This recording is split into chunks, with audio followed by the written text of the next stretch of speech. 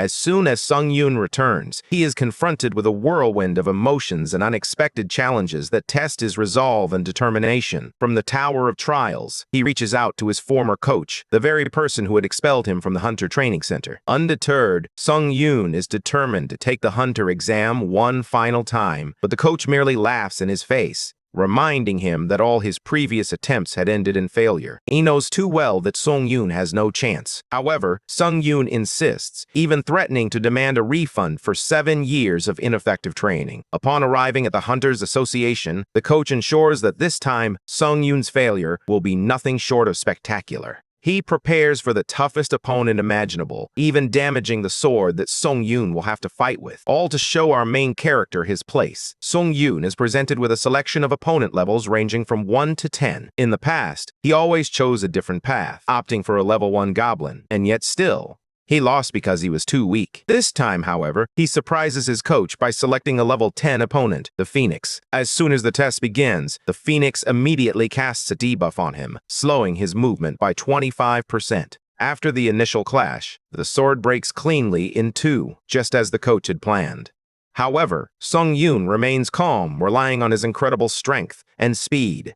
He stabs the Phoenix in the eye with a sharp blade, shattering the weapon in the process. Then, he tears a tile from the broken floor and hurls it with such force that the Phoenix's head splits open instantly. The tile nearly strikes the coach. He stands there, absolutely stunned, still unable to comprehend what is happening. How did this seemingly weak individual suddenly become so powerful? Not long ago, he was seen as nothing more than a hopeless loser. 7 years ago, a day arrived when a mysterious calamity struck. A horrifying disaster known as the Dungeon Break occurred. Countless monsters erupted from the dungeon, causing widespread suffering among the population. During this catastrophe, Sung Yoon's parents were unable to escape and tragically lost their lives. That day, he lost everything in an instant and made a solemn pledge to himself as he cried tears of blood. From that moment on, he vowed to become a hunter, determined to tear monsters apart and eliminate them all. Or so he believed. 7 years later, on the exact anniversary of the disaster, he was expelled from the Hunter Training Center, feeling utterly hopeless. The trainer didn't hold back at all when expressing just how worthless he believed the athlete's talent was.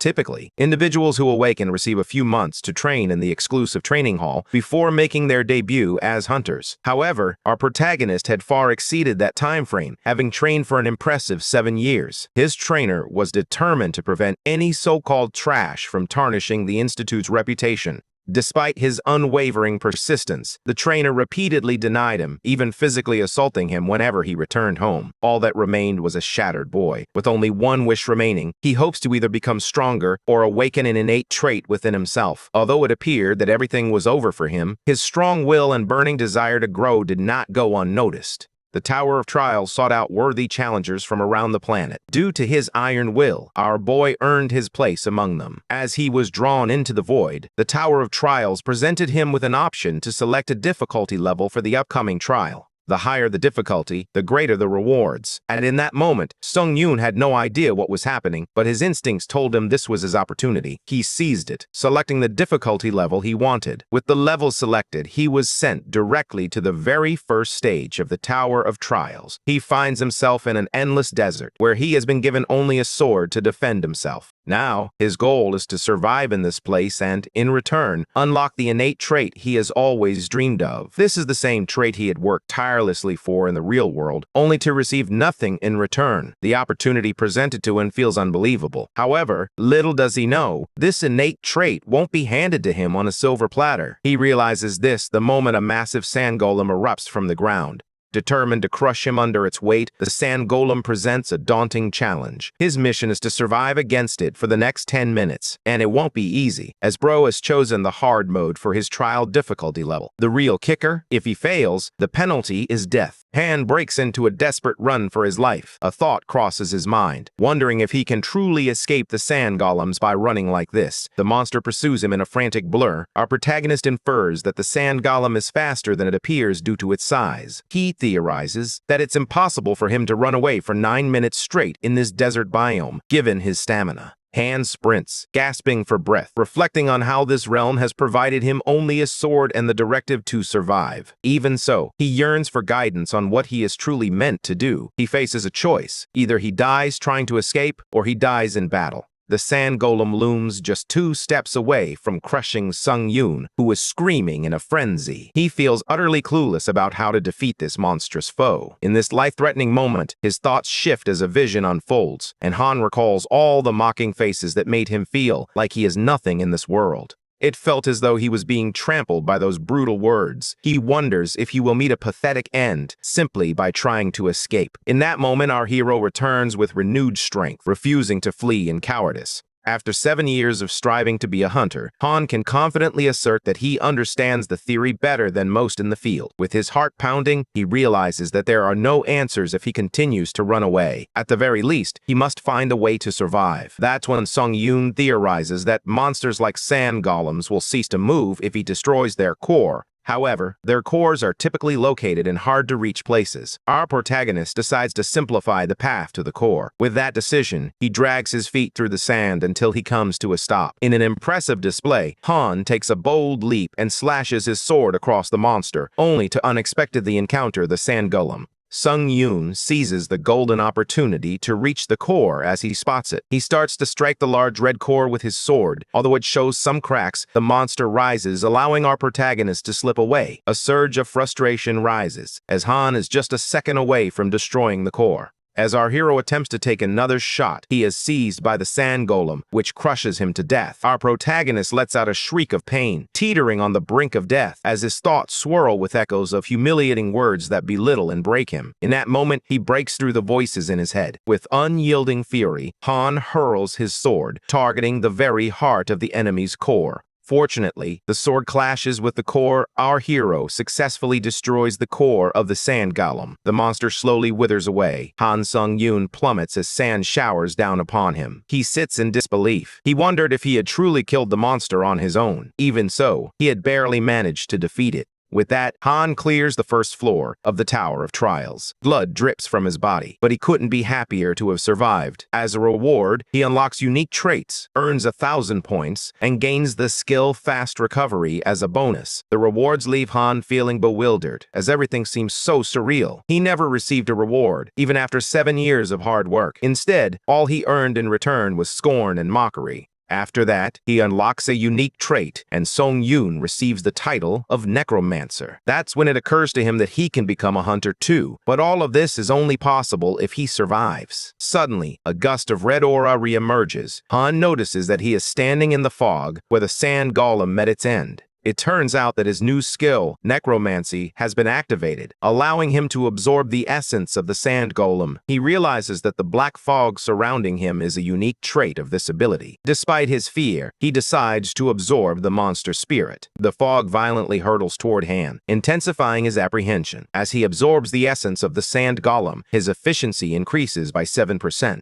Strangely, that red orb of energy is absorbed into our boy's body, causing him to panic. Since our protagonist can sense the spirit within him, he comes to realize that he can store it by absorbing it. Han harnesses the spirit energy to permanently enhance his stats, feeling a powerful surge of energy coursing through his body. This leaves our protagonist struggling to comprehend the miracle unfolding before him, as his stats have significantly increased. Because in 7 years, he never once managed to raise his stats. Now, Sung Yoon can finally raise his stats permanently, thanks to this unique necromancy trait. A wave of stunned joy washes over him as he realizes that he can become a hunter if he returns to the real world with this skill. Shortly after that, the system instructs Han to proceed to the waiting room. The moment our protagonist steps through the portal, he collapses from losing too much blood. His injuries are worse than he initially thought. A vibrant green whirlwind envelops Sung Yoon, and in the blink of an eye, he is fully healed. Given the amount of blood he spilled, he assumes he will be completely recovered once the trial is over. What's even more shocking is when our guy spots a large bed and wonders how they could possibly fit a single bed in such a spacious room. He hops onto the bed and contemplates his next plan. As he contemplates his chances of escaping the tower, he can't shake the unsettling feeling about why the tower summoned him to this place. At that moment, the system interrupts him. He is informed that he can use 5 commands: info, store, community, inventory, and trial. He learns that saying these specific words will activate the commands. Han Sung-yoon's mind is flooded with questions, but he snaps out of it and focuses on survival for the time being. He then calls out the word trial to activate it. He learns that there are just 23 hours remaining until the second floor trial. Our protagonist now realizes that he must face more challenges and rallies a community where the individuals trapped in the tower are engaged in conversation with one another. Han realizes that the people in the chat are confused, and, to make matters worse, those who weren't hunters like him have also been pulled into this place.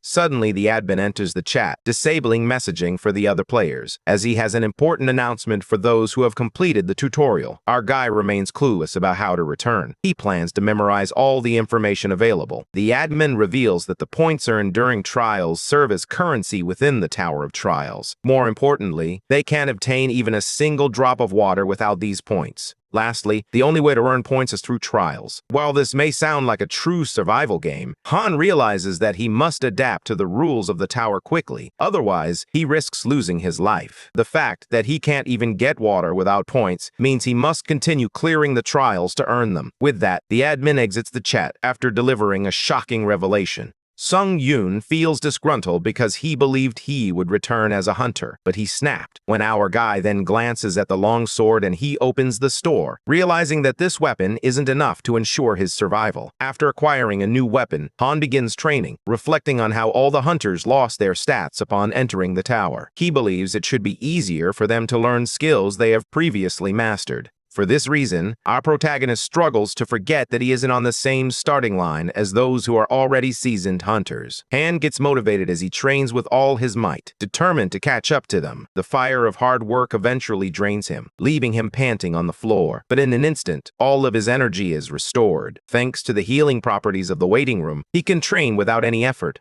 Just as our hero feels inspired to train for the next trial, his stomach rumbles with hunger. Our guy then scrolls through his inventory to find something to eat, but he only has 40 points left for buying water and other supplies. He feels fortunate to have earned those additional points. Otherwise, he wouldn't have even dreamed of receiving a shield. There are 17 minutes remaining until the next trial begins. Han realizes that even the confusion has faded, and now it's time to clear the second floor. A hint of doubt lingers in Sung-yoon's mind as he questions whether he will survive once more. He shakes off that feeling and becomes determined to survive, no matter what. Just like that, the trial begins in 10 seconds. Our protagonist is teleported to the second floor of the tower, which unexpectedly reveals itself as a forest. The objective of this trial is to assassinate the leader of the orc tribe within a specified time limit. Our protagonist stands on a cliff where he has a clear view of the orc village below. A wave of terror washes over him as he witnesses a tribe of giant orcs. What terrifies him even more is they want him to leap into the swarm of orcs and take down the tribe leader. Following that, Han Sung-yoon gathers his courage as he trudges down and hides in the bushes to keep an eye on the orcs.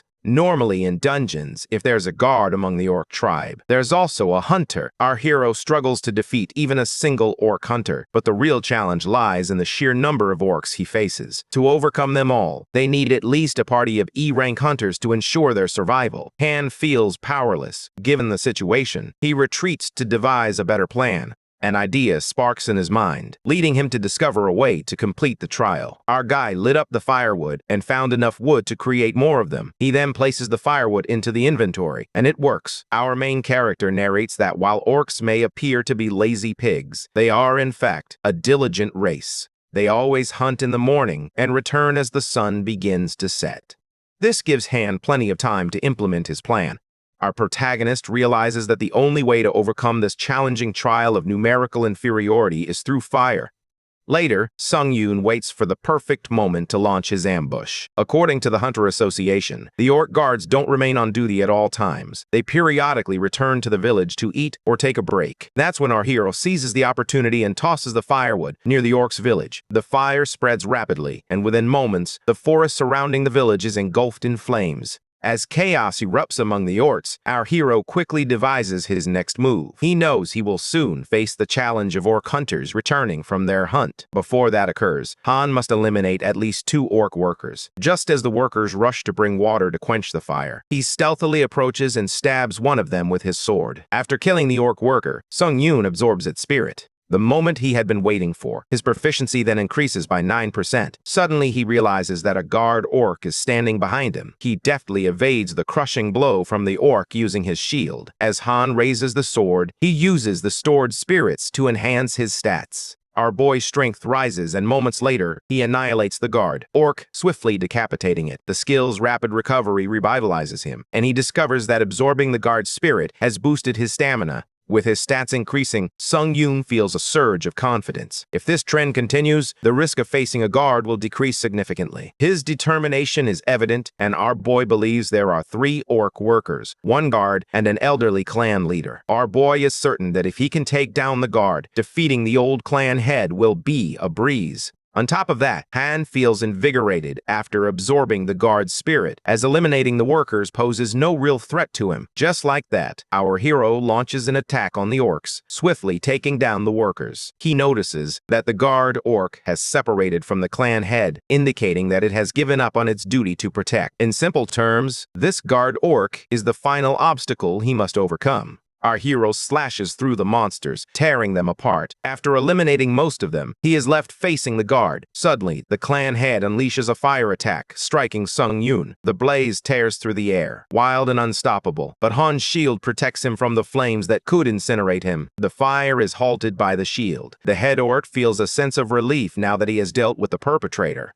As the dust settles, our hero emerges, alive but with his clothes singed and his shield marked. Han successfully endures the fire, gaining the skill of fire resistance as a result. With his new iconic skill, these orcs are now dead meat as anger flashes in Han's eyes, preparing him to assassinate them. Our protagonist confronts the head of the clan and mercilessly chops off both of its hands. The orc screams in agony as blood spills. It dashes into the tent just as Han Sung-yoon enters the room. He is staggered by the sight before him, a head orc guarding its terrified young. This realization helps Han understand that these monsters too cherish their families. The sight triggers a memory as he recalls his parents shouting at him to run away and survive during the monster attack. They shielded him and paid the ultimate price. After that, the little orc pulls out a knife and lunges at Han. But our hero finds it so ridiculous that he strikes the end of his sword against the head of the orc. Sung Yoon believes that even if he becomes a ghost, he will ensure the monster's bloodlines are severed. Just like that, our hero assassinates the leader of the orcs and successfully completes the second floor of the Tower of Trials. In the waiting room, Han Sung-yoon's shield is no longer usable due to the damage it sustained, but because of this, he managed to escape alive. This time, it was a close call. Our protagonist opens the chat to check on the others, only to discover that most of the members have perished. While Han reflects on the brutality of the situation, suddenly his eyes widen in shock when he discovers a message from a member stating that he has found a way to return to Earth using his question voucher. Our guy is completely taken aback and activates Information, one of the 5 commands.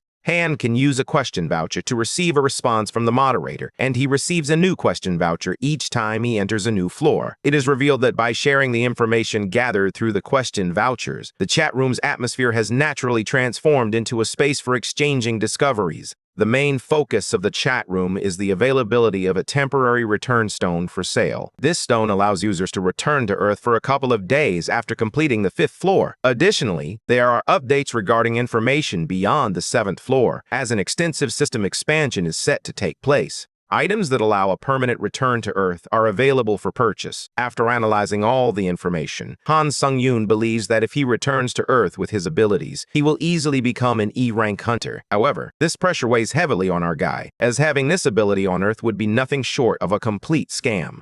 The more Han urges himself to return to Earth, the more his spirits sink. He reasons that he has only just completed the 2nd floor, and reaching the 8th floor feels like an impossible dream. Even so, our guide chooses to stay positive, as his stats, which were previously non-existent, are now averaging and trending towards 20. First, our hero absorbs all 5 spirits he acquired by risking his life. His body overflows with strength as he absorbs the spirits. In that moment, Han finally understands the realm beyond humans that they have been discussing. After drawing in 5 spirits, his strength could rival that of a high-ranked monster. Excited to test his newfound power, he takes off like a bolt, Our guy struggled to control his immense speed and collides with a wall. This causes his nose to bleed due to his unexpected growth, resulting in a significant gap in his physical development. Soon after, Han purchases a large dead tree shield for 2,100 points. It's made from a large dead tree, and when Han's stamina decreases, the buff is activated. Our guy believes it will be ideal to use the reward items from the previous trial that he has in his inventory. He wields the black steel dagger, which boasts impressive reaction and attack speed. The assassin's cape boosts all stats by 5 when agility is below 50 and enhances speed. Han gathers all his items and prepares to familiarize himself with them before the next trial begins. With that, he begins intense training, driven by a powerful desire to become strong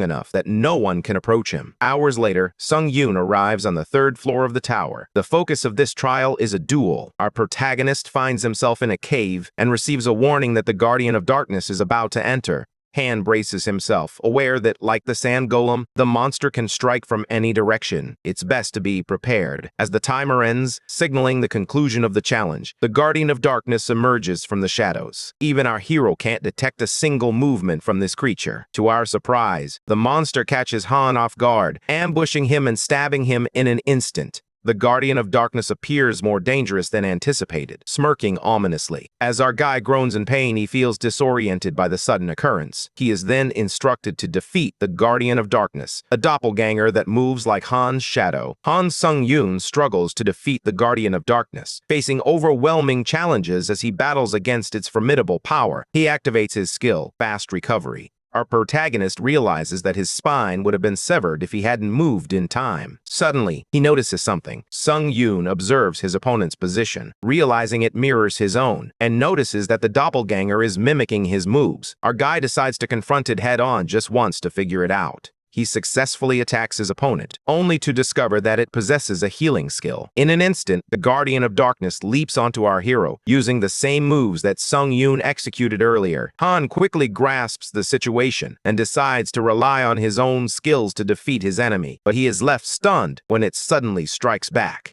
Somehow, the doppelganger manages to grow stronger in a short amount of time. Han Sung-yoon dons the assassin's cape, activating its inherent effect. He resolves to bring this to a close in a minute. Our hero manages to inflict some damage on the creature, but just as he thinks his efforts have succeeded, his arm is severed, causing him to scream in pain. Sung-yoon observes the Guardian of Darkness, noting that it remains completely still. Understanding that healing will take time, our hero sees this as an opportunity to excel. Since his hand is cut off, our protagonist devises a way to accomplish the task without holding the sword. An idea suddenly comes to him. Even though he believes it's an insane thing to do, Sung-yoon feels it's better to die trying than to die in vain. Our hero uses the shield to strike it. The Guardian of Darkness collapses to the ground, and seizing the opportunity, Han Sung-yoon strikes it with his shield. Using all his strength, the system congratulates him for successfully clearing the 3rd floor of the Trial of Towers. Upon entering the waiting room on the 4th floor, Han Sung-yoon discovers that he is completely healed of all debuffs and injuries. He tests this newfound strength against a wall. He's glad that he healed perfectly, and he reflects on the spirit of the doppelganger he earned in the cave after successfully completing the 3rd floor trial. He believes that the spirit is unlike any other monster he has faced. Meanwhile, the system notifies him that his necromancy trait has reached 100% efficiency, resulting in an improvement of his rank by 1. Sung-yoon reaches necromancy level E and begins to explore the depths of his newfound abilities. He discovers that he can absorb their skills. Additionally, he gains a new ability that allows him to randomly obtain one of the awakened skills of the spirit when he absorbs the spirit of death. Our protagonist realizes that this is how he achieved a rapid recovery after experiencing a near-death experience. Fully aware that skills are not easily acquired, Han Sung-yoon, not expecting to possess a broken trait like this, decides to test his fate. With that, he enters the community on the 4th floor and feels at home as he waits in the lobby. As our protagonist prepares to swipe the screen, he reviews the information about the upcoming trial, which will be an integrated trial requiring them to work as a team.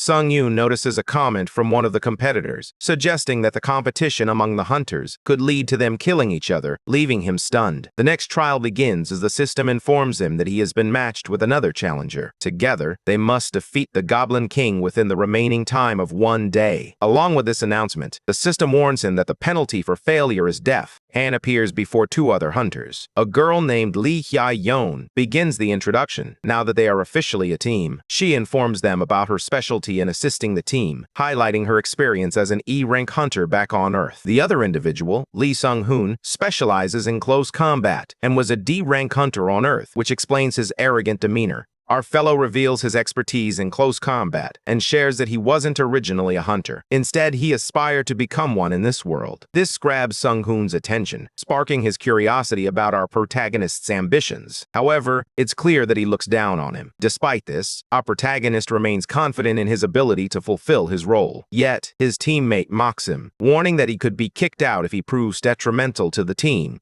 Sung Yoon, accustomed to this, momentarily forgot how people had treated him in the past. However, he is also aware of Sung-hoon's skills, which causes him to grow quiet. Our protagonist knows that skills are the only thing that truly matter in the tower. The system informs him that the trial's theme is a 3-3 competition, where they must collaborate with their team to complete the trial before the opposing team. With that, the castle doors swing open. Lee struggles to take down the goblins, questioning how they can move with such organization. He calls out the newcomer, our guy, urging him to fight. As our protagonist grumbles about someone not paying attention to their surroundings, Lee Hee announces that she will help him when she finishes her spell, but she is interrupted when Sung-hoon screams at her, demanding that she buff him immediately. She explains that all her supportive spells have already been used up. Unsure of what to do, she is taken aback when Sung-yoon steps in and informs her that he will assist his teammates, as he needs their support. Hyeon tries to stop him but is unsuccessful. Worried about who will have her back, she turns around and is left speechless at the sight of all the goblins lying dead. Sung-hoon loses his cool as he struggles to defeat the goblins, and he blames the newcomer for his failure. Just as he's about to be struck, someone steps in front of him and takes down the goblin. It turns out that it's Han Sung-yoon. He is ordered to stay back, as he is merely getting in the way while his aura begins to shift. After defeating all the goblins, he slices through them effortlessly, earning the title of Goblin Hunter.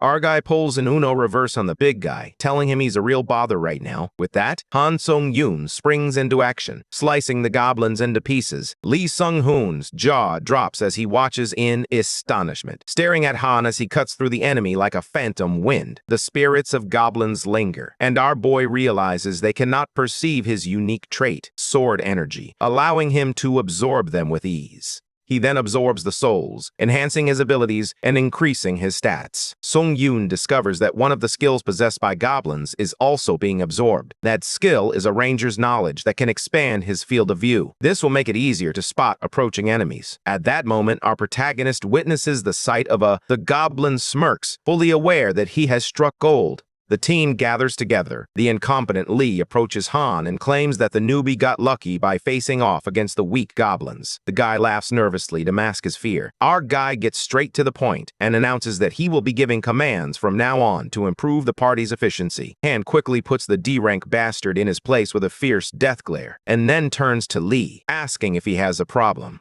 Lee obediently agrees and asks what else there is to do. Sung-yoon then orders him to protect the girl hunter, Lee Hae-yeon, and instructs her to continue guiding them from the back. Hae-yeon happily agrees. They resume their search. Just like that, our hero darts across the battlefield, swiftly dispatching the goblins. He continues to absorb the souls of fallen goblins, which consistently boosts his proficiency. It is known that there are 14 hours remaining until the third trial concludes. As the team continues their journey, Lee Hae-yeon grows suspicious. Goblins have appeared periodically, but now an unsettling silence surrounds them. Suddenly, Han spots something and quickly scampers toward it. They witness the annihilation of other goblins' minions before they even arrive. Our guy quickly realizes that the other challengers have already passed through, while Lee Sung-hoon is taken aback, surprised that the opposing team managed to reach the enemy so quickly. Sung-yoon touches the goblin's blood and discovers that it possesses a strange, otherworldly quality. Urgency weighs heavily on our protagonist as they must quickly catch up to them. If the opposing team defeats the goblin's boss, they will face a penalty of death. Han expresses the urgency to hurry. In contrast, the other team faces a greater number of goblins. The leader, Lee Som, begins to gag at the sight of killing monsters. With a sinister smirk, he slices the head off the final goblin.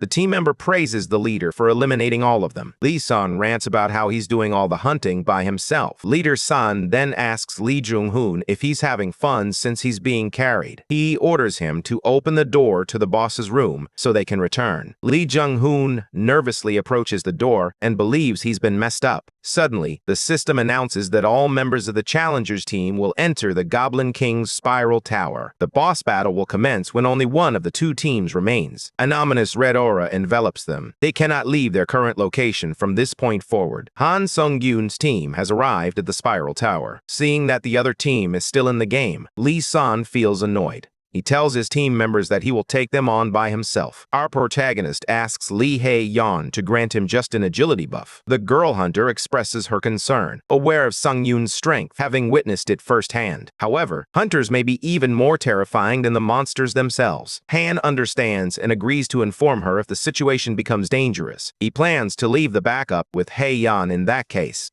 After the girl enhances his agility, our hero strides confidently toward the enemy, exuding strong Assassin's Creed vibes. He is incredibly cool. As he walks, Sung-yoon assumes he is superior to the average hunter and has likely killed more than 30 goblins. Meanwhile, Lee Son's team prepares for the challenges ahead. Our hero charges toward his opponent, confident in his abilities, radiating a fierce aura that even frightens Lee Son. He hides behind his fellow member, Lee Jun-ho, like a coward, commanding him to wield his shield with all his strength. In response, Jun-ho activates an open shield, creating a protective barrier around them. However, Han, displaying his astonishing strength, iconically breaks through the barrier with his sword, shattering it. The opposing team is overwhelmed by the debris from the destroyed barrier.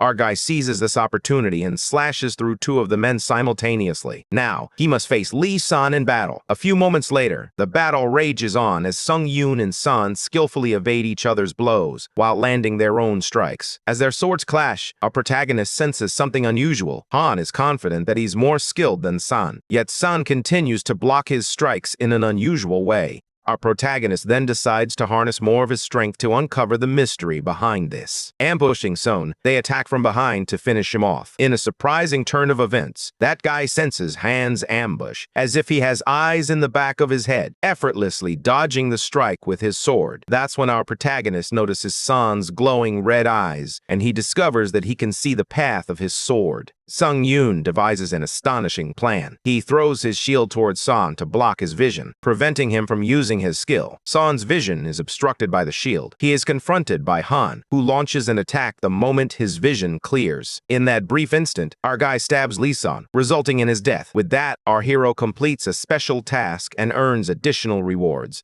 After our protagonist brutally eliminates the challengers, Hee-yeon notices Han's hand trembling as blood drips from it. She asks him if he is okay. Gloom settles over Sung-yoon's face. He replies that he's fine. Lee Hee-yeon realizes that our guy must have been shocked after killing a human. She had expected him to be cold and strong. Nonetheless, with no time to grieve, Han decides to move forward with the boss fight immediately and asks Hee-yeon and Lee Sung-hoon, who are also prepared to do the same. In the meantime, our hero completes the trial's objective, the Goblin King, as if it were a simple task. This leaves Lee believing that he is a monster. Following this, they successfully finish the trial on the 4th floor, and as a reward for their achievement, all of their stats increase by 4. This was followed by an instant acceleration skill. As a bonus reward, Lee Sung-hoon was the first to move to the lobby. As our guy wished Hae-yeon a safe return, she responded in kind. The girl hunter then overstepped, reassuring him that he only did what was necessary, referring to the act of killing humans. She revealed that it was something that had to be done. If Sung-yoon hadn't done it, she would have, for the sake of survival. Our guy smiles upon hearing this. Hae-yeon sends him a friend request. The girl thanks Han for their victory in the 4th trial, but she feels a bit upset because she didn't receive any rewards. Hae-yeon blushes and asks him to look for her when he returns to Earth, adding that she is from the White Silver Guild. With that, the girl leaves, leaving our guy blushing.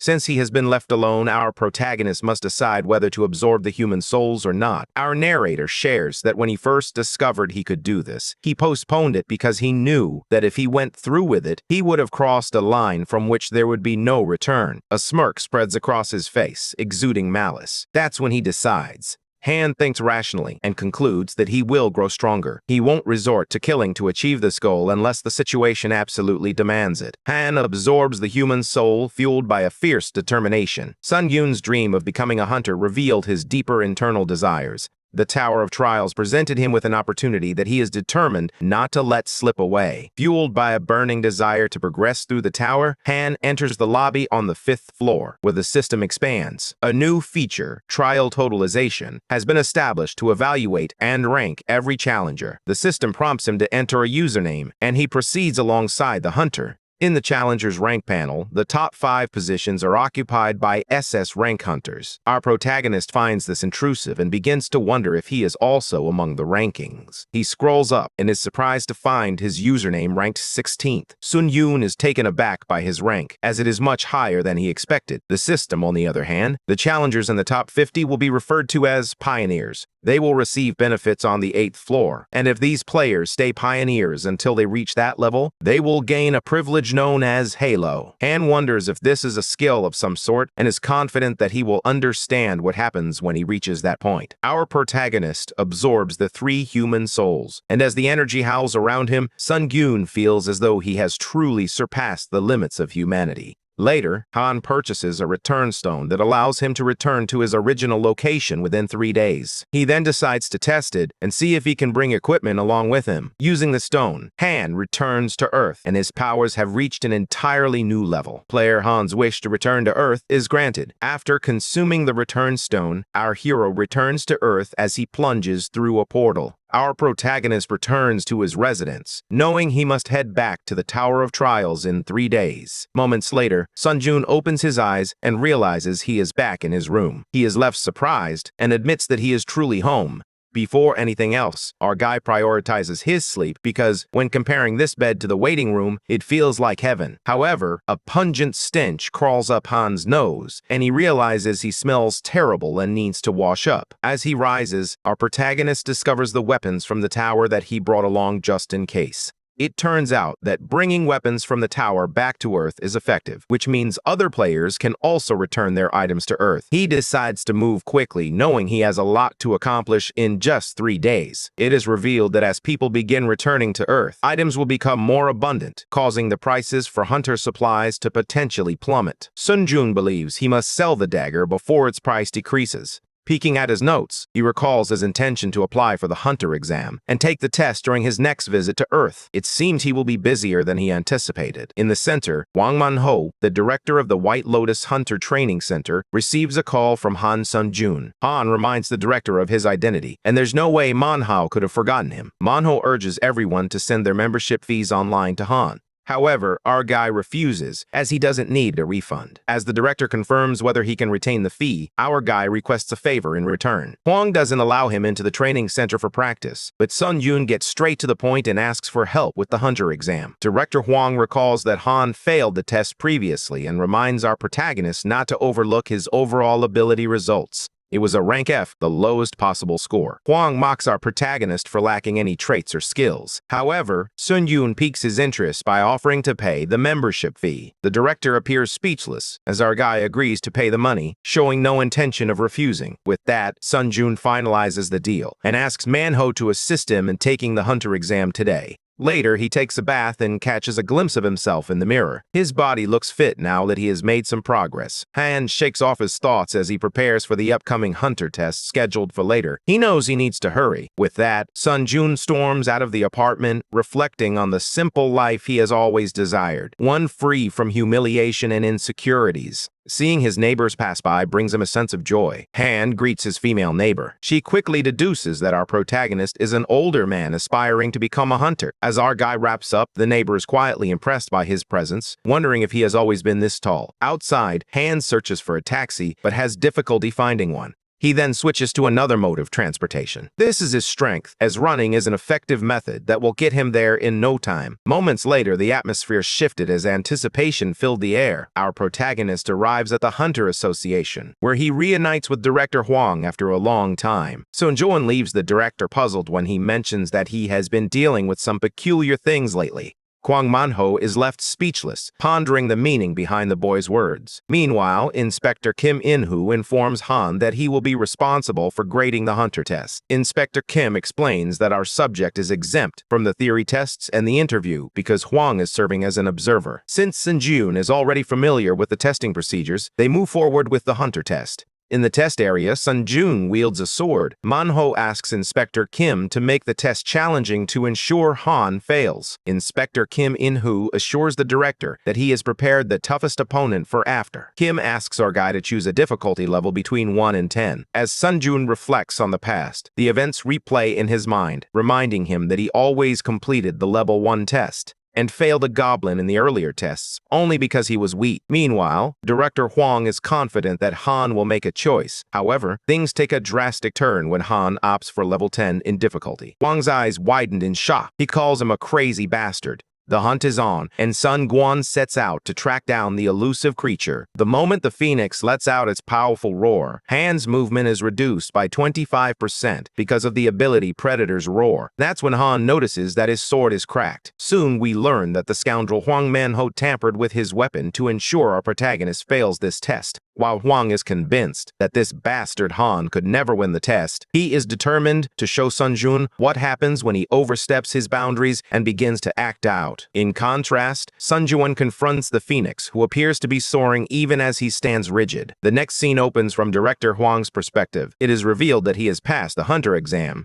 When he first became a hunter, he felt like he was the best, overflowing with pride and joy. However, the gap between him and his colleagues gradually began to widen, and ultimately, he couldn't keep up, leading him to give up. In the world of hunters, having talent from birth is everything. At least, that's how it seems to be. Kwang Man-ho accepted this harsh reality and ceased to put in the effort. He rationalizes his decision by claiming that it's not just him. Everyone behaves this way. The director is eager to witness Han Sun-jun's downfall, hoping he will surrender due to feelings of inferiority when faced with someone who is persistent and hardworking. In the exam area, the Phoenix collides with Han's sword, shattering it with a single strike. Incredulity flickers in his mind as he realizes that not even a low-grade weapon should break like this. While our protagonist comes to the unsettling conclusion that his sword has been tampered with, Director Huang smirks with malice, eagerly anticipating Han's defeat, convinced that he cannot accomplish anything without his sword. In the meantime, the Phoenix glides gracefully toward Han, and with no weapon to launch a counterattack, our guy sees this as the perfect opportunity to test out the instant acceleration he gained after the 4th trial. He activates the skill and zooms forward like a bolt of lightning. Even our protagonist is impressed, finding it superior to the movement speed buff from the assassin's cape. Sun-jun strikes the ceiling with sheer force. It cracks and leaps toward the Phoenix, aiming to stab the broken sword into its eye. However, the monster remains unaffected, as the blade is too short. Han acts swiftly, picking up a brick from the shattered floor and hurling it at the Phoenix. The brick flies at breakneck speed, slicing the Phoenix in half. It breaks through the metal where the inspector and director are standing. They narrowly escape being killed by a flying brick that strikes the wall. With that, the test comes to an end. Our guy apologizes to them and laughs it off. Deep down, he aimed to hit the exact spot. After that, Han finally becomes an official hunter as he completes his rigorous training and passes the final assessment. His hard work and determination pay off, marking a significant milestone in his journey. With this new status, Han is ready to face the challenges that lie ahead in the world of hunting. He registers with the Hunter Association. Now that he's a hunter, our boy can enter a dungeon and sell items too. On the contrary, Director Huang is seething with anger as he demands Inspector Kim explain the situation. He also asked Kim to fail Han in 10 seconds. The inspector finds this amusing, and they affirm that they did their best. At Huang's request, and utilizing Han's abilities, they designed the test in a way that ensured he couldn't pass. The director pressures Kim In-hoo to lower his rank to at least A. It's infuriating. The director is incredibly petty, getting upset with our protagonist simply because he worked harder and achieved better results. However, the inspector couldn't lower the rank any further since Sun-jun defeated a monster in a test that would have earned him at least a D rank in just 10 seconds. While that sounds impressive, Inspector Kim explains that if he had assigned Sun-jun a D rank, he would have faced complaints from the association. Hwang Man-ho, consumed by jealousy of Sun-jun, pressures Inspector Kim to alter the rankings. Just then, our protagonist enters the room, proudly displaying his hunter's license. Inspector Kim congratulates Han. Someone approaches the director and asks if everything is all right. Noticing that he doesn't look well, the director nervously wishes him well and addresses him as Hunter Sun-yoon. Han seems determined to seek revenge for all the times he has been humiliated by the director's words. Tension crackles in the air as he breaks the ice, reminding Director Hwang that he was a C rank before his retirement. The director then asks where this conversation is headed, while Sun-jun reminds Man-ho of the time he called him a failure. Abruptly, Hwang loses his temper when he runs to hit Han. It turns out our guy's provocation worked even better than expected. With that, Han effortlessly evades the punch thrown by the director and, in response, counters with a swift strike of his own. Our guy delivers a powerful punch to Hwang's gut, claiming it was self-defense. Han then delivers an iconic slap across the director's face, marking a moment of payback. Hwang, badly beaten and bleeding, is even more shocked to realize how a mere C-cranks could possess such immense power. Following this, Inspector Kim offers Sun-jun a position as an exclusive hunter for the Hunters Association.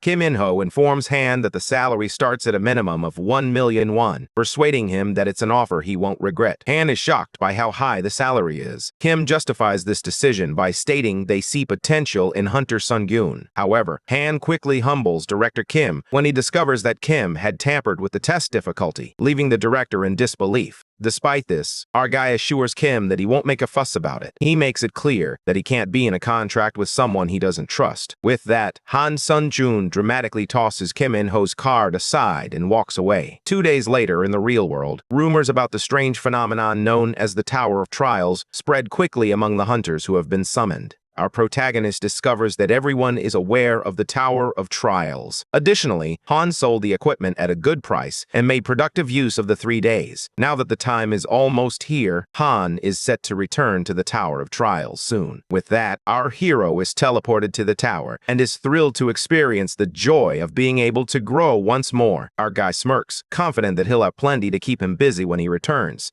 Eventually, Han is back at the tower, and as expected, he can use his items freely in both the tower and the real world. Han placed the items brought back from Earth into the inventory. Without giving some leeway, our boy warms up and prepares for the 5th floor trial. Just then, Sun-jun is celebrated for achieving the title of First Returner, and with this honor, the skill Eyes of Truth is born. The skill Eyes of Truth activates, exuding a purple aura. Using this magical power enables him to see the details of anything, even to discern the truth behind a person's words. Our protagonist strikes it rich with this skill as he discovers that he can not only view the details behind items, but also assess whether someone is lying. Han refers to it as unexpected luck. Following that, our hero purchases a thunder sword and a secretive hunter's shield, acquired at a heavy cost. Although it's expensive, Sun-jun seeks out the beneficial bonus effects of the good sword. When he hits the opponent, there is a 10% chance they will be paralyzed. That sounds like a nice advantage. He then prepares for the 5th floor trial, as it has been some time since his last one.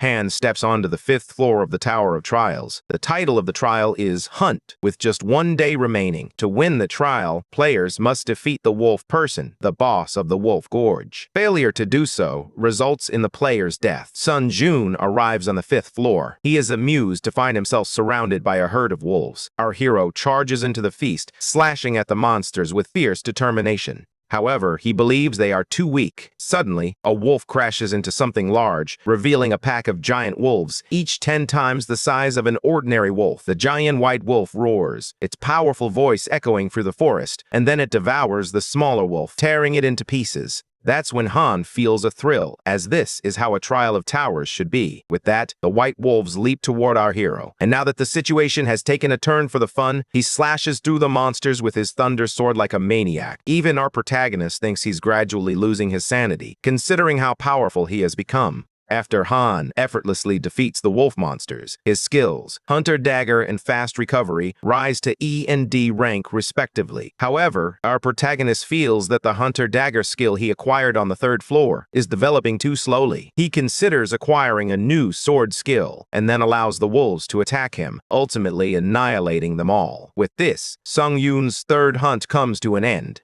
He concludes that the sword's paralysis effect didn't occur as frequently as he expected. He then begins to absorb the souls of numerous fallen wolves, increasing his proficiency to 16%. Our protagonist is pleasantly surprised to see his proficiency in necromancy skills increasing steadily. If he continues on this path, he may be able to enhance his unique trait even further. He then moves forward, sensing that he's getting closer to the center of the Wolf Gorge. As he ventures deeper, our protagonist witnesses the brutal annihilation of white wolves, prompting him to wonder if there was a deeper reason behind this violence. Analyzing their injuries, Han concludes that they were inflicted by a sword, indicating that these monsters were slain by someone extraordinarily powerful. He notices traces carved into the walls, and to uncover the truth, our hero activates the skill, Eyes of Truth. He learns that these are traces of D-rank aura, crafted from a highly skilled aura that made precise cuts in the wall. However, Han remains baffled as there are still many things he does not understand. Our boy feels a chill run down his spine as the ominous aura envelops him. Suddenly, Sung Yoon senses that energy is nearby and he runs after it. He sprints at full speed to catch up with it. What he witnesses there leaves him completely astounded. It seems that a mysterious figure is battling the Wolf Gorge.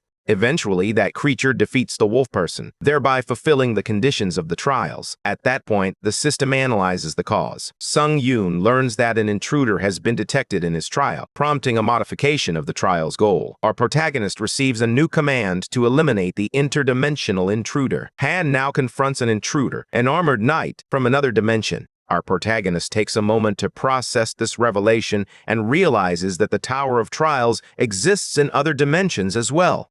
Sung Yoon is left in disbelief by the strange occurrence, pondering what is happening.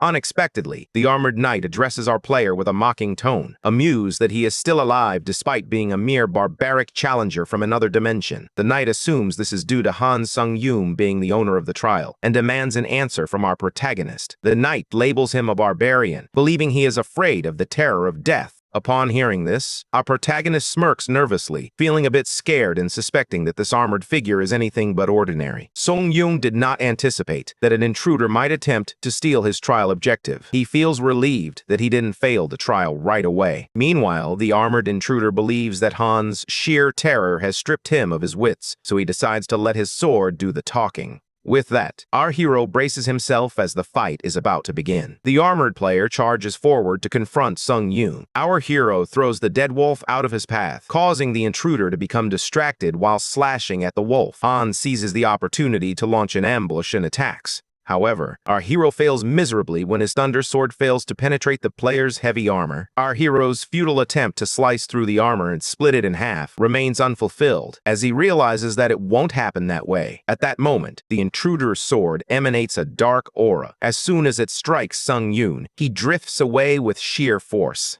Our guy is slammed into the ground hard enough that one of his wrists gets twisted. Han's arm bleeds. The armored player is impressed that his aura is blocked. However, that arm of his is more useless than if he had severed it entirely. That's when our guy becomes agitated and urgently asks the intruder who he is, as no one had mentioned anything like this to him. The armored player steps forward, not surprised that the primitive ape is unaware of the impending invasion. It's just as he suspected, referring to Sung Yoon. With a broken arm, he is now utterly helpless and questions the intruder about why he had to invade his trial. The intruder declares that lamentations will not save him. This is simply the nature of the tower. He chooses to show mercy to Han Sung Yoon, offering a swift end to his suffering. Just as the knight raises his sword to strike Han, our guy stops him in a fit of hysteria and demands to know what trial invasion is. The intruder sees no harm in it, believing that Han's death is inevitable. The armored knight reveals that trial invasions are a feature introduced to the system starting at level 8.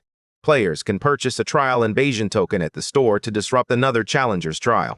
The armored figure interrupted our hero's trial, leaving Sung-yoon filled with questions. He asks the knight to clarify what he meant by saying this dimension is more primitive than theirs. Our protagonist speculates that the intruding player comes from another world, and the armored figure nods in agreement. Suddenly, our hero rises and activates his skill, Eyes of Truth, to determine whether the intruder is lying. It turns out that the armored man's statement is completely truthful. After Han confirms the truth, the intruder suddenly points the sword at him, enraged that Sung-yoon would dare to suspect his honesty. He expresses his displeasure at Han's lack of manners, referring to him as an ape. As the intruder swings the sword furiously, our guy gets cocky and challenges, asking what he's going to do about it. The armored man becomes furious and calls Han a puny, primitive fool for his cocky behavior. That's when Han Sung-yoon reveals everything. Since the intruder provided him with valuable information, he decides to share something in return. Han confesses that his twisted arm doesn't hurt too much, thanks to his pain-resistant skill.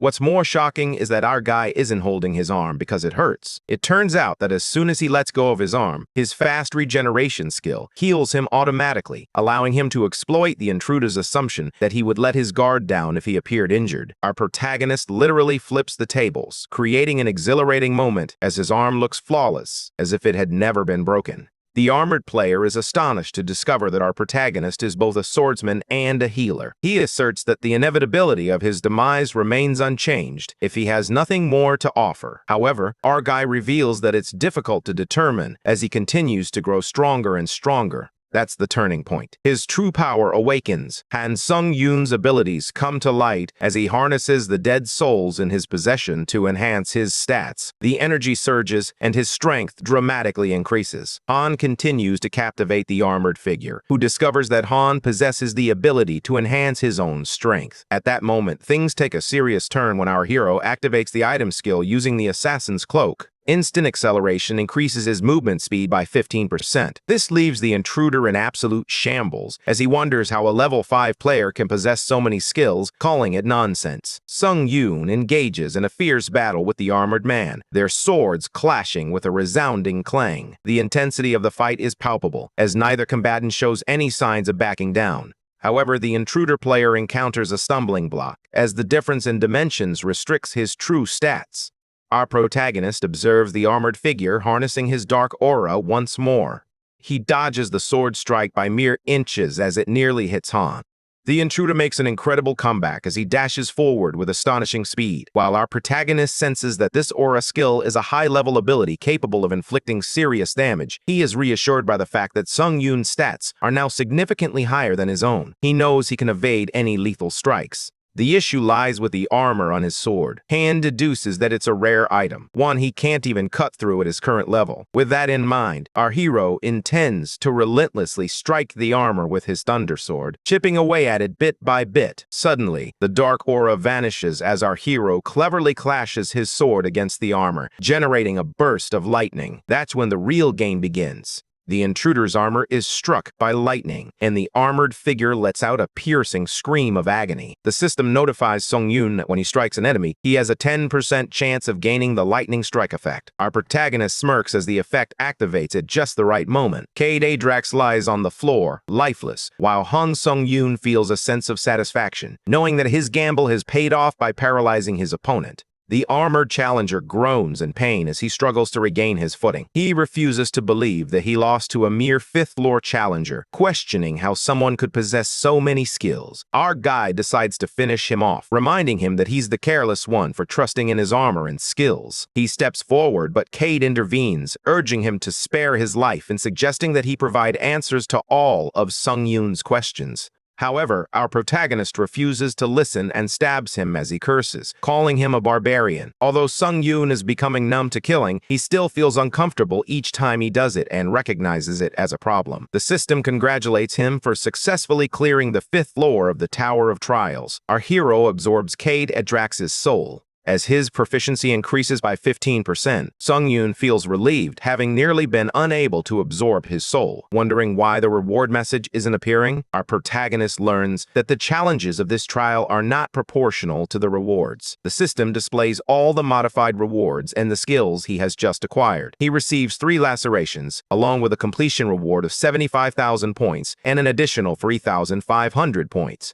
Sung Yoon's C rank has now been upgraded to an A rank. Our protagonist is pleased, as he now understands just how powerful the Intruder Knight truly is. Our protagonist receives a notification that he has entered the lobby on the 6th floor, with all his injuries and status abnormalities restored, and his information updated on the leaderboard. Sung Yoon opens the inventory. He chooses to remain vigilant because of the threat posed by dimensional invasions. Pondering whether to save his question voucher until he reaches the 8th floor, Han ultimately decides to use it now. The system instructs him to write down his question, and an administrator will provide a response. Sung Yoon remains puzzled about what a floor invasion entails and whether he can receive immediate alerts when one occurs. The reply arrives instantly after the question is sent. A floor invasion is a system that allows you to invade a challenger's trial during the first 10 classes. However, you cannot interfere with special trials, such as a combined trial, and this system is acquired on the 8th floor, meaning he cannot use it at the moment. Our protagonist learns that this is a climbing breaker. He discovers that he cannot obtain information about this on his current floor. However, a question voucher will be used up since only the first part of his question received a response. Sung Yoon is shocked to discover that a question voucher isn't as powerful as he thought, but he's relieved that it hasn't been used up. With that, our protagonist decides to utilize the items he acquired from Earth. Adventurers can rejuvenate their strength and abilities by using the restoration box found in Kroken's magic tower. This mystical artifact enables them to recover from fatigue and heal wounds, ensuring they are prepared for the challenges that lie ahead. With each use, the restoration box channels powerful energies, revitalizing those who seek its aid, including the elusive Hunter's shield. The performance exceeds his expectations. As Sung Yoon uses a cleaning stone, he recalls how he once thought it was a waste of money until he tried it, feeling a bit embarrassed. With 1 hour and 12 minutes remaining until the 6th floor trial, Han decides to check the trial leaderboard and the community board. On the 5th floor leaderboard, he discovers that he is currently ranked 3rd, leaving him in shock as he has risen significantly from rank 16. Sung Yoon wonders if he is getting closer to obtaining the benefits of being a continuous pioneer and decides to check what he has earned when he reaches the 8th floor. The system bombards our protagonist with notifications about selling a psychological skill that significantly aids in murder and pillaging. Additionally, possessing a psychological resistance skill allows one to accomplish tasks related to murder, pillaging, and betrayal, while also earning substantial rewards. As Sung Yoon reads through the current chats, he notices a heated argument between two challengers regarding achievements tied to murder. Our protagonist perceives the situation as chaotic, observing the disorder around him and wondering what is happening. He reflects on the psychological resistance skill that is currently being marketed. Sung Yoon believes it's akin to a double-edged sword. However, its ability to negate psychological shock is invaluable. Our protagonist understands that by using this skill to erase psychological pain, one can avoid any problems. When someone informs him that the informant on the 4th floor has changed his name to Princess Sudi, he is taken aback. Although it's a competition among the hunters, our protagonist believes they are actually suggesting that he should be killed. Sung Yoon recalls the challenger who disrupted the atmosphere in the 4th floor lobby. He believes he did that intentionally to foster a sense of competition among everyone. Our protagonist chooses to remember this name for the time being. The system then asks him if he would accept the 6th floor trial at the hard difficulty level. The objective of the trial is to conquer within a time limit of 50 minutes. The success conditions require capturing one of the surrounding tiles within this time frame, while the failure conditions are the challenger's death or the time running out. Rewards for the trial consist of a randomly selected box B, while the penalty for failure is death. Sung Yoon is then transferred to the 6th floor that resembles an ocean. He is notified that his teammate's allocation is complete. The system recommends collaborating with his teammate to successfully complete the trial. Our guy who has been waiting grows concerned when his teammate fails to come out. But then a spear suddenly appears above him, and he quickly moves aside. Grabbing the spear, a man emerges alongside the spear. It appears he was deliberately targeting Han, leaving him to question what was happening and why. He justifies his actions by claiming that murdering a teammate is the easiest way to achieve success, while Sung Yoon is not fond of the idea. His teammate calls him a hypocrite, reminding him to look around before pretending to have a conscience. Flashbacks reveal moments of betrayal among teammates, while the guy laughs mockingly at Sung Yoon, labeling him a hypocrite. Two challengers exchange greetings, and one of them playfully pretends to combine their strengths with the other as they observe the hunters in action. The challenger believed he had found a loyal teammate. His teammate stabs him, fully aware that he can't reach for his sword while they're shaking hands. By employing this underhanded tactic, the challenger earns the title of Dirty Murderer. With his durability increasing by 1 point, returning to Han, he has been listening to his teammate criticize him for being a hypocrite and more. Our protagonist is unexpectedly ambushed by a teammate who views this as an opportunity to boost his own accomplishments. Our guy effortlessly dodges while simultaneously attacking his unsuspecting teammate. Sung Yoon earns the achievement titled Traitor. His strength increases by 1 as he considers his teammate a weakling. Reflecting on the terminology used for this trial, which is described as a special or combined trial, he believes it is no different from an event. Han feels fortunate if he can acquire a skill from this incredible event, but he chooses not to pursue other hunters for the sake of killing them. However, he will not ignore those who attack him. A challenger activates an iron dome for protection, believing this trial is meant for someone like him, someone skilled in water attribute magic. However, he is swiftly proven wrong when Han Sung-yoon descends from above and attempts to breach the dome. The challenger exudes confidence in his shield, boasting about its bulletproof iron construction, while hurling curses at Han Sung-yoon. The situation takes an unexpected turn as Sung-yoon breaks through the dome. She kicked the hunter in the face, sending him flying backward until he hit the ground with a thud. Although he realizes he may have been a bit too harsh, he believes it was necessary to instill fear in the challengers. Han Sung-yoon desires achievements but is unwilling to commit unnecessary murders. The system notifies him that the process of capturing the tiles is underway. The system informs him that if another team steps on the tile, the capturing of tiles will cease. Consequently, he must stop his enemies from taking control of his tiles. Our guy has to endure 10 minutes on this tile, believing that the high-ranking challengers have already completed the 6th floor. With most of the challengers around him being low-ranked, this challenge is far too easy for Sung-yoon. The 6th floor trial prompted Han Sung-yoon to reflect on how distrust of others often arises from the harsh realities faced by low-ranking challengers and the somber atmosphere of the Tower of Trial. However, our protagonist understands that misplaced compassion is true hypocrisy. Even if he refrains from killing the challengers who confront him, someone else will inevitably meet their end. The system alerts Sung-yoon that someone is attempting to invade his territory, which has halted the capture. He notices they are walking with a confident stride, clearly intent on making their presence known. Our guy wears a stunned expression as one of the 4 tries to act cocky. Sung-yoon believes it's quite clear that they have created a 2 of those 4 guys attack our guy, as he activates Heart Solidarity, a trait that will allow Kim Jin-young to share her pain with Han Sung-yoon. A bald man leaps onto Sung-yoon and uses seawater as a weapon in his attack.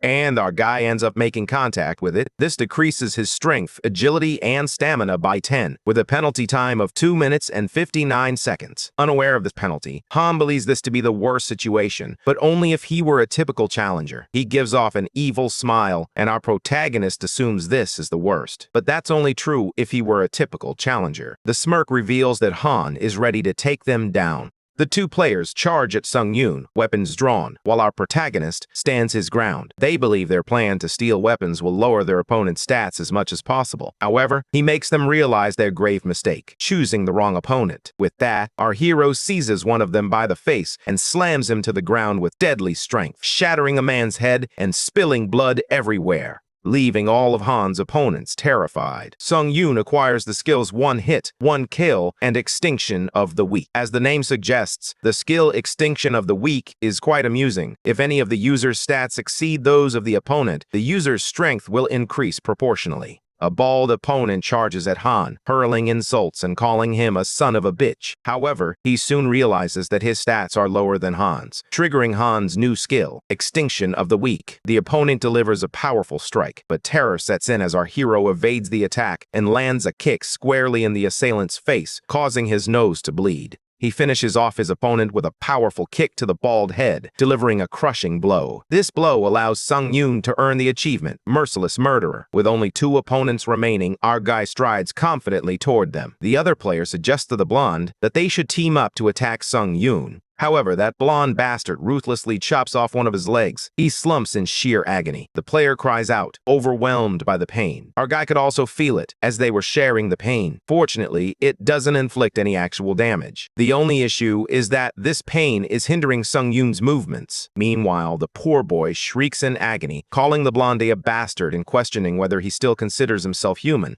The blonde player brutally stabs the boy in the gut. Since they share the pain, our protagonist feels it too and struggles to move forward. The blonde man warns Sung-yoon to leave, threatening to slit the throat of the fool who lost his leg. Meanwhile, our hero still has the strength to push on, thanks to his pain-resistant skill. Although maneuvering remains difficult, as expected, Han is left with only one option. The goal is to eliminate the other challengers swiftly with the heart of solidarity. At that moment, when the blonde bastard sees our guy approaching, he shows no hesitation. He slits the throat of the other player. Han halts in his tracks as a sharp pain sears through him. He clutches his neck as if it too has been cut open. He knows for certain that if he doesn't make that move now, there won't be another opportunity. In an instant, the blonde player leaps towards Sung-yoon, aiming to finish him off with his sword. But our hero quickly turns the tables, gripping the blade and iconically breaking it apart. Thrilled by the rush of slitting a throat, our protagonist decides to make the blonde experience that same exhilaration. The blonde player realizes he's in serious trouble. With the blade of his own sword, Sung-yoon slits his throat, ending his life. After that, Han achieves the Iron Blood Climber title and earns 1,500 points. Eventually, the limit is reached, and they capture a tile. Han Sung-yoon's team survives after annihilating their own kind. The players celebrate their triumph with great exuberance, the joy of survival. On the other end, our protagonist wonders if someone instigated the sudden spike in murder achievements at the start of the trial. Ultimately, those who emerged victorious were the ones who stayed united as a team. Naturally, there were exceptions. The players who killed the others convinced themselves they had done nothing wrong. Instead, they believed the real fault lay with the victims who were killed. It's quite ironic, isn't it? He glares at his blood-soaked hand, convinced that to others, he must appear as a monster for killing humans so ruthlessly. With that, they complete the trial on the 6th floor, receiving a random gacha box in their inventory as a reward, along with 8,000 points. As the player enters the lobby, Sung-yoon absorbs the souls of fallen players. He achieved the 100% proficiency in his unique trait, necromancy, which then upgraded to rank D. Han makes his way to the lobby on the 7th floor, where he discovers that he can view his achievements. In the panel, he can see all the achievements he has earned across different ranks. He realizes that the S-rank achievement awarded for being the first returner is far from an ordinary accomplishment. He then decides to examine the details, discovering that he receives different rewards for each achievement. That's when Han realizes that committing murder has earned him a significant number of achievements. Furthermore, when he receives these rewards, he also receives a variety of rewards, including skills, stats, and points. At that moment, our protagonist stumbles upon a mysterious gacha box and is taken aback, finding the reward from the 6th floor to be rather ambiguous. He doesn't get too carried away, as he assumes the item will fall within the range of F to B rank. Nonetheless, Han decides to take whatever is in the box and continues to absorb the souls. What happens next is completely unexpected. A light suddenly flashes from a box. A small green creature leaps out of it. Our protagonist is left baffled, wondering if he needs to catch this little creature. Without much consideration, Sung-yoon starts the chase, pursuing the small green monster. After facing some challenges, he successfully captures the monster.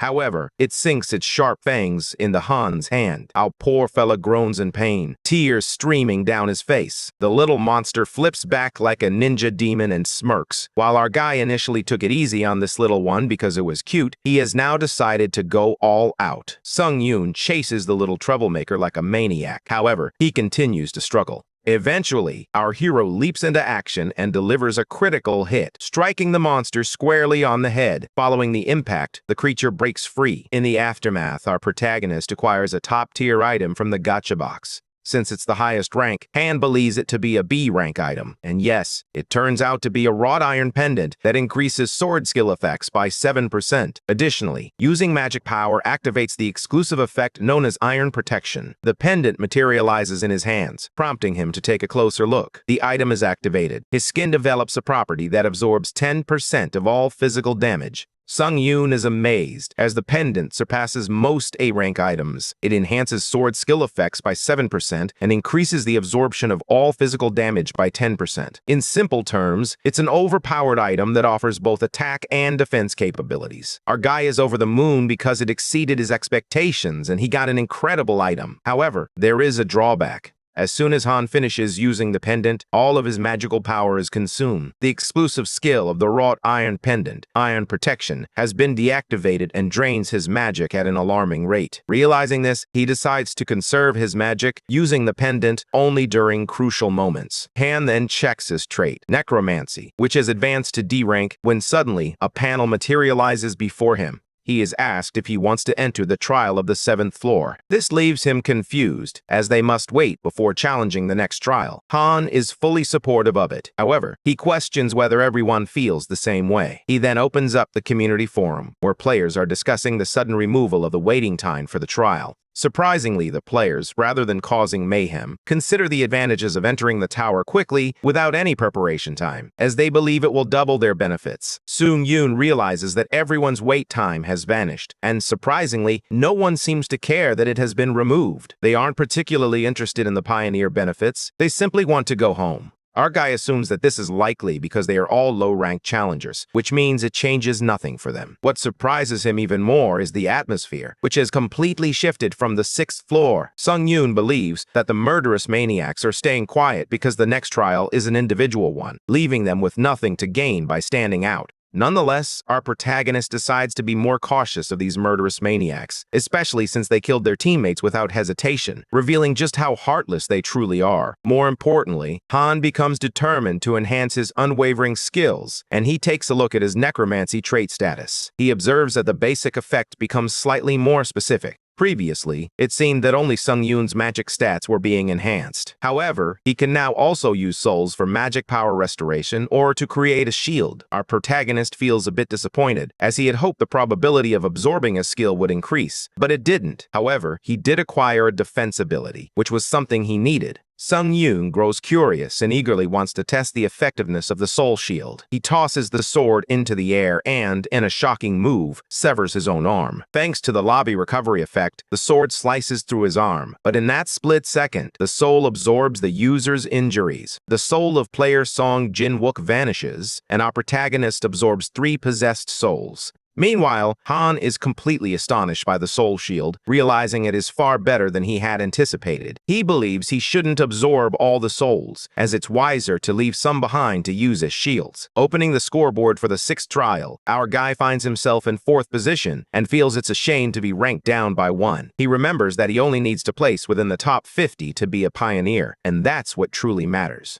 Things become a bit dull in the lobby, especially now that the wait has ended. Our hero moves on to the next trial. The trial of the 7th floor begins with a focus on verification. Players must complete 3 trials within a time limit of 40 minutes. The reward for successfully finishing a trial is a skill and the favor of grace, while failure results in death. Next, Han Sung-yoon enters the arena for the 7th trial and is shocked to find a corridor, which is completely different from the previous trials. In the corridor, Han feels frustrated because he can't seem to sense anything. Then, he notices a bright light at the end of the corridor. Suddenly, he is enveloped by the light and steps into the realm of the first trial, which is the desert. The player is challenged to demonstrate that they have conquered their fears. Our guy then enters the desert, the place where it all began when suddenly a massive sand golem emerges from the depths of the sand. Han realizes that his intuition was correct all along. This area replicates the tutorial trial, indicating that he is being forced to undergo 3 trials he has already completed. Confident that he can now defeat the sand golem with his eyes closed, our hero anticipates that if he succeeds, he will quickly reach the 8th floor. Meanwhile, the monster emerges. Our protagonist smirks as the trial intensifies. The sand golem now appears 3 times larger than it was before. The giant sand golem lunges at Sung-yoon, who is excited to take on the big guy. Our boy leaps around the monster. Strangely enough, he doesn't see a core stone. The vital point of the sand golem is located at its core, where the magical energy that animates it resides. He considers the possibility that the core stone must be deeper within its body because of But. These thoughts disrupt Han's focus as he struggles to concentrate on the task at hand. The sand golem catches him by surprise, trapping him in its grasp. Our boy, now stronger than ever, breaks free from the giant hand using his magic power. He believes he has no choice but to slice up the monster. He then starts slashing the thunder sword across the sand golem. However, slicing sand with a knife doesn't seem like a good idea to him. Nonetheless, our protagonist is determined to locate that core and destroy it. However, Han realizes that he unintentionally made the sand golem angrier and complicated the situation. The giant golem becomes frantic as it decides to literally turn our guy into a puree by crushing him to death. The sand golem leaps to attack Sung Yoon, leaving our hero terrified. He begins to scamper away, knowing that dodging this massive obstacle isn't a problem. However, if it falls like that, our hero is finished. Sung Yoon runs for his life in a panic, fully aware that escape is nearly impossible. The sand golem tumbles violently as our hero narrowly escapes, camouflaging himself against the sandy ridge. Fueled by rage, our protagonist confronts the frantic sand golem by activating the skill 3 Lacerations, which enhances the sword's cutting power after each attack. With that, Sung Yoon raises the stakes and swiftly cuts off the golem's arm in a single strike. Even our boy is surprised that he accomplished it all in one go. He remembers the frustration he felt when that armored player invaded his trial. He believes he should be grateful that the knight invaded his space, as it granted him an iconic skill. Although the sand golem can regenerate its body using sand, our guy plans to keep slicing away to reach the core stone. Just like that, Han transforms into a relentless force, wildly slashing his knife through the monster. Panting heavily, our hero comes to a stop as the monster relentlessly continues to regenerate. He's feeling disgruntled because he hasn't been able to find the core stone despite his efforts. Just then, his eyes widen as he watches the sand golem shrink to 1/3 of its original size. Our guy wonders when this big fella became so cute. Even the golem blushes, as it's the first time someone has called it cute. It is revealed that while sand is the primary resource for the golem's body, it cannot continuously use it in this environment, which is why it is currently so small. A malicious smirk spreads across Sung Yoon's face as he asks the golem to join him on his diet. The trial is a breeze because of the golem's size. Han leaps toward it, sliced through the sand golem like a lightning bolt, breaking it into pieces. Soon, our hero discovers that the core stone is located on the golem's back. Realizing that slicing through its thick body would be too difficult, Han estimates that it took him 10 minutes to locate the core. With the total time for the 7-4 trial set at 40 minutes, he knows he needs to move quickly. Suddenly, the golem throws a punch at Han, but he evades it smoothly. It seems this golem has gotten faster after its diet. Our protagonist finds it amusing and wants to play with the sand golem a bit longer, but time is running out. Han positions himself at the back of the creature and destroys the core stone by piercing it with his sword, causing it to shatter into pieces. Just like that, player Han Sung Yoon shows that he has conquered his fear, bringing the first trial to a close. As soon as the trial concludes, he is immediately swept into the portal. He doesn't even get the chance to seize the opportunity, leaving the dead golem's soul feeling incredibly frustrated. With that, he steps into the second trial zone and once again demonstrates his cleverness. Our protagonist arrives at the zone and is astonished to find that it's the orc village from the level 2 trial. He finally becomes convinced that this is a recreation of the previous trials.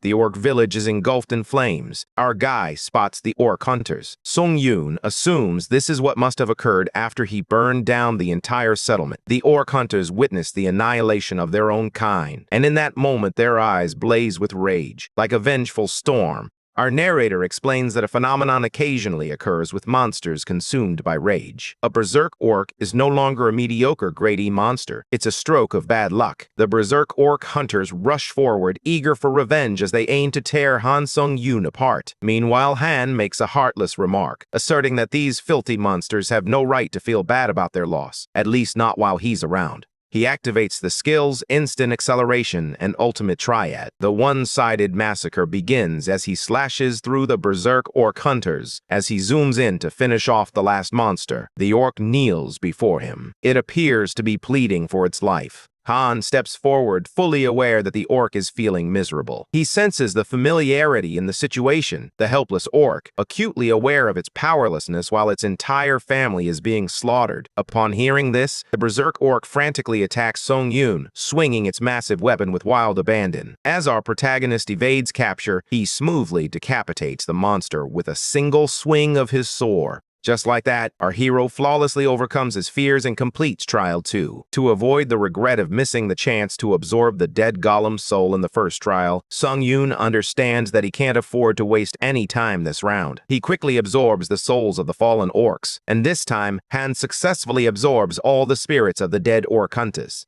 His skill proficiency increases by 6%. As a result, he reaches 100% proficiency in the hunter-style dagger skill, elevating it to rank D, and the same occurs with the instant acceleration skill. Moments later, our hero steps into the third trial zone, ready to prove that he has cast aside all hesitation. Panting, Han realizes this level won't even give him a moment to catch his breath. This time, the trial zone leaves our protagonist feeling perplexed.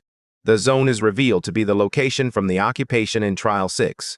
He tries to make sense of the fact that the two trials were recreations of the previous ones, so he assumes the third will be the same. However, Han notices that the layout is slightly different, and given that the second trial had nothing to do with using his skills, he calls himself a moron for expecting the tower to follow common sense. He then opens his inventory and drinks the potion of life. Regaining his stamina and magic power by 20%, our hero gulps down the potion and feels the energy surging through him. After that, Sung-Yoon carelessly tosses it into the water, believing that no one cares about polluting this tower anyway. Just as Han leaps over the rocks, the water bursts forth in a frantic manner. Our guy comes to a sudden halt, shocked by the commotion unfolding around him over something as trivial as littering. He appears exasperated by the entire scene. It instantly activates, propelling forward with incredible speed. While running, Han assumes the other two recreations followed the same rules as the actual trials. This means that to succeed in this third trial, he must find the red occupation tile. Until then, our guy believes he just needs to stay away from the water. Now that he's faster than the waves, he doubts they will be able to catch up to him.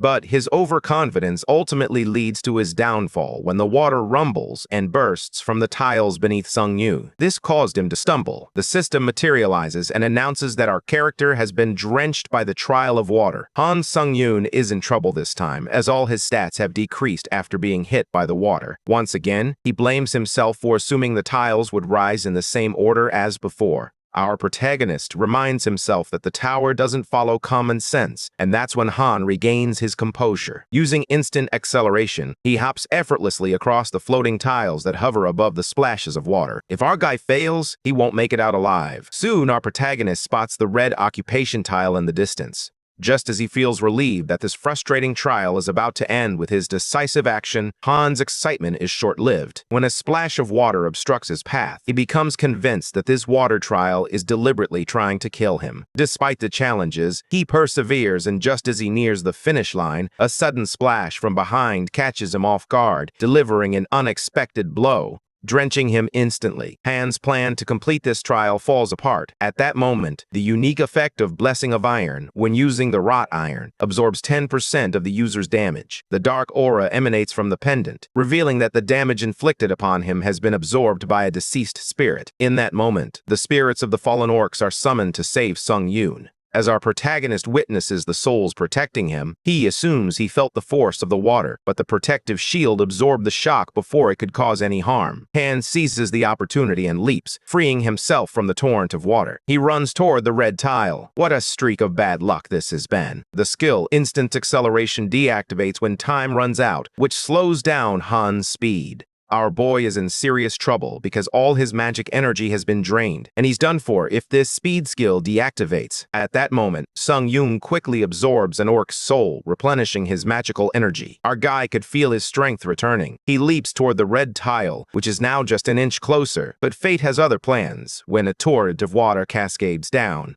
This time, our guy stands his ground. He's had enough and cuts through the water with determination. He takes a leap, jumping across the stream, but instead, he is sent soaring into the air, landing right on top of the red tile. He screams at the top of his lungs as he experiences a terrifying free fall. Just as he crashes onto the red tile, he is saved in the nick of time, thanks to the soul's shield. Our hero shoots a deadly glare at the raging water, having narrowly escaped the life-threatening situation. Finally, this grueling trial comes to an end as he completes the third challenge. However, the water seems to have some personal issues with him, bidding him farewell with a final splash that leaves him drenched. Sung-Yoon appears fed up with everything, cursing this absurd trial that continues to trouble him until the very end. With that, he successfully completes the 7th floor trial and earns the skill Winds of Grace, along with 15,000 points. As Han walks into the lobby, he appears disappointed. He contemplates that this trial was a complete failure. At this pace, he's far from ready to face the next challenge. Additionally, there's no assurance that he'll continue to be fortunate as he was in this trial. Suddenly, the rumbling ceiling interrupts Han's thoughts. The number of players who cleared the 7th floor trial has exceeded 1,000. As a result, the 8th floor is beginning the system expansion, which will unlock the skill store, allow for branching choices in trials, and enable permanent returns. This means that Sung-yoon can now access the skill store and even permanently return to Earth. He has been eagerly anticipating these new options. Most importantly, relief washes over him when he receives notification that he has been selected as a pioneer. As a result, he can choose a halo as a bonus. At least something good has finally happened for our main character. It is revealed that a halo is a perk granted only to players selected as pioneers in all previous levels. Additionally, Han learns that each halo can influence a player's innate traits or skills, so they are advised to choose carefully. This realization leads our protagonist to understand that choosing a halo is an incredibly important decision, especially since he has never received advice like this from the Tower of Trials before. Soon, Sung-yoon is asked to choose between 3 halos: Ruler, Hunter, or Monk. He reads their descriptions, noting that the Ruler Halo is the most suitable for him, as it closely aligns with the user's innate traits and significantly enhances their potential. Additionally, the Tower of Trials is clearly indicating that this is the most suitable Halo for him. Curious, Han glances at the 2 others, and the Hunter Halo begins to sound appealing as well. This is closely related to enhancing skills and stats, along with effects that significantly accelerate the growth of both. However, the Monk one seems rather lackluster. Han respectfully declines this option and is left to choose between the Hunter or Ruler Halo. It seems that our boy had already made up his mind when he decided to take action. Choose the Ruler Halo that enhances his innate trait according to the unique effect of this halo. The options will depend on the player's current abilities. There's a summoner that enables the user to expand absorb dead spirits, raising powerful undead warriors. The 2 other options are the Sword Mage and the Artisan. Our protagonist simply chooses the summoner because it suits him best. It is combined with his innate trait of necromancy. After that, the unique power skill synthesis is created, and a new status window materializes before Sung-yoon. At last, our hero has gained a halo, but he feels overwhelmed as the dark aura begins to seep in. Han explores skill synthesis and discovers that he can combine 2 skills to create new ones, which he finds absolutely incredible. The story continues as our protagonist is given the opportunity to select 2 skills from the opening list. Han takes a moment to consider his options, believing he should fuse the skills he doesn't use very often. Our boy then selects Elitism and Swift Charge, combining these 2 skills. Once it is completed, a light flashes from the panel, leaving our guy stunned as his eyes snap open in shock. The skill Juggernaut is created and bestowed upon Han Sung-yoon. It allows the user to break invisible restraints, such as those imposed by a skill or an innate trait, on the condition that their magic power exceeds that of the caster who created the restraint. Our protagonist gasps in disbelief, realizing that this is the true function of skill synthesis. He had thought he would be fortunate to acquire a grade E skill. Instead, he ended up with a grade D skill that is surprisingly overpowered. Sung-yoon finds this power quite amusing, so he decides to give it another try. This time, he chooses Ranger Aptitude and Burn Resistance. He combines the 2 skills and wonders what it will be this time. To his surprise, Han is granted a grade E skill called Powerful Sight, which enables the user to partially see in dark environments and enhances overall eyesight. This time, the skill grade was raised by just 1 point, and our guy believes this is how the system operates. According to Sung-yoon's extrapolation, Elitism and Swift Charge have a strong synergy, which is why the synthesis was successful. While skills in Ranger Aptitude and Burn Resistance aren't particularly compatible, our protagonist regrets having a hunch that it was an awkward combination. After navigating an intricate halo selection process, Han collapses onto the bed in exhaustion. He feels strange now that he's a consecutive pioneer and an aura holder. Our protagonist allows his pessimistic thoughts to cloud his mind, questioning whether he truly deserves his achievements or if he simply got lucky due to his natural talent. Han shakes off his cynical feelings. Since it's no use dwelling on it, he proceeds to check the rewards. The skill, Winds of Grace, increases speed by 10% when its name is called. This effect can stack up to 7 times. As our protagonist revels in the boost to his speed, he's more in love with the ability to overlap it 7 times. Simply put, Han can enhance his speed by up to 70% all at once.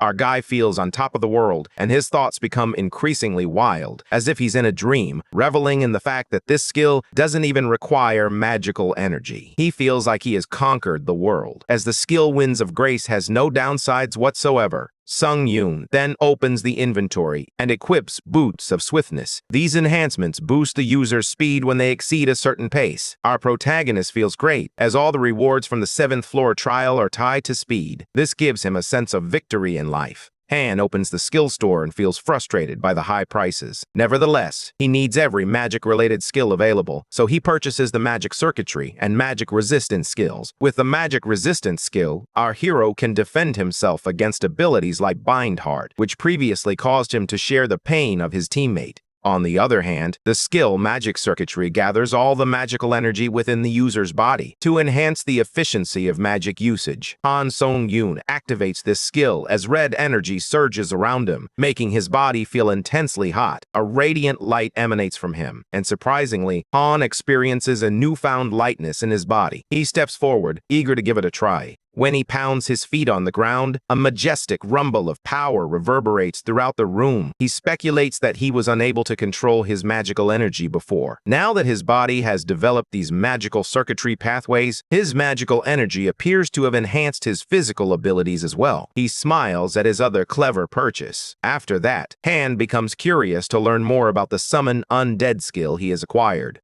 However, he then sets it aside for the next trial. He takes a deep breath. He must decide whether to take the next trial immediately or return to Earth. The next scene introduces Chil Wan Lee, who has set up a recruitment board for a party in response to a sudden gate appearance. However, no hunters have volunteered, leaving Lee feeling anxious as he watches the empty board. Soon, he is approached by a group of hunters who mock him for having no luck in finding party members. The overweight hunter suggests that Chil Wan hand over the gate entry permit. If he doesn't start exploring the dungeon before the time limit, his entry will be automatically withdrawn. Lee has had enough of these people, yet he stays determined and refuses to hand over the entry card. The bully hunter tells him not to be a moron and points out how many hunters are waiting to enter the dungeon, yet none of them wants to join his party. The bully hunter delivers a reality check to Lee, revealing that he is a grade E. No one would want to form a party with someone considered low-level riffraff like him. The other hunters scoff at the boy, muttering that it's a real punch in the gut, and they agree with the bully hunter. Suddenly, someone asks the boy if he is still looking for party members. It turns out that guy is our boy Han Sung-yoon, a C-grade hunter. Our guy asks Lee if he's qualified to join, and the boy nods happily in response. Meanwhile, the hefty hunter is annoyed by Han's sudden interference and grabs his shoulder. He asks Han if he's trying to cut in line.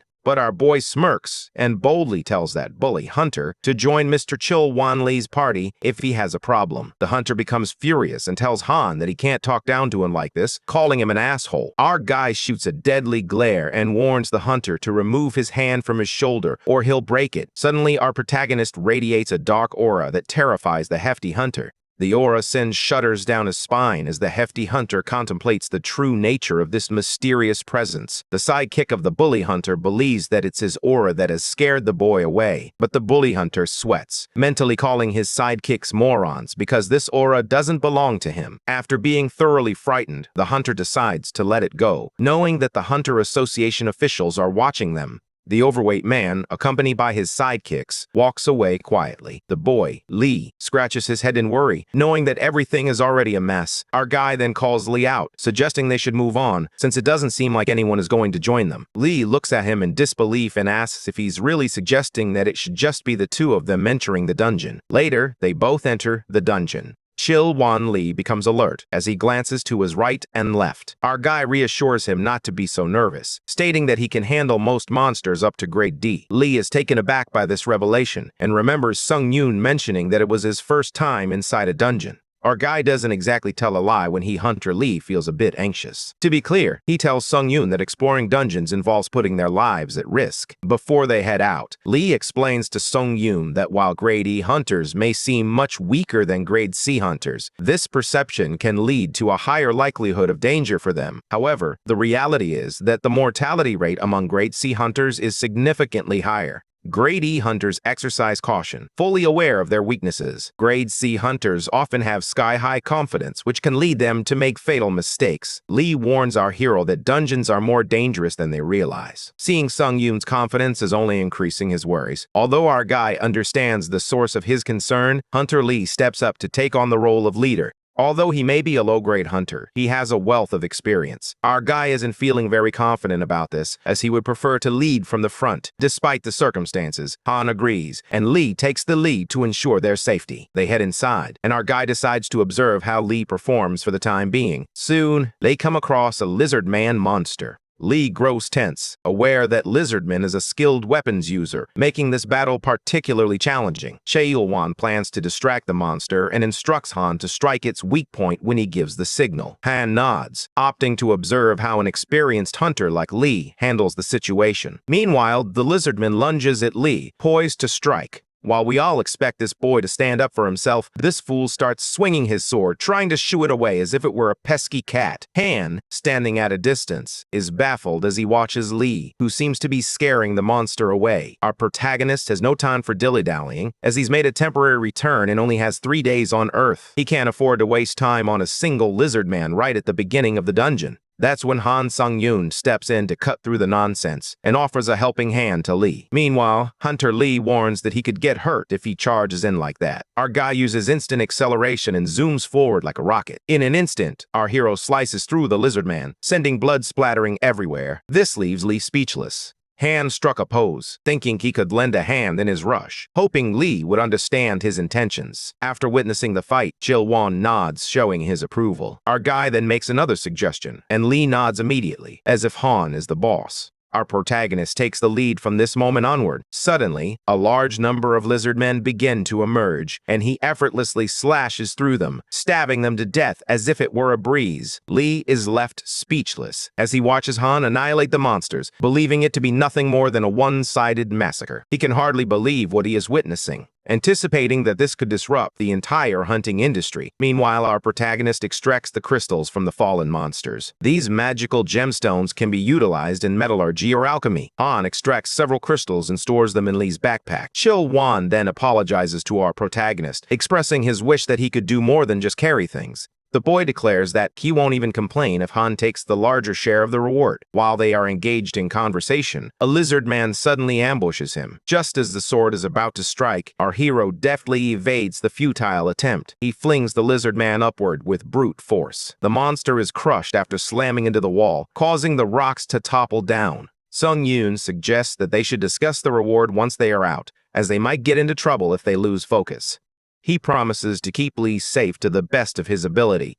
Han absorbs the dead souls of the lizardmen. As all the souls are drawn in, our guy pretends to yawn to avoid the situation. After all the souls have seeped in, Sung-yoon isn't pleased to see only a 0.7% increase in proficiency, believing that grade D monsters won't contribute much to his progress at this stage. At that moment, a gate appears. Lee can't believe they have made it to the boss battle gate. He reflects on the fact that he has never even dreamed of attempting a boss battle before. In fact, he would be over the moon just to clear the dungeon halfway. As long as he stays with Sung-yoon, Lee believes they might actually clear the entire dungeon.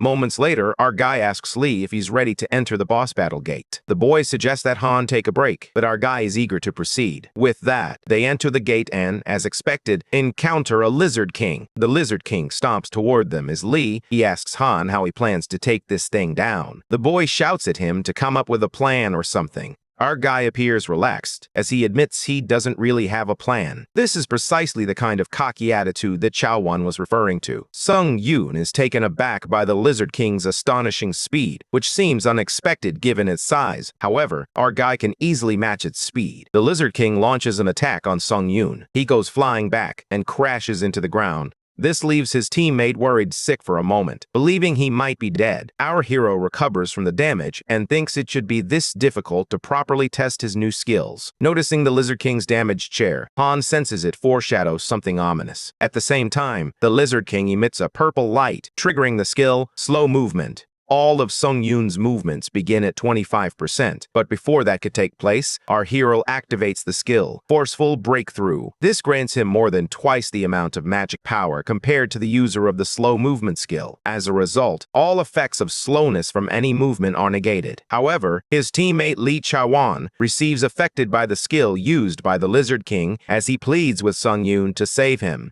The Lizard King, instead of continuing the fight with our hero, leaps toward his struggling teammate while Han attempts to stop him from reaching his destination. As our protagonist realizes he is too far away to intervene, he begins to assess his options and uses the skill Summon the Dead, causing numerous skeletons to erupt in front of the Lizard King. They are destroyed instantly due to their inadequacy. However, in that brief moment, Han Sung-yoon activates the skill Wind's Grace, boosting all his movements by 60%. With this enhanced speed, he manages to save Cha-won just in time, slaying the Lizard King with a swift strike to the neck. This act results in a significant increase in his stats, as he absorbs the Lizard King's soul, enhancing his strength, agility, stamina, and durability by 20%. Our hero also gains the Lizard King's skill, known as Spiritual Eyes. Meanwhile, Shen Woo-jin, the team leader of the Hunter Association's gate management team, yawns as he waits outside the newly appeared gates. As boredom sets in, he checks with his subordinate to see if anything significant has happened. The subordinate shakes his head, leaving Woo-jin lost in thought.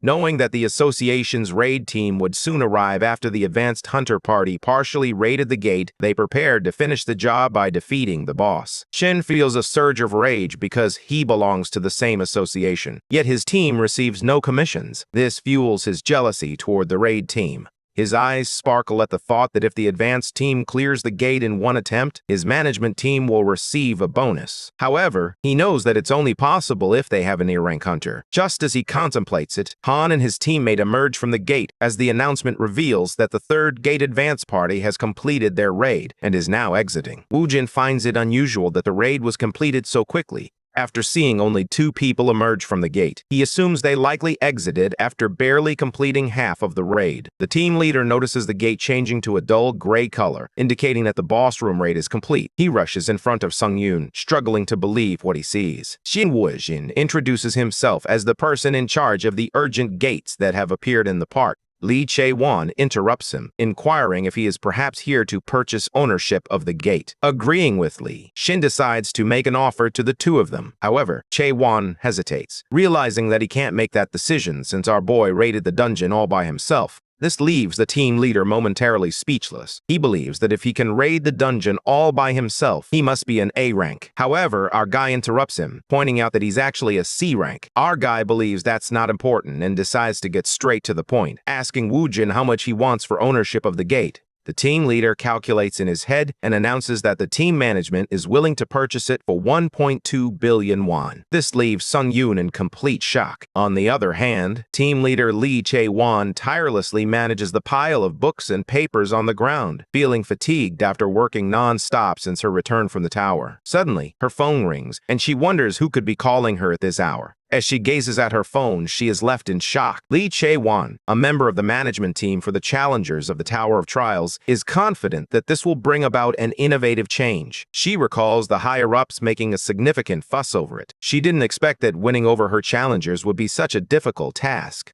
K-won knows that she couldn't even gather 10 people who chose the easy difficulty, yet this was enough to satisfy her superiors. The thought of this worries her. But then she recalls the guy she met in the tower. He is so strong that clearing the 4th floor all by himself would not be an understatement. She regrets not having made an offer to Han Sung-yoon earlier. Suddenly, her phone rings, revealing a message from Han Sung-yoon, asking her to meet him if she has returned from the tower. Our guy, sitting in a restaurant, is still in disbelief that he has earned 1.3 billion won. He feels both incredible and overwhelmed at the same time. Lee Hai-won enters the restaurant breathing heavily. Upon seeing her, Sung-yoon calls out to her. Noticing her uneven breathing, he wonders if she ran over here and tells her she could have taken her time. Hae-won sits in front of him, visibly upset that Sung-yoon hasn't replied to her message. She questions him about how long she has been waiting for his response.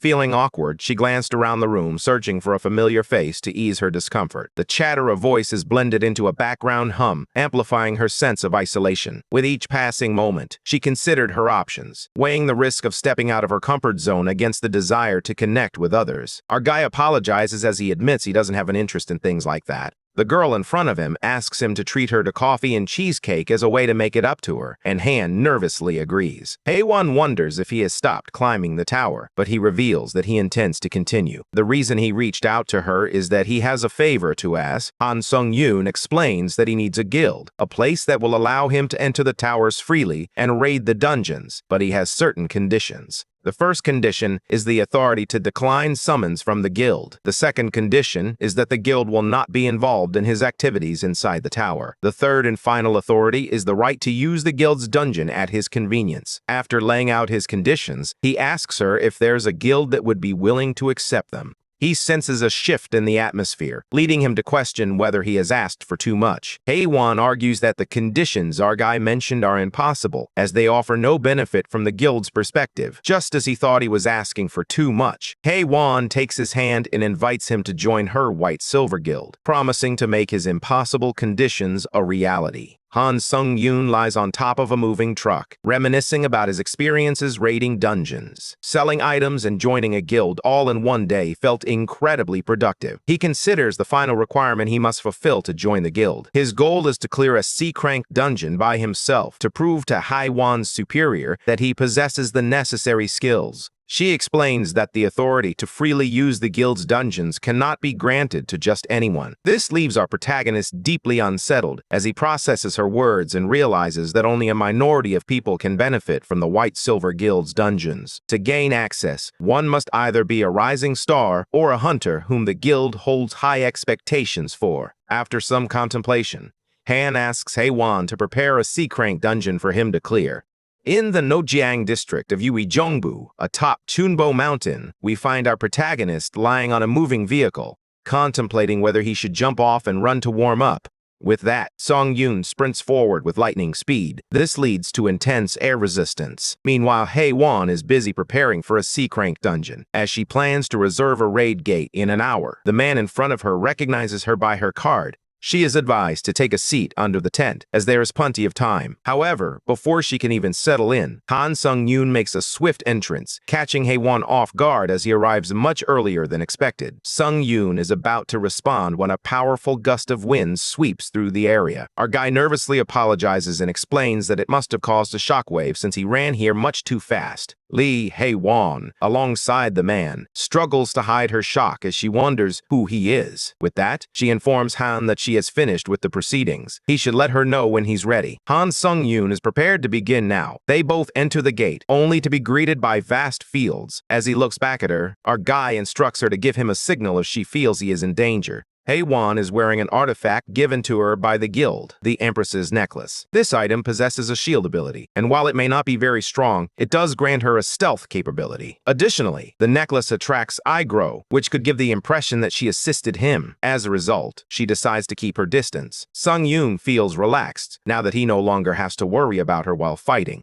With that, he activates his spiritual eyes, allowing him to sense invisible enemies. Suddenly, deadly demons emerge from the fields. Encountering the deadly poisonous demons in a C-Crank dungeon, Haewon warns our protagonist that this is an irregular dungeon. Meanwhile, Sung-yoon defeats all three demons. This leaves Lee Haewon utterly amazed as she realizes that this is far from normal. She is relieved that her decision was the right one. Han wields his sword, its lightning effect activating so rarely, he often forgets he even has it. He clears the area by defeating the last demon and informs Haewon. Lee Haewon couldn't believe her eyes as she watched our guy clear the boss room in under an hour, and he did it all by himself. What surprises her even more is that this is an irregular dungeon. Furthermore, the deadly poisonous demons are not creatures to be underestimated. They are among the monsters that C-Crank hunters are advised to confront in a party setting. Recognizing his potential, Haewon believes that Han Sung-yoon will continue to grow to the point of becoming incomparable. With all the possessed souls being utilized, Sung-yoon's stats rise significantly.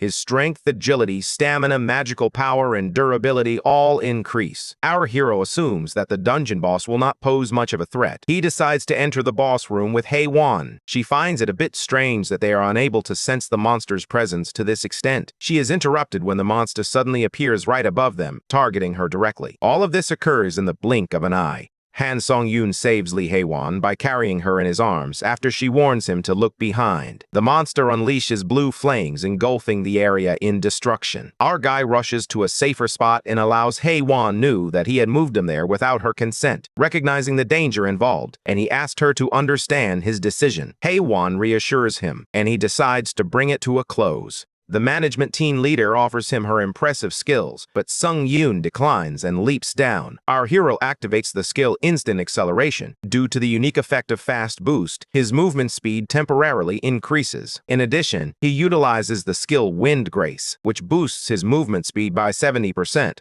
With 3 swift lacerations, Sung-yoon defeats the dungeon boss, the demon of the blue fire of destruction, though he remains puzzled about the monster's true identity. As they exit the boss room, Hae-won comments that she didn't expect him to clear a dungeon of this level so quickly. She then announces that he has passed the test and is now permitted to use the White Silver Guild's dungeon. Our guy is pleased to hear the black-haired girl steer the conversation off topic. He explains that when they are first called to the Tower of Trials, the difficulty they choose isn't too important. Players who achieve high scores on easy difficulty will find that their subsequent trials gradually become more challenging. Conversely, those who choose hard difficulty but struggle with their scores have the option to switch to easy difficulty. The point is that when they embrace these principles, as Sung-yoon did, he achieved remarkable success despite his ranking in the Tower of Trials being among the top 50. This suggests that his struggle is likely life-threatening. Hae-won shares her perspective and advises him to be careful, expressing her desire to accompany him and witness his growth over the years. This confession leaves him in shock. Sung-yoon, perched atop a tall tower, is busy eating an apple when he receives a system notification that he will return to the Tower of Trials in 5 minutes. Reflecting on the past 3 days, he feels pleased with how busy he has been, as his stats have increased significantly, boosting his confidence as well.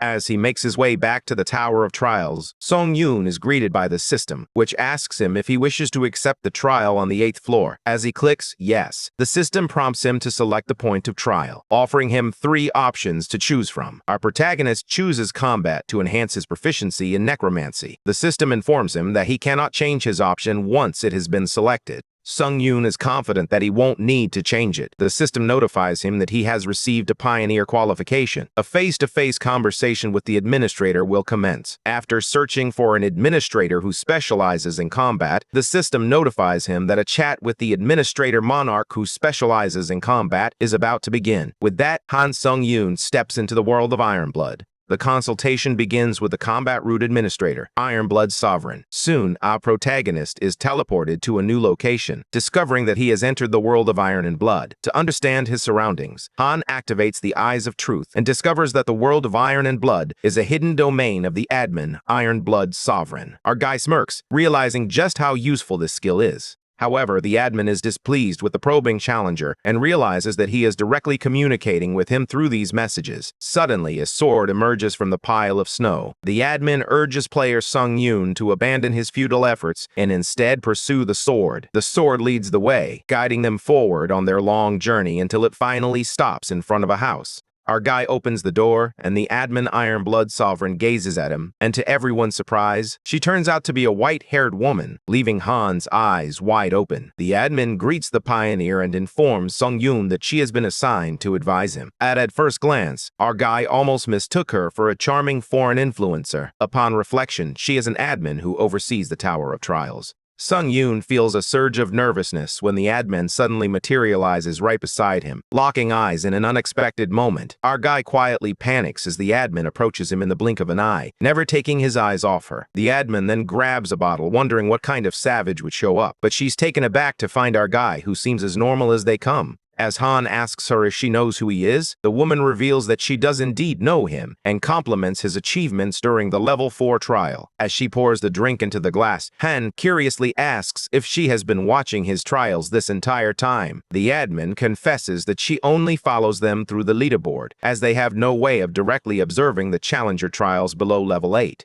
Upon hearing this, our protagonist looks visibly shocked, judging by his expression. The admin realizes that Sung-yoon is operating under a misconception. She clarifies that the administrators of the tower are neither gods with the power to do as they please, nor absolute rulers of the tower. It would be more accurate to describe them as servants of the tower, which means Sung-yoon has nothing to fear from her. As she serves the tower, she is unable to harm him in any way. Setting aside the idle chit-chat, the admin informs him that this consultation is a benefit designed for his advantage, and he is welcome to ask anything that sparks his curiosity. Han realizes it's the truth, as he senses no hostile intent from the admin. In that case, our boy asks her what the consultation is regarding. The admin explains that it's a perk offered to pioneers, allowing them to satisfy their curiosity by interacting directly with an admin. Han then inquires about the level 5 trial, where he was nearly killed by an invader from another world. He expresses his curiosity and asks why the invader chose him specifically when there were others from his own world to target. The admin feels that the answer might disappoint him.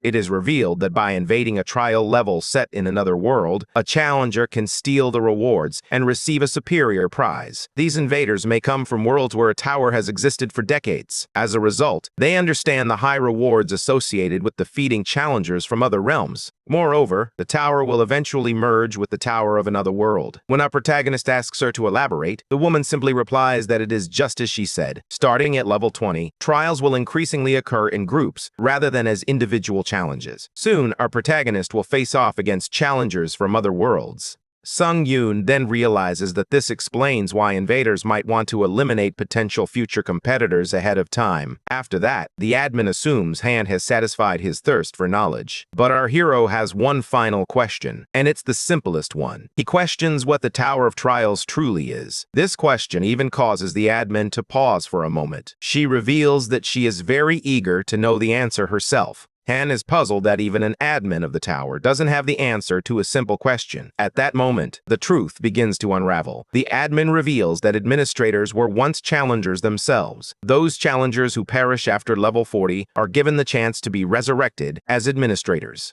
She shares that she dreamed of reaching the summit of the tower, but ultimately fell far short of that goal. In truth, all the administrators, herself included, are challengers who perished before they could reach the top. In the end, they had no choice but to serve the tower. After hearing all this, Han clenches his fist in frustration, feeling disgruntled that the admin turned out to be just an ordinary challenger. He had high hopes of finally uncovering the truths that lie at the end of the tower. This infuriates the admin. She frowns and slams Han against the wall. With a haunting look in her eyes, she warns our boy that the end of the tower should not be taken lightly by anyone. She gazes at Sung Yoon's blank expression and appears completely unfazed. The admin asks our guy if he feels no fear in his heart. He replies that this consultation is his personal reward, adding that he doesn't sense any bloodthirst from her. At that moment, Sun Gaon breaks through the wall with his strength and forces his way out of the dwelling. He made it clear that he wouldn't allow her to kill him so easily. The admin is left staggered and speechless. She bursts into laughter at the realization that, despite all her time here, she has never once encountered a challenger who has destroyed her home. She acknowledges that Han's bravado inspires her confidence and suggests a mentorship contract with him. Our protagonist is surprised by the unexpected confession. Later, Han returns to the lobby on the 8th floor and immediately opens the contractor store. He glances at the contract and realizes it wasn't a dream after all. He truly has an admin as a mentor. Our boy recalls the admin's words about not being the one to dismiss challengers who possess skill and determination. He is then asked to sign the mentorship contract, and Han taps yes. Now he has access to the contractor store and can use the special points. As a special contractor reward, all his stats increase by 1. The admin had a great time and hoped to meet Pioneer Han again. Han then navigates to the category powers in the store, and he sees the list of 3 powers and wonders if they differ from the unique power he received at level 8. However, he first decides to check the other pages, but he is denied access. He will be granted access from the level 10 lobby. This means that for now, Sung Yoon can only see the 3 powers. The Power Iron Spirit is an A-grade skill that boosts the proficiency growth rate by 2.32 for all weapon skills. Next is Power Lord of Winter, which temporarily enhances stats in cold environments. Finally, there is Power Clear-Headed, enabling the user to make rational decisions in any circumstance. Our guy doesn't see anything special and believes he should focus on gaining more SP for now. Regardless, he decides to purchase the power. Clear-Headed. This power will enable him to think clearly, even in the most challenging situations. He hopes the power lives up to its name, and it's probably wise for him to increase his chances of survival, even if only slightly, rather than simply biding his time. After all, who knows? He might face another invader trial. Following that, Han moves on to the 8th trial. The subject of the trial is eradication, with the objective of defeating the Lich responsible for summoning the skeletons. With that, our protagonist enters the trial, and he is left flabbergasted as he witnesses himself standing on a cliff, surrounded by countless skeletons. Han struggles to make sense of the situation. It's clear that the skeletons have outnumbered him. However, this doesn't really affect him, as he's prepared to take them all out. With that, our hero plunges into the sea of skeletons, and he feels more relieved when he realizes these skeletons can't even put a dent in his armor. Then the skeleton massacre begins as Sung Yoon slashes off their heads, sending their bones scattering everywhere.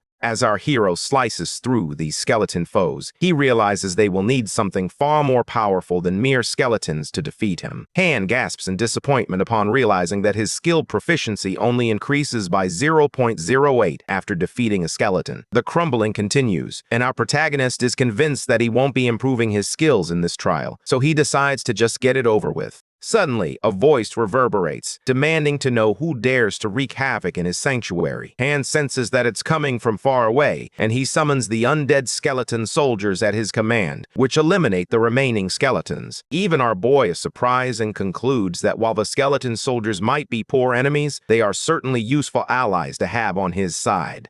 He leaves them to handle things on their own and heads off to confront the boss. Han leaps upward and activates the skill Wind of Grace, increasing his speed by 60% while utilizing the magic boots. With multiple speed boosts, our hero soars at an astonishing pace. As he spots the castle, he discovers the location of the skeleton boss. Han confronts the Skeleton King, who stands ominously in his dark throne room, surrounded by flickering torches that cast eerie shadows on the stone walls. The tension in the air is palpable as Han prepares for the battle ahead, determined to reclaim his lost honor and defeat this formidable foe. He gives a deathly glare, infuriated by a mere mortal's boldness to intrude upon his sacred sanctuary. The king opens the book to cast spells that will make Sung Yoon pay a heavy toll for his impudence. That's when giant titans emerge. Our protagonist realizes that these monsters possess strength comparable to that of the sand golem. The Skeleton King expects our hero to be terrified by the magnitude of his folly. However, Han decides to embrace his cocky side.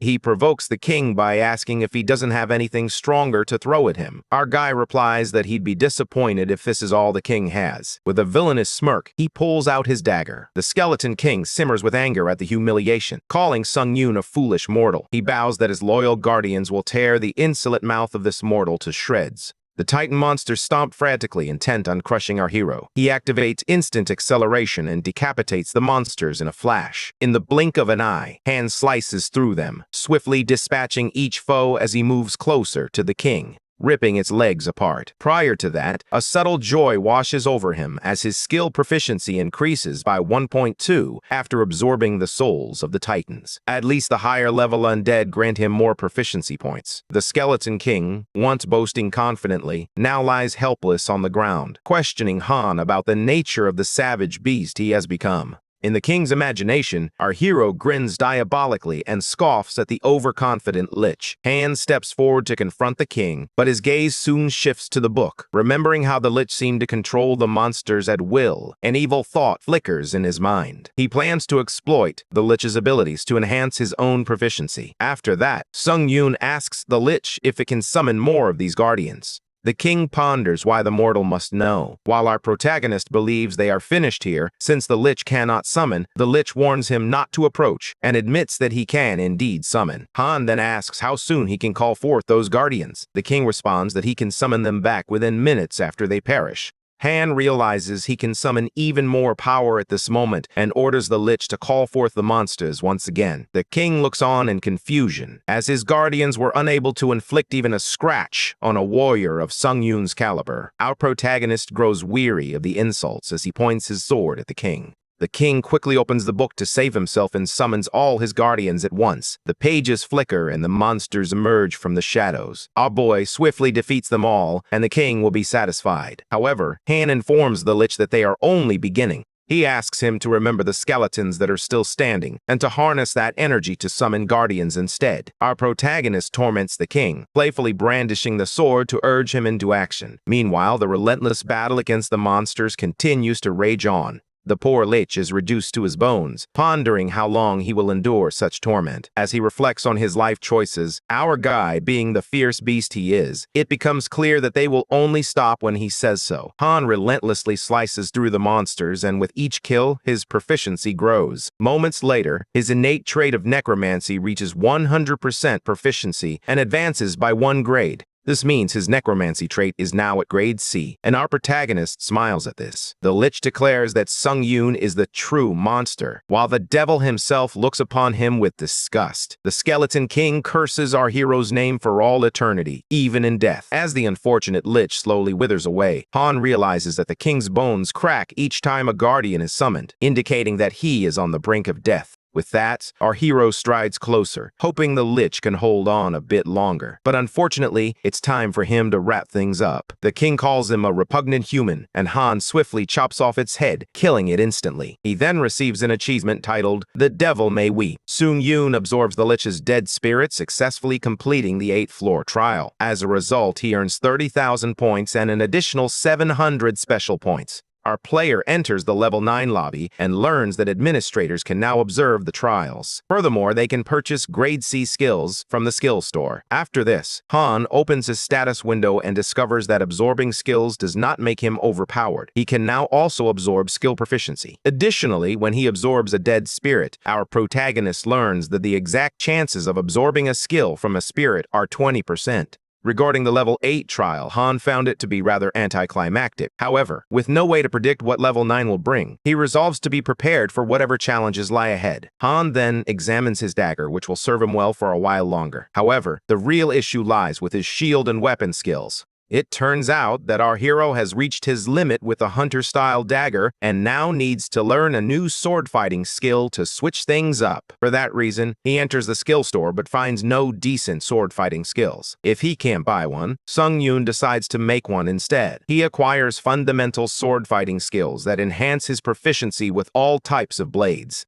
Soon after, he considers leveling up the hunter-style dagger through skill synthesis, but first, he needs to determine which skills it is compatible with. Among all the skills he currently possesses, basic sword fighting seems to be the best fit. Han combines his skills in hunter-style dagger techniques and basic sword fighting to create a unique fighting style. Since these two skills are not of the same grade, the grade D skill, Hunter-Style Dagger, will become the focal point. Additionally, there is a 75% chance of synthesizing a high-grade skill. Moments later, the magic unfolds. Our guy hits the jackpot when the skill Demon Slayer style is created, and it's a C grade to boot. The Demon Slayer style skill triples the cutting effect when wielding the sword and doubles the attack speed against non-human enemies. Our protagonist realizes that it will be quicker when he battles non-human enemies. It's clear that this skill was crafted by a hunter specifically to eliminate monsters. Han then decides to attempt synthesizing some of the skills he has remaining. The tension creeps in as our protagonist tries to convince himself that gambling is a vice. They first look up the skill compatibility and skill rate. After testing the skills, Sung Yoon discovers Ashen Blood and is astonished to find that it triples his regeneration ability, making it feel almost like cheating.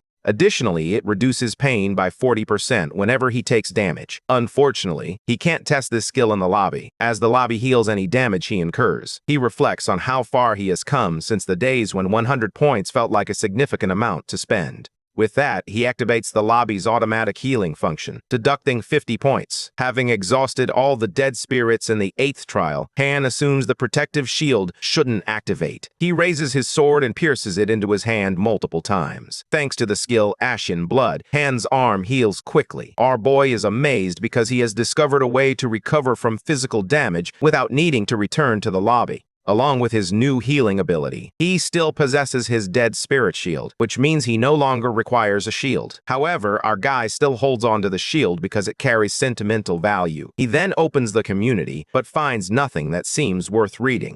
Now that Han doesn't have time to waste, he decides there's no room for hesitation and moves on to the next trial. The level 9 trial theme is Arena, where the objective is to eliminate all the monsters within the arena before time runs out. Successfully completing the trial rewards you with the skill Call of the Wild. Suddenly, a notification alerts Han Sung-yoon that the 9th floor is currently unsafe, revealing that this trial has been invaded by a challenger from the martial arts world. The invader has taken control of the trial's objective. Our protagonist reaches the 9th floor trial and confronts the martial arts invader, who appears to have eliminated all the monsters. The old man introduces himself as Seon Hak Baek, a senior elder of the Great Martial Alliance, and then prompts Han to introduce himself. In the meantime, the Tower of Trials alters the objective of the trial to eliminate Seon Hak Baek from the martial arts world. Han asks the invader Baek why he wants to know his name. Baek replies that it's simply good etiquette to reveal one's name and title before a match. Our protagonist frowns and bluntly mutters that he doubts the old man entered this level with good intentions, so there's no point in introducing themselves. Seon Hak believes the boy is too small-minded to understand anything about the world of martial artists. In his mind, Sung Yoon is fed up with this nonsense and wonders why there aren't any ordinary people invading from other worlds.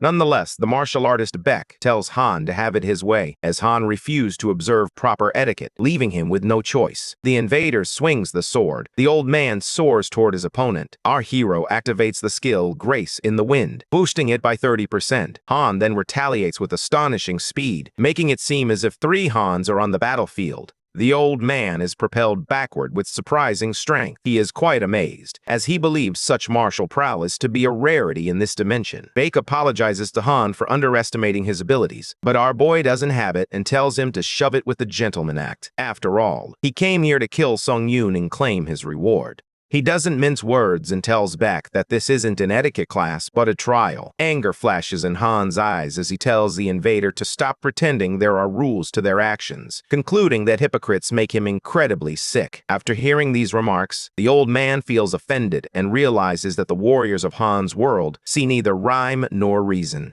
With that, a surge of power courses through Seon Hak Baek. He bids our boy farewell, addressing him as a nameless warrior. Dark energy envelops the area, erupting like a wrathful force. At that moment, the panel alerts Sung Yoon that the enemy's innate trait, Sword Shine, has obscured his vision for 5 seconds. 5 seconds is all it takes to tear someone apart when they are completely defenseless. Our protagonist is thrown into a panic when he realizes he can't see anything. Han Sung Yoon activates the skill Magic Resistance, which reduces the duration of the invader's skill, Sight Impediment. He then activates Third Eye to detect an attack from beyond his visible range. That's when Han senses the sword that nearly pierces him from the front. Fortunately, he manages to dodge the attack just in time as the sword grazes his shoulders and sweeps past his hair. As 5 seconds pass, Baek's skill, Sight Impediment, comes to an end. Sung Yoon can now see his opponent. Our hero activates the skill Ashen Blood, feeling a wave of relief as he realizes the old man nearly had him.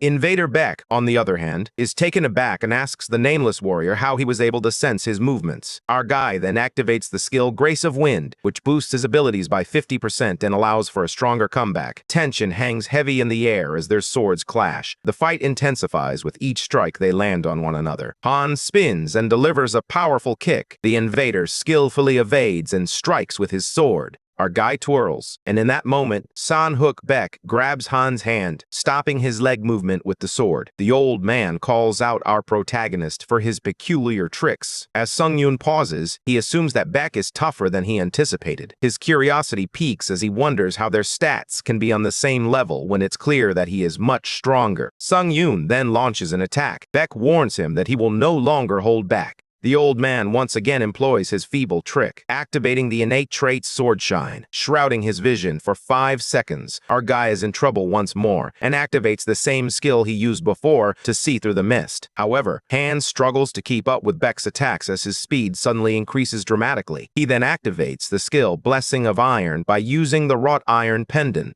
and his skin absorbs 10% of all physical damage. However, these skills don't appear to have much impact. Han is firmly ensnared by his opponent's magical skill. Soon, the invader's skill is nullified, and the mist vanishes. At the perfect moment, our guy drifts back while Baek wields his sword, sustaining minimal damage. As only his arm is severed, Han Sung Yoon strikes with crushing force and bites his own hand to activate his healing skill. He heals his arm. The invader dismisses this as yet another puny trick. Baek reveals that he once regarded Han as a gifted martial artist, but now he realizes that Han's little bag of tricks is nothing more than a borrowed boon. Han, clenching his fist, tells the old man to speak for himself, fully aware that he inherited his innate trait from the tower. Our guy returns like thunder after a period of silence and activates the skill Grace in the Wind, escalating it by 70%.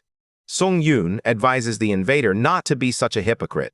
While the invader believes that the nameless warrior will cling to his gimmicks and ramble about a true swordsman who doesn't rely on stolen abilities, he fails to see the irony. This old fool flaunts the tower's innate trait as if he were born with it, yet he dares to criticize our main character for using borrowed powers. What a fool. Our guy has clearly had enough of this nonsense as he charges at Beck with the dagger. He blocks it with his sword and asks Han if he has no honor. Sung Yoon replies that apparently he does not, and then asks the old man how it feels to die from a parlor trick. Even Beck finds it difficult to withstand the onslaught due to Han's immense power. The scene shifts to San Beck's perspective, as he reveals that he has invaded countless trials across numerous worlds. With this very sword, he defeated countless otherworldly players. Those hailing from planet Earth often lacked in every aspect, resembling a pot of honey left unguarded, more like a treasure that didn't need to be fought for. The inability of Earth's players to even touch a single strand of hair on his hand illustrated their utter helplessness. Furthermore, his innate trait, Sword Shine, blinded his enemies, enabling him to defeat them with a single stroke. Up until now, this trial invasion would have followed the same pattern, but things are starting to take a turn for the worse. Beck's distraction provides our protagonist with an opportunity to strike. He skillfully slips the dagger through his hair. The old man's hair flows down freely, gently caressing his shoulder. Our guy finally manages to inflict some cuts on Beck's face, and blood begins to drip.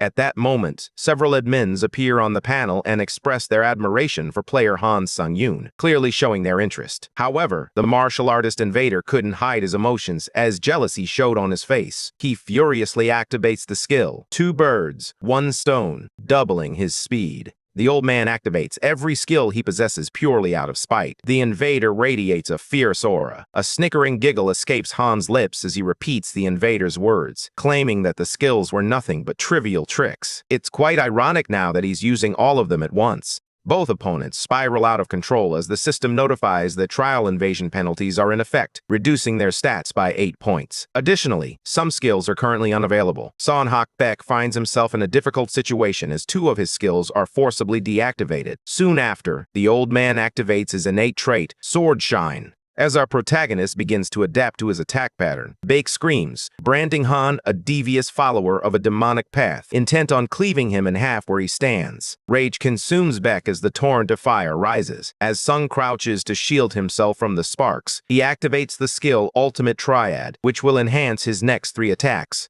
With that, Han unleashes his immense power to confront the invader and decisively defeat him this time. The fierce assault from our warrior shatters the cherished sword of the martial artist. He pierces the dagger through him. As our hero stumbles after unleashing uncontrollable power, the invader walks away, dumbfounded. He trembles, declaring his defeat preposterous. Suddenly, his body splits in half. Gramps had been complaining about petty tricks, yet he was the biggest egotistical hypocrite of them all. He got what he deserved. After an incredibly long battle, the invader is annihilated, and Han smirks as he completes the 9th floor trial. Following that, Han absorbs San Beck's dead spirit, resulting in an impressive 27% increase in his skill level. He is rewarded for completing the trial, but the reward he receives does not match the difficulty level he faced. As a result, the rewards are adjusted.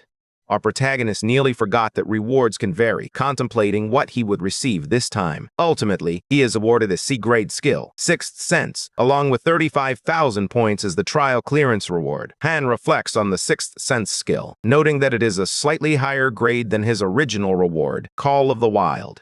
Our boy then moves to the lobby on the 10th floor to investigate further when his path is obstructed as multiple panels materialize before him. The tower's admins applaud his performance. Han then stumbles upon a message revealing that his trials are being observed by And. In summary, he succeeded in impressing several admins during that last fight. Given the recognition he received, our guy feels he has earned the right to take some pride in his achievement. At that moment, the admin, known as the Lord of Iron and Blood, expresses her displeasure at the excessive attention being given to her contractor, Han Sung-yoon. She also cautions him to avoid hubris. Unexpectedly, the admin, White Crane, appears and expresses a desire to enhance his contractor-only store.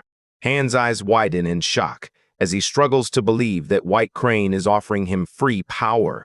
That's when the admin, the Lord of Iron and Blood, her contractor, reluctantly allows our protagonist to accept the power. Han hopes there are no strings attached, but his admin warns him that other admins may grant contractors powers in exchange for their own. This raises suspicions in our protagonist's mind. After all, why would an admin want to win his favor when he already has a contract? Han then wonders if he will have run-ins with other admins. The White Crane smiles bashfully and remarks that he will be Sung Yoon's contractor. The Lord of Iron and Blood comments that gifts from other admins are mediocre and hardly worth his trouble. Upon hearing this, our guy becomes even more confused about the admins giving him mediocre gifts to earn his favor, which clearly indicates they want something in return. He doesn't need to look a gift horse in the mouth, so he takes what he can get. The White Crane admin adds the power, Intense Aura Sword, to Han's contractor store. With a smile, the admin reminds the player to remember this favor. Our guy promises to use it wisely. With that, Han heads to the lobby on the 10th floor, the newly designated common area. He wonders if the admins can see him while he's there. To find out, he calls out to them, asking if anyone is watching, but nobody responds. In that moment, he feels flattered. He can't contain his excitement and decides to open the contractor store. He witnesses the White Crane's skill and discovers that he can infuse magic energy into his sword to create a sword aura. Here, our protagonist initially believes it to be a mediocre power, but he is soon amazed by its true potential. Sung Yoon also mentions that he has access to Han acquires some impressive new skills this time. The power of total rejuvenation enhances the user's skeletal structure, transforming it into a formidable combat force. The power of Iron Blood Sword enables the user to summon a magical sword made of iron and blood without expending any magic energy. Finally, the power of Touch of Death doubles the effectiveness of necromancy and black magic while also causing mild decomposition in the enemy's body. Even our protagonist acknowledges that these skills are serious game changers. Unfortunately, since he's low on SP, the only power he can currently purchase is either bodily rejuvenation or Intense Sword Aura. Our guy is weighing his options, deciding whether to make the purchase or to gather more SP. He reflects on how the old man, San Hakbaek, from level 9, was an absolute beast to fight against. To survive against enemies like him, he needs to acquire as many powers as possible. With that in mind, our protagonist purchases the skill Intense Sword Aura and activates it to test it out immediately. Han wields the sword, channeling his ultimate triad skill to infuse magical energy into the blade as well. However, this feels entirely different. Our boy concludes that the ultimate triad unleashes an explosive wave of magic through the sword, while a sword aura permits energy magic to flow gently through the sword like a river. He uses the skill for quite some time and learns that this intense sword technique increases the magic exhaustion rate by 2% every minute. This leads him to conclude that his magic exhaustion will reach 100% in 50 minutes. At that moment, he deactivates the skill and resolves to be more cautious with his magic reserve moving forward.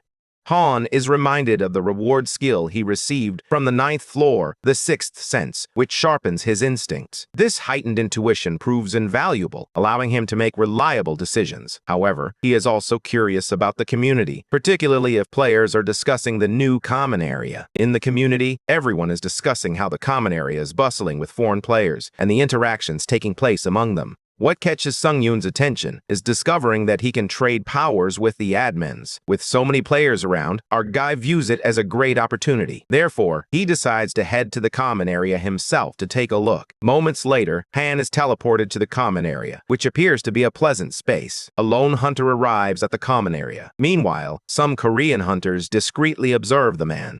That guy looks like a Korean hunter. The other man realizes that he's a top-tier hunter from South Korea. Suddenly, a murderous intent surfaces as the man expresses his frustration with Korean hunters, claiming they act all high and mighty. He questions whether they're allowed to kill other players outside the common area. The Grade A hunter, who is walking away, is suddenly struck by a surge of magical energy. He found his movements hindered. The hunters from earlier step out from the bushes, and one of them throws down his sword. While the poor boy has no way to escape, the evil hunter believes that these Korean hunters know everything there is to know about the world of hunters. The guy feels uneasy about the situation, especially since they're not in a trial and he didn't expect to encounter player killers here. The player killer aims his sword at the boy when suddenly a loud noise distracts him. The boy seizes the moment to escape, darting away just in time to avoid the deadly strike. Suddenly, a nun hunter interrupts and warns the murder maniacs to stop, threatening to use the community chat room to expose them to everyone. The rogue player stands up and agrees, but only on one condition.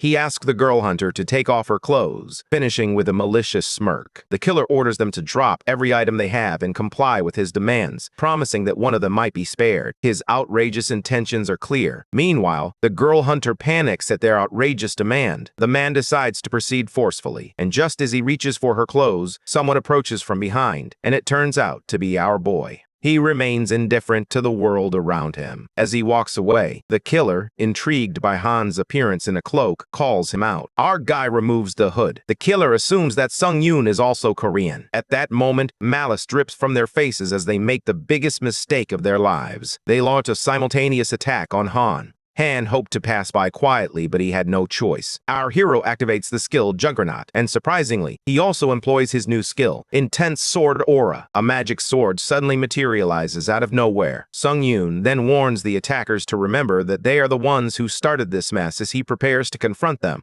Our guy loses his cool and activates instant acceleration. He speeds forward, leaving everything in his wake as he races ahead. In the blink of an eye, he slashes the killer player's sidekicks across the neck with his dagger as if it were child's play. Han smirks like a true villain and charges toward the killer freak, who hides behind an ice shield. Our hero strikes the ice shield, breaking through it and shattering it instantly. A wave of terror washes over the cowardly killer as he begs for mercy, pleading with Han to spare his life. However, our guy doesn't hesitate and drives the dagger through his throat. After eliminating the three bastards, Han absorbs their souls, increasing his proficiency by 6.4%. The girl hunter apologizes to Sung Yoon, explaining that she wanted to help him, but the fight ended before she realized it. As she makes her way back, the boy asks Han if he is a ranker, and Han nods in response. At least he is consistently ranked in the top 10 on the leaderboard. The boy is grateful to have crossed paths with Han, expressing his happiness, as he knows he would have been in serious danger without his help. Our guy insists that it's nothing and advises him to be careful on his way, but he's not exactly a goody two-shoes. Han helped the boy, anticipating that those thugs might target him next. Just as our hero is about to leave, the boy stops him and makes a peculiar request. He asks Sung Yoon for permission to keep the corpses of these thugs. The boy explains that if Han allows him to keep them, in addition to saving his life earlier, he will grant our guy a power for free as a token of gratitude. Naturally, our guy couldn't pass up the chance for free power. After that, the guy activates his skill Devour and consumes the dead bodies. As promised, he sends one of his powers to Sung Yoon, and it manifests as Wings of Steel, which gets added to our protagonist's contractor store. Han couldn't be happier to have another power in his arsenal. The boy then reveals that the skill he sent to Han enables him to summon wings that attach to his back, allowing him to levitate. Our guy assures him that he'll put it to good use. In Loki, he eagerly anticipates trying out this new power in the lobby. Meanwhile, the admins compete for Han Sung Yoon's attention as everyone strives to win his favor. The Lord of Iron and Blood expresses her displeasure toward those who covet her contractor. Our guy is bewildered to realize that all this commotion is centered around him. Han becomes convinced that the admin's eagerness to fight over players indicates they must want something from them. Aware that he will uncover the truth sooner or later, our protagonist walks to the common area alongside the hunter. As they walk, the boy explains to Han that the common area is divided into 3 sections: an arena, an auction house, and a casino. He further reveals that, so far, 3 other worlds have invaded their realm: Ares, Morum, and Kallian. Challengers from Ares appear to adhere to a knightly code. Challengers from Morum are similar, but they tend to be a bit more aggressive. Kallian is home to various species, including elves, fairies, and beastkin. Upon hearing this, Han recalls the 2 invaders he encountered. The Black Knight hailed from Ares, while the White Crane came from Murum. Although he is surprised by this information about the other worlds, the boy smiles and reveals that he used his questions to gather as much information as possible. Later, they arrive at the common area, and the boy hands Han his business card, just in case. Our protagonist is utterly shocked to discover that this individual is a team leader within the association's Challenger management team. They enter the common area, which is bustling with activity. The boy appears quite excited as he informs Sung Yoon that he's on his way to the auction room, as our guy smirks, revealing that he is on his way to the arena. Moments later, our boy enters the arena, which resembles an arcade filled with games. A sense of thrill fills the air. The admins fondly reminisce about the past as they gaze upon the arena, feeling a surge of excitement from the passionate energy that fills the space. Sung Yoon finds a seat, and the arena system activates. Our protagonist is asked to choose between placing bets or engaging in duels. He presses the help button. The arena is divided into a bets menu and a duels menu. By selecting the bets option, players can wager points on duels between other players. They can either win or lose points based on the outcome of each duel.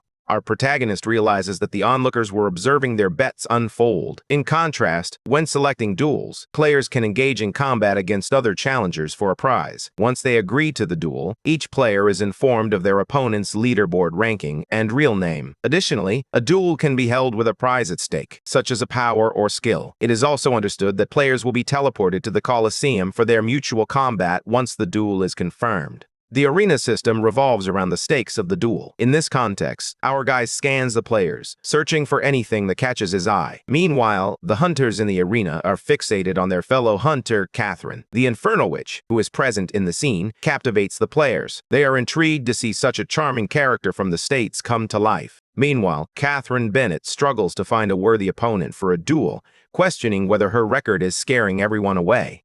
She believes that more challengers would duel with her if the number of wins were kept secret. Bennett currently holds the 6th rank on the leaderboard, boasting a total of 17 wins. Even the admin, Master of Flame, scoffs at this display of cowardice, and Catherine wholeheartedly agrees that this place is filled with scaredy cats. The boredom nearly overwhelms her, and as she finishes wasting her time at the arena, a notification causes her to turn around. It turns out to be a duel request from our boy Sung Yoon, who has yet to secure a single win in the duel. Catherine is impressed by the newbie's bold move to challenge her in their first duel, and he accepts the challenge and enters the Colosseum. The opponents face each other, and Catherine appreciates Han's gallantry in choosing her as his first duel opponent. Nonetheless, the duel begins. The girl becomes cocky as she advises our guy to view the duel as a learning experience. The fire magic radiates from her. Bennett activates his skill, Birth of Fire. A massive flare of fire erupts, chasing after Han. Our hero dodges the fiery assault, while Catherine acts arrogantly, believing it's all over. Sung Yoon turns everything around when he activates the skill, Sword Chi Master. In a jaw-dropping moment, it slices through the giant fireball in an instant. Catherine is taken aback by the sight, while our protagonist scoffs at her words, dismissing the duel as merely a learning experience.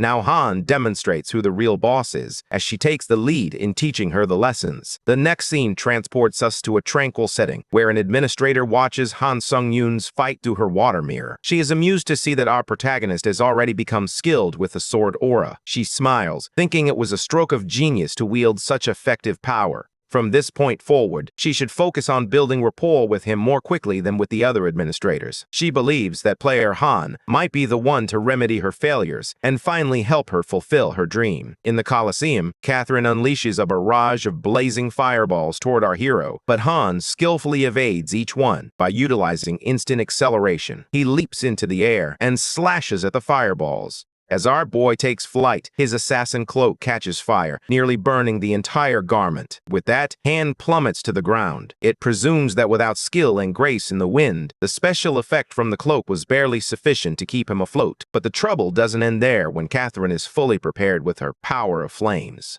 determined to see how long he can last. Meanwhile, the Lord of Iron and Blood watches with amusement as Catherine's flames draw closer. The other admins are equally captivated by her fiery abilities. In contrast, our hero wields his dagger to slash through the flames, empowered by an intense sword aura. With each passing minute, the magical exhaustion grows as Han uses this skill. It seems this fight will become more challenging the longer it continues. At that moment, our protagonist absorbs the dead spirit of Son Hak-baek, which boosts all his stats. He absorbs the electric sword aura skill from the old man. This skill enhances the user's sword aura with an electric charge and lightning damage, and it also enables the user to unleash a sword wave. Our protagonist is puzzled by the concept of a sword wave, assuming it means he can perform a long-range attack with his sword aura. Meanwhile, as he contemplates this, Catherine interrupts his thoughts and tells him to sing. Yoon snaps back to reality as witnesses see blazing arrows above him, poised and ready to strike at a moment's notice. The encroaching fire arrows pursue Han like shadows as he desperately dodges them, attacked from all sides. In that crucial moment, our hero activates the skill Ash in Blood, taking the risk to make it work on his first attempt.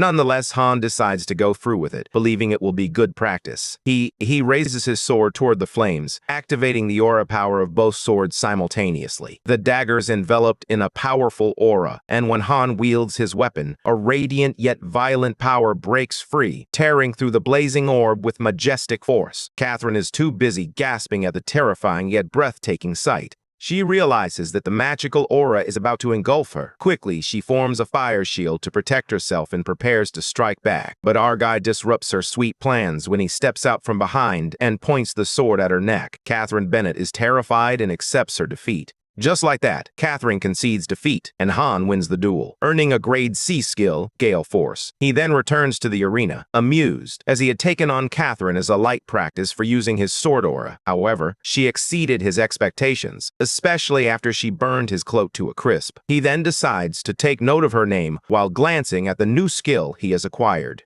It seems our guy gets scammed, as the skill Gale Force is only effective for stabbing. Our guy glances at his score and secures a win, but this is just the beginning. Sung Yoon faces his next duel against Yuji Iwaki, who is ranked 11th on the Japanese server leaderboard. As the duel begins, Yuji expresses his anticipation for facing the third best player in Korea, but he harshly mocks him, calling him a weakling dressed like a bum. Han scoffs at his foolish words, while Yuji looks visibly annoyed. Our protagonist finds it hilarious that they were both thinking the same thing. The Japanese player twitches and reacts, abruptly attacking Han with a spear and calling him an asshole. Sung Yoon narrowly escapes death from an unpremeditated attack and is subsequently apprehended, as this behavior is standard on the Japanese server. Inside his mind, Han Sung-yoon chuckles, boasting that he has become quite overpowered. He subtly ridicules Yuji Iwaki for being the 11th best player in Japan, proudly admitting that this feels like a cakewalk to him. To our surprise, his condescending attitude ultimately gets the best of him. Han crosses the line when he deliberately drives his dagger into Yuji, causing blood to spill. The guy endures an overwhelming amount of damage. Just like that, he wins the duel as if it were a walk in the park. The smirk says it all, as Han welcomes his opponents to the skills buffet. One by one, he relentlessly defeats them, swatting them away like flies. This impressive performance earns him the title of Master Duelist. The scene then shifts to the Morome, the Central Plains, a realm dominated by martial artists. The servant informs his young master about the passing of Great Elder Sonhak Beck. According to the latest update from the Great Elder, he discovered a new connection to a dimension called Earth, and he was determined to launch a trial invasion. Suddenly, they are interrupted by something that rushes toward them frantically, its stomping echoing ever closer. At that moment, a dragon-like creature emerges. The young master was known for his charm and intelligence, often impressing those around him with his quick wit and keen insights. His presence commanded attention, and he navigated social situations with ease, making friends wherever he went. Despite his youth, he displayed a maturity beyond his years, earning the respect of both peers and elders alike. As he faced challenges, he approached them with determination and grace, proving that he was more than just a promising figure. He was a force to be reckoned with in his own right. He confesses that it has been 5 years since he suspended his ascent of the tower. The sword glides into the owner's hand like a tamed pet. The young master flips gracefully. With a single strike, he drives his sword into the monster's head, killing the giant beast instantly. The servant is astonished to witness how effortlessly his master has subdued a divine beast of such immense power. This leads to the conclusion that the young master's martial prowess is indeed terrifyingly powerful. The sword master yanks his sword from the beast's head, intrigued by this world called Earth. He then commands his servant to spare no effort in discovering who is responsible for Elder Beck's death. It seems another prey is about to become part of our main character's skills buffet. Later, Han returns to the lobby, feeling a wave of relief as his fatigue begins to fade. He is overwhelmed by the power he unexpectedly discovered, the Wings of Steel, a skill that allows him to soar through the sky. Just the thought of it makes Han feel giddy. Unfortunately, this ability costs 500 special points, and it's a shame that he is currently out of SP. He then moved on to the next task, synthesizing some skills. This time, Sung-yoon carefully planned for an hour before synthesizing the skills. The skills he developed include the Defense Shield of Retribution, Movement Speed, Silent Shadow Steps, and Attack Speed, Wild Sword Flurry. In addition to acquiring 2 C-grade skills, our guy also managed to secure a B-grade skill, Shield of Retribution. Our protagonist discovers just how extraordinary the B-grade skill truly is. Shortly thereafter, Sung-yoon enters the 10th trial, where the objective is to prevent the resurrection of the Abyss-stricken Lord within a 3-hour time limit. The reward for successfully completing the trial is a skill proficiency potion, while the penalty for failure is death. This trial turns out to be a team assignment, with the system pairing teammates based on leaderboard rankings. It quickly becomes clear that the top 4 players on the leaderboard are merged into a single team, which includes the rank 1 player, Kim Sung-hoon, the rank 2 player, Chun Sok-oh, the rank 3 player, Han Sung-yoon, and the rank 4 player, Han Sung-yoon, and the rank 4 player, Suda Pwinzis.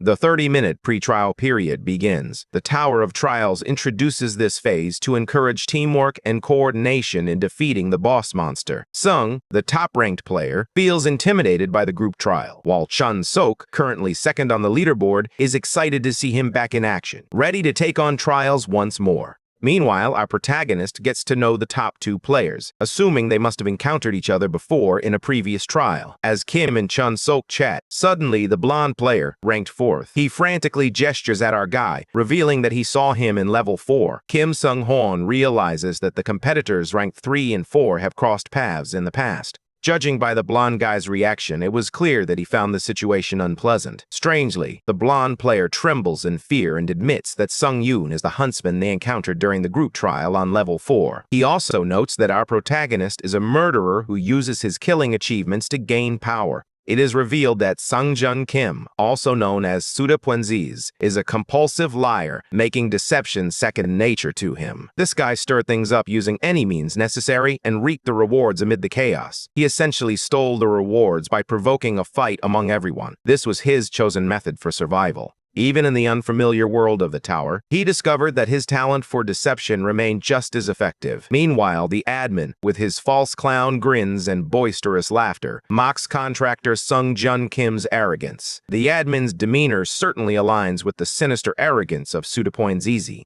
While our protagonist can sense the devilish intent from that man, Suda Pwinzis believes he has caught Han off guard, judging by his reaction, and plans to push them a bit further. The blonde man, employing his cunning tactics, accuses Han Sung-jun of ruthlessly slaughtering his own teammates. Our boy finds this ridiculous, and as he attempts to speak in his defense, Kim Sung-jun summons his weapon and emphasizes that a strong team of 3 is more effective than a divided group of 4. Rank 1 makes it clear that the trial cannot be taken lightly and asks which of them is telling the truth. Kim concludes that the one who lied will be eliminated. The tension crackles in the air, and an electric atmosphere envelops the scene. Our guy figures that if things go sideways, in the worst-case scenario, he'll have to fight all 3 of them at once. Right at that moment, Chun Sok-oh emerges as a true game-changer. He stands out as the only sensible player, especially considering that Suda Pwinzis has encountered 3 ranked hunters at level 4. Chun Sok changes his approach and suggests that Sung-jun must know the huntsman's real name. The rank 2 player proves to be a literal genius, as he ensnares Suda Pwinzis in his own deceitful game, prompting him to remember that the nickname system was only implemented in the level 5 lobby. In that case, as long as Sung-jun knows the hunter's real name, he can be certain they have met before. Suda Pwinzis' cockiness takes over as he confidently reveals the hunter's name, Chilman Lee. This man is diabolically insane, convinced that there's no way to prove anyone's identity in this place. Oh Chun Sok addresses our guy as Chilman, asking if he has anything to say. At that moment, the tables turn. Han pulls out his hunter's license.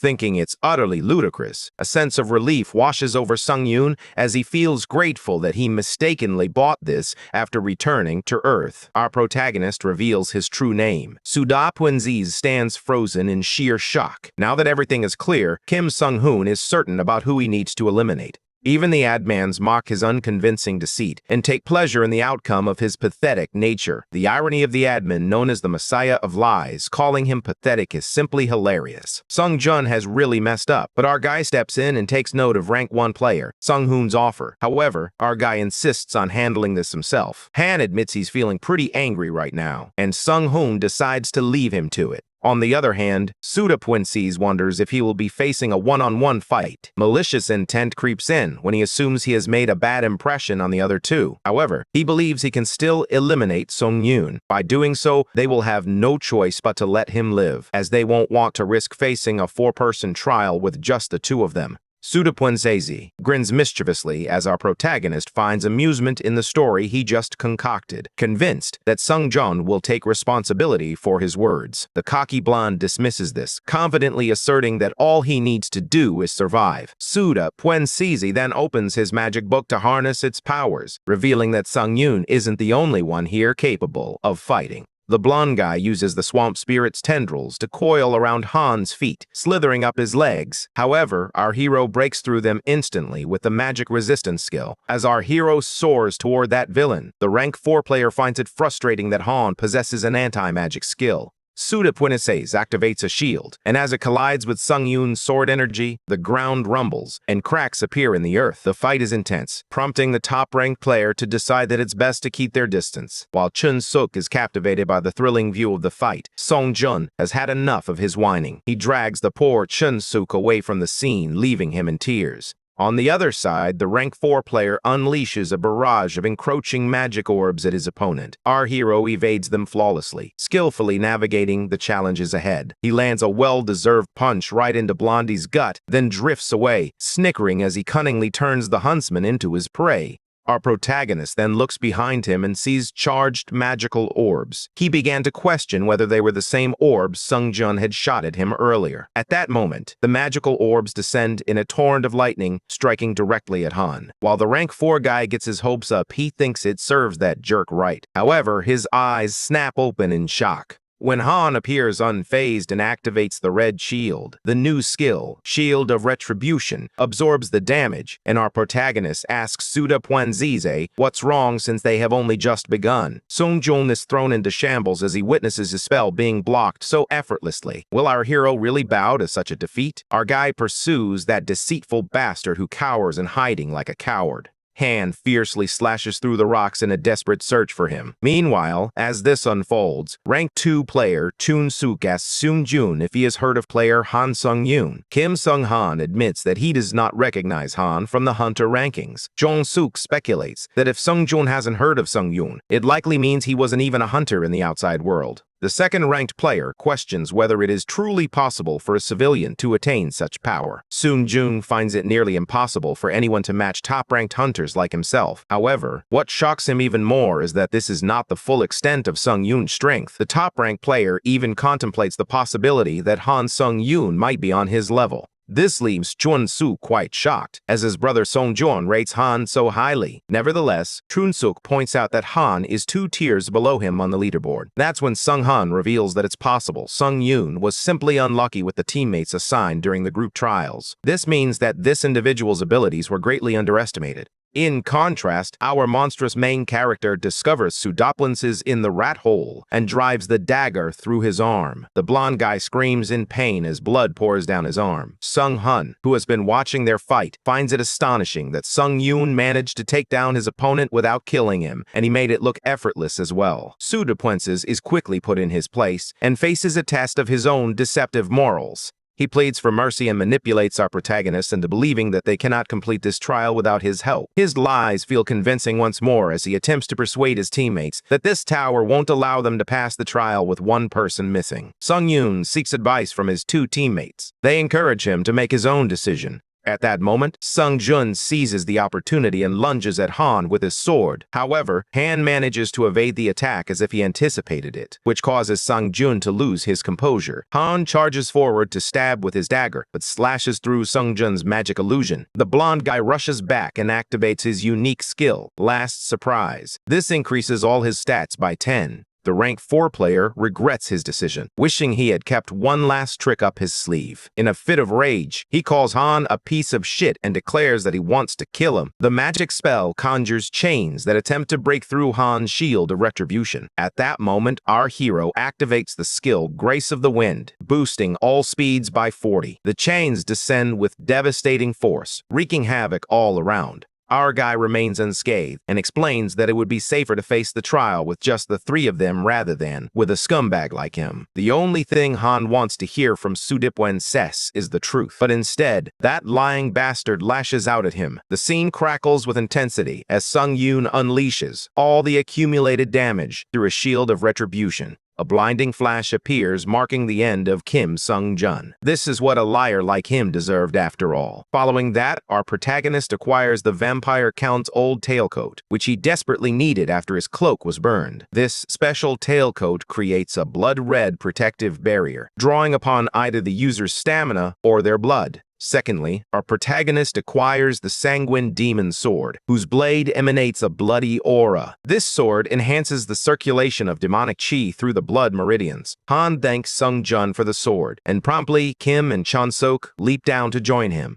Chun-sook is fixated on how incredible our guy performed out there, while Sung-yoon realizes that it's all coming to an end. Shortly after, they receive word to prepare for the upcoming trial, as the pre-trial phase is nearing its conclusion. Three of them start moving, and as they walk forward, they pass by a towering statue of a horseman. Jun-sook shares his wild thoughts, hoping that the statue doesn't come to life or something unexpected happens. Kim Sung-yoon asserts that it's entirely possible, as this is the Tower of Trials, not Night at the Museum. At that moment, our guy cautiously glances at the statue, sensing an ominous vibe creeping in. Later, they arrive at the trial location, which is illuminated by blue crystals. They come across 3 additional eerie statues bound by chains. They stand before a headless armor statue, convinced that it represents the Abyss-stricken Lord himself. That's when the 10th trial begins, and the system alerts players that the Abyssal Guards will spawn. They must stop the resurrection of the Abyss-stricken Lord. Suddenly, the ground begins to rumble. The Abyssal Guards come to life, breaking through their chains and surrounding the 3 of them. Sung-jun is eager for a good warm-up, while our guy suggests they aim for the guards' heads.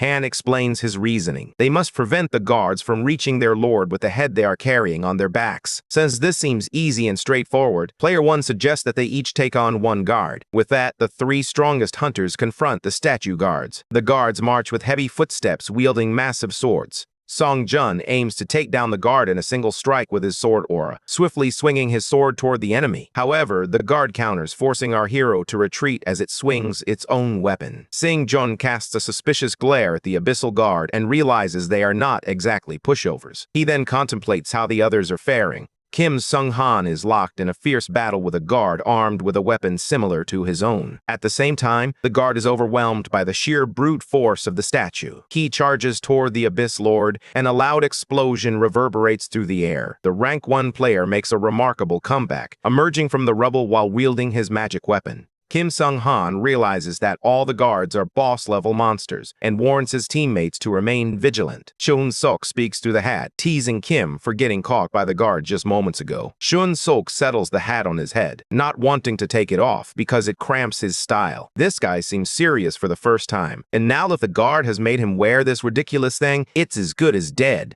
The second-ranked character crafts an iconic magic bow and arrow. He shoots 3 arrows that explode like bursting bombs. The guard skillfully evades them and leaps toward him. Chun-sook believes that charging a long-range caster is the textbook tactic, at least for an ordinary mage. As Han Sung-yoon observes the first 2 players in their element, he realizes they resemble weak challengers, igniting his determination to compete even more fiercely. Finally, our hero can concentrate on his fight. With that, Han dodges the guard's sword strike, which slams into the ground. The rocks are flung upwards. Our guy spins in a classic move, sending those rocks flying directly toward the guard. Sung-yoon activates the Wind Grace skill, boosting his speed by 50%. However, in a surprising turn of events, he runs past the guard, inadvertently stepping on the guard's shadow. He employs the skill Silent Shadow Steps, which increases the attack speed of blade weapons by 10%. Sung-yoon leaps into the air, swinging his dagger infused with electric energy, tearing apart the guard's mask. Meanwhile, player Kim Sung-han unleashes lightning strikes, also shattering the guard's mask.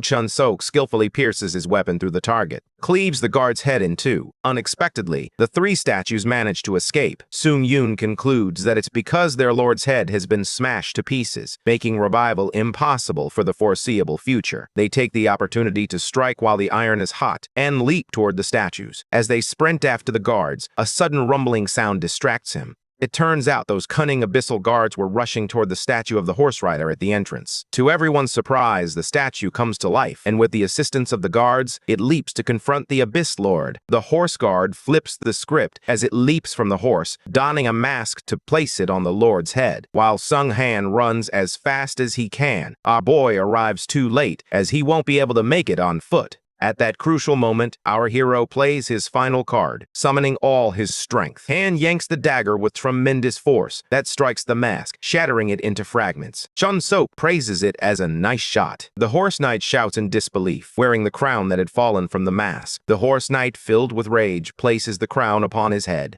What happens next leaves everyone in absolute shock. The Horse Knight slits its own throat. The players rush to prevent this disaster. They arrive too late as the knight tears its head apart, and it rests on the Lord's head. As the hunters leap in for an attack, a violent surge of energy strikes them. The conditions are fulfilled when the Lord is resurrected. Our guy is left utterly speechless. Now their special objective in the trial is to defeat the abyss-stricken Lord. The system nullifies all damage with the power of invulnerability. They also learn that this boss monster can only be harmed by a challenger with higher average stats than itself. Han Sung-yoon contemplates the nature of the power held by the boss monster. Meanwhile, the Abyss Lord summons a sword, radiating a dangerous aura as it wields the weapon.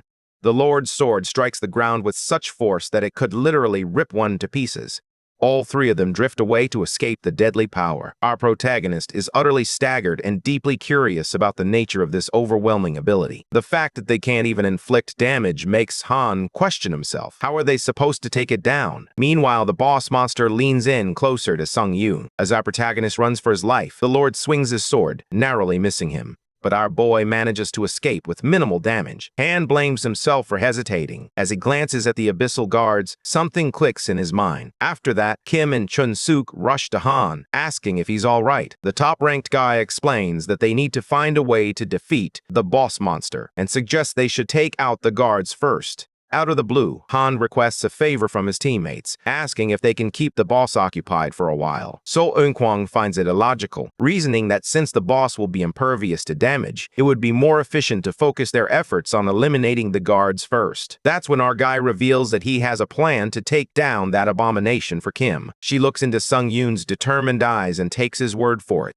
The guy makes it clear that they won't be able to hold off the boss monster for long, advising Han not to prolong the encounter. With that, Kim and Chun Sok set off to distract the boss monster. Our guy is left to handle the guards who are marching toward him. Meanwhile, Sung-yoon unleashes his powerful lightning strike, but it doesn't even make a dent in the Abyss Lord. The boss monster spirals out of control as it activates the power of lordly grace. This compels them to bow down to the Lord and remain still until given permission to move. It appears that the two top players are in a precarious situation, as they cannot move until the Lord allows it, causing them to tumble to the ground in submission. The Lord swings the sword and its power reverberates. The terrifying power filled with rage approaches Chun Sok and Kim, who stand helpless, unable to dodge the impending attack. Kim taps into his magic resistance to partially lift the restrictions on his movement, regaining some freedom. He positions himself in front of Chun Sok to shield him. The top-ranked player braces for impact as the energy strikes him. He coughs up blood and collapses into Chun Sok's arms. Neither player has the strength to withstand the overwhelming force of the Lord. Chun Sok carries his friend, who is on the brink of death, as the Lord raises his sword, ready to annihilate them. The tension hangs heavy in the air. Just as the sword is about to come crashing down, our hero arrives just in time, saving his teammates with a shield of retribution.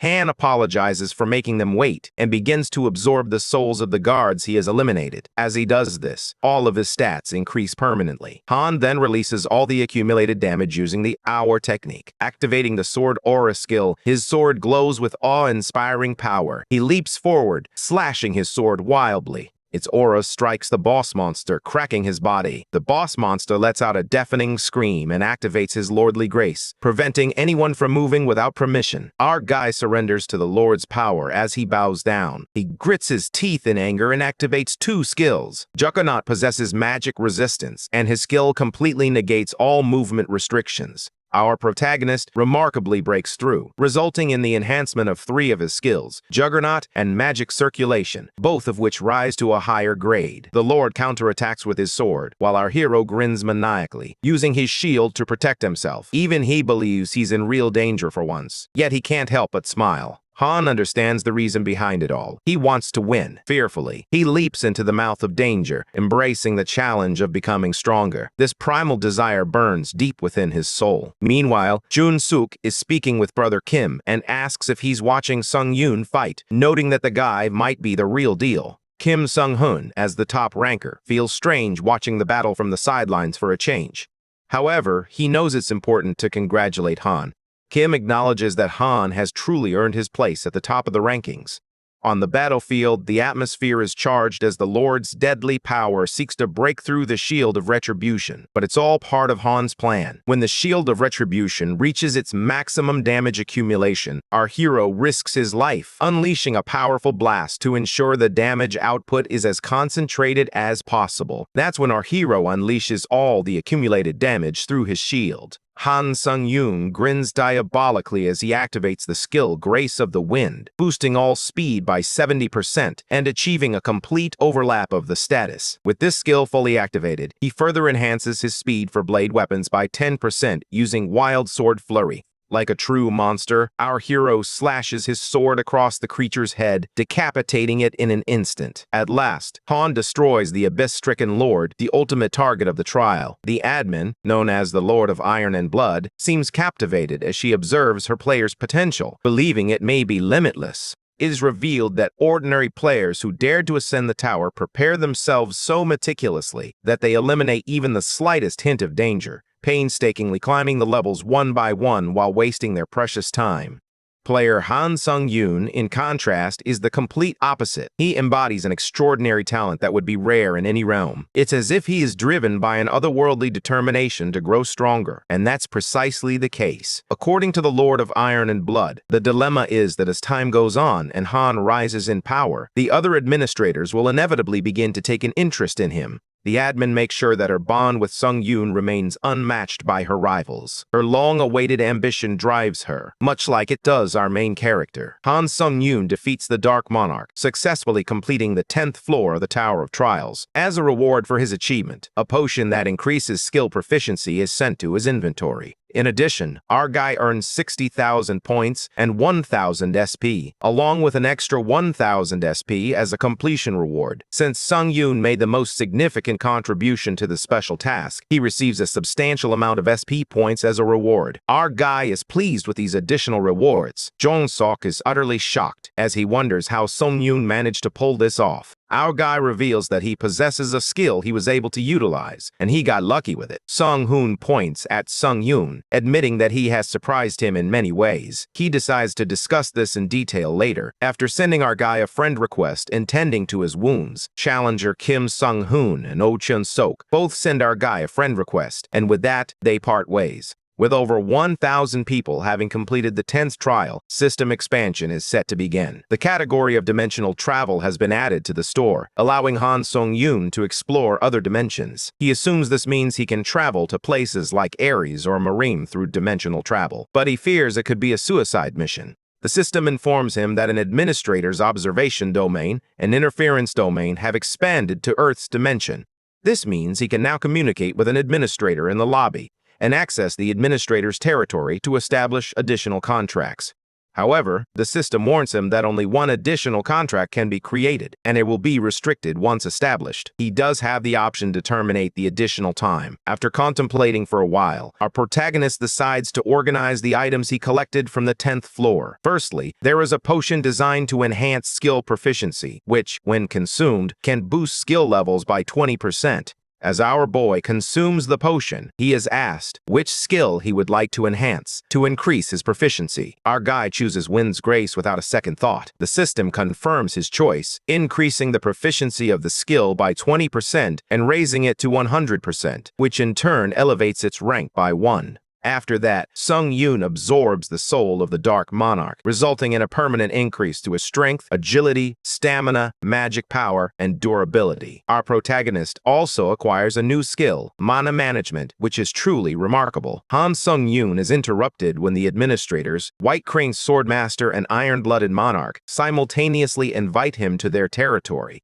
This puts our protagonist in a tough position. It feels more like a double date. Sung-yoon accepts the invitation and arrives at the Iron and Blood territory, where he meets the admin, the Lord of Iron and Blood, who laughs confidently, knowing he would choose her. She reveals that she won a bet because of him. Soon, Sung-yoon realizes that the reason for his invitation was merely due to that bet. Noticing her outfit, he asks if she isn't cold. Our protagonist decides to ask her about the mana management skill he acquired, curious if she has any insights to share. The admin believes it's a valuable skill and decides to discuss it briefly before they leave the abode. She instructs him to focus on channeling all the magical power within his body as intensely as possible, using the new mana management skill. As Sung-yoon continues, his mana circuit is significantly affected by the activation of the skill mana management, which forcefully amplifies it. An astonishing surge of mana overwhelms his body. When he tests it out, strong winds are generated, causing the thin fabric covering the administrator's body to be blown away. Han Sung-yoon watches this event unfold.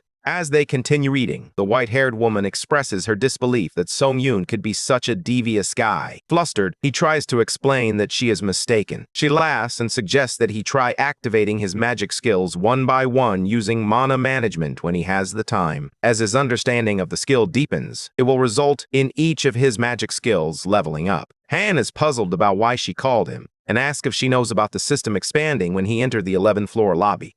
The admin then reveals that she can come here without needing the tower. She clarifies that the true purpose of the interference domain is to enable admins to actively nurture their challengers. When he struggles to understand her meaning, the iron-blooded monarch decides to demonstrate his power by using the interference domain, thereby granting the challenger a new authority, the iron-blooded sword, which has been etched into our boy's soul. Feeling overwhelmed, our protagonist asks her if she can distribute authority like that. The administrator firmly refuses, leaving Han confused. The white-haired monarch believes she has done enough for the tower to warrant such actions. However, Han struggles to comprehend why she is helping him so much and choosing to support him. That's when the admin confesses that she sees potential in him and explains that administrators are rewarded for nurturing their challengers. However, the motive isn't positive. They are investing in their challenger out of their own genuine desire. Sung-yoon wonders what an earnest wish is, but before they can continue, the admin, White Crane Swordmaster, extends another invitation to him to visit his territory, not just once, but multiple times. The Lord of Iron and Blood chooses to end the conversation upon noticing an impatient companion and bids our protagonist farewell. Sung-yoon accepts the invitation and is transported to the administrator's territory, a forest. He surveys the area and realizes it's ideal for his training. Intrigued by the training method described by the iron-blooded monarch, he decides to test it out now by using mana management. His proficiency and skill increases 3 laceration by 8%. Instant acceleration is forcefully upgraded to rank B. Additionally, the proficiency of the skill Counter Shield increases by 7% due to mana management. With that, Han decides to use Sword Chi as well, but it doesn't activate through mana management. This leaves our guy confused as he finds the situation strange. The system reminds him of the White Crane Swordmaster, who is eagerly waiting for him. With that in mind, he decides to move forward and walks ahead. While walking, Han Sung-yoon assumes the admin is an old man, based on the nickname they are using. As he reaches his destination, a beautiful girl with white hair awaits him, introducing herself as the administrator, White Crane Swordmaster. Our guy is left in awe. White Crane wonders if there's a problem, but Han assures her that he is simply fascinated to finally meet the administrator he has only communicated with through messages. White Crane invites him to sit as they engage in conversation. Sung-yoon feels completely refreshed after taking a seat. He now understands why she prefers to sit here instead of in a chair. The admin reveals that she has been watching over him from this place ever since he fought Baek Soon-hak to the death on the 9th floor. Sung-yoon questions why she would grant her authority to a challenger she met only once, considering it a waste. However, the pretty girl strongly disagrees, insisting that he needs to recognize his true worth. Furthermore, she reveals that the great Elder Baek, despite once being a formidable swordsman in Muram, was unable to achieve lightning sword chi. He lost a portion of his strength upon entering the tower. Therefore, she believes that defeating a challenger like him is a significant accomplishment. She also reveals that she was the one contracted with Baek, so there's no need for him to deny it. This leaves Han Sung-yoon speechless, as he assumes she might hold a grudge against him. The White Crane Swordmaster interrupts his thoughts, reminding him not to bring the mood down, and noting that he was merely an easy challenger to earn points. The administrator informs him that she has made contracts with many challengers in the past, but she has never invited anyone to this location before except for Sung-yoon. With that, she straightforwardly offers him the chance to enter into an additional contract with her. Our protagonist is curious about the benefits he would gain by following her advice. She informs him that by accepting this role, he will gain access to exclusive training and knowledge, elevating his skills to new heights. Sung-yoon, intrigued by the opportunity, seeks more details about what this entails. She explains that an administrator can appoint only one disciple in their lifetime, and being recognized as an administrator's disciple in the tower signifies that you have formed a special contract. Challengers who are disciples can purchase all the authorities of that administrator. Upon hearing this, Han Sung-yoon is shocked, realizing just how important a disciple contract truly is. He reflects on the iron-blooded monarch, who didn't bother to explain this to him, despite the fact that he is her disciple.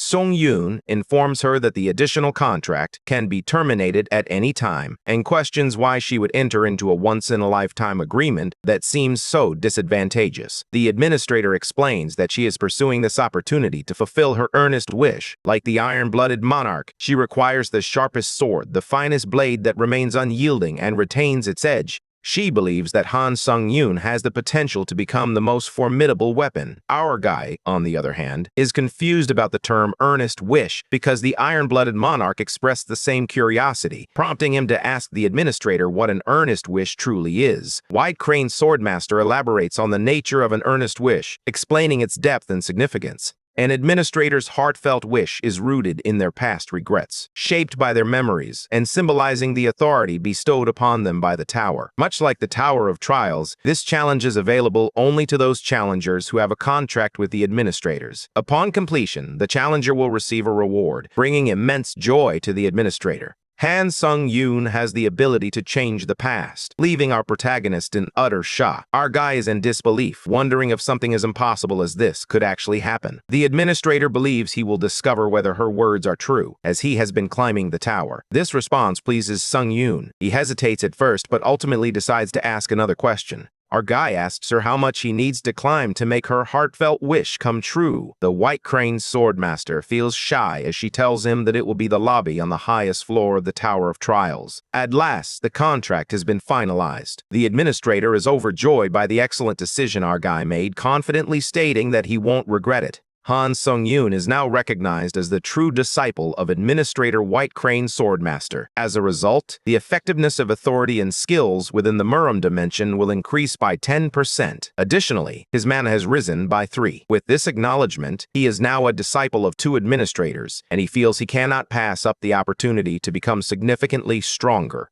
His thoughts are interrupted when the attractive administrator asks if he has heard anything else from the iron-blooded monarch regarding the person searching for him. Sung-yoon firmly declines. The admin's head aches as she contemplates what Iron-Blood is thinking, especially since it seems she trusts our guy completely. White Crane Swordmaster informs Han Sung-yoon that she has something important to share, but it will require all of his question vouchers. She asks if that's acceptable. Sung-yoon readily agrees, as he has been saving his vouchers and has no immediate use for them. In contrast, Challenger Han has already exhausted all of his vouchers. The administrator then reveals that in the Muram dimension, there exists a formidable force known as the Muram Alliance. Bayek, the individual our protagonist killed on the 9th floor, held a prominent position as a High Elder of the Muram Alliance. As a result, there is someone who is supporting our guy in the Muram dimension. This information leaves our hero in denial, as he certainly does not want anyone from the Muram Alliance hunting him down to kill him. The administrator assures him that, instead, the Muram Alliance is currently in disarray due to the battle for the High Elder's vacant position. As he contemplates who might want him dead, the pretty white-haired girl informs him that it's the sword dragon from the Namgong family in Tokyo. In Shinjuku, the Blue Heaven sword dragon, Namgong Hyuk, makes his presence known. He has established himself as a prominent figure among the martial arts champions of the Muram dimension, earning the title of genius. While the ultimate reason he's searching for our guy is revenge, the underlying motivation is simply his curiosity. The administrator warns Sung-yoon, uncertain about when it will happen. However, if our guy ends up facing Namgong Hyuk, he must be ready to put his life on the line. With that, Sung-yoon is moved to the lobby on the 11th floor, where he summarizes the information he just received. The Muram's psychotic murderer is searching for him. Our protagonist purchases the Authority Wings of Steel C+,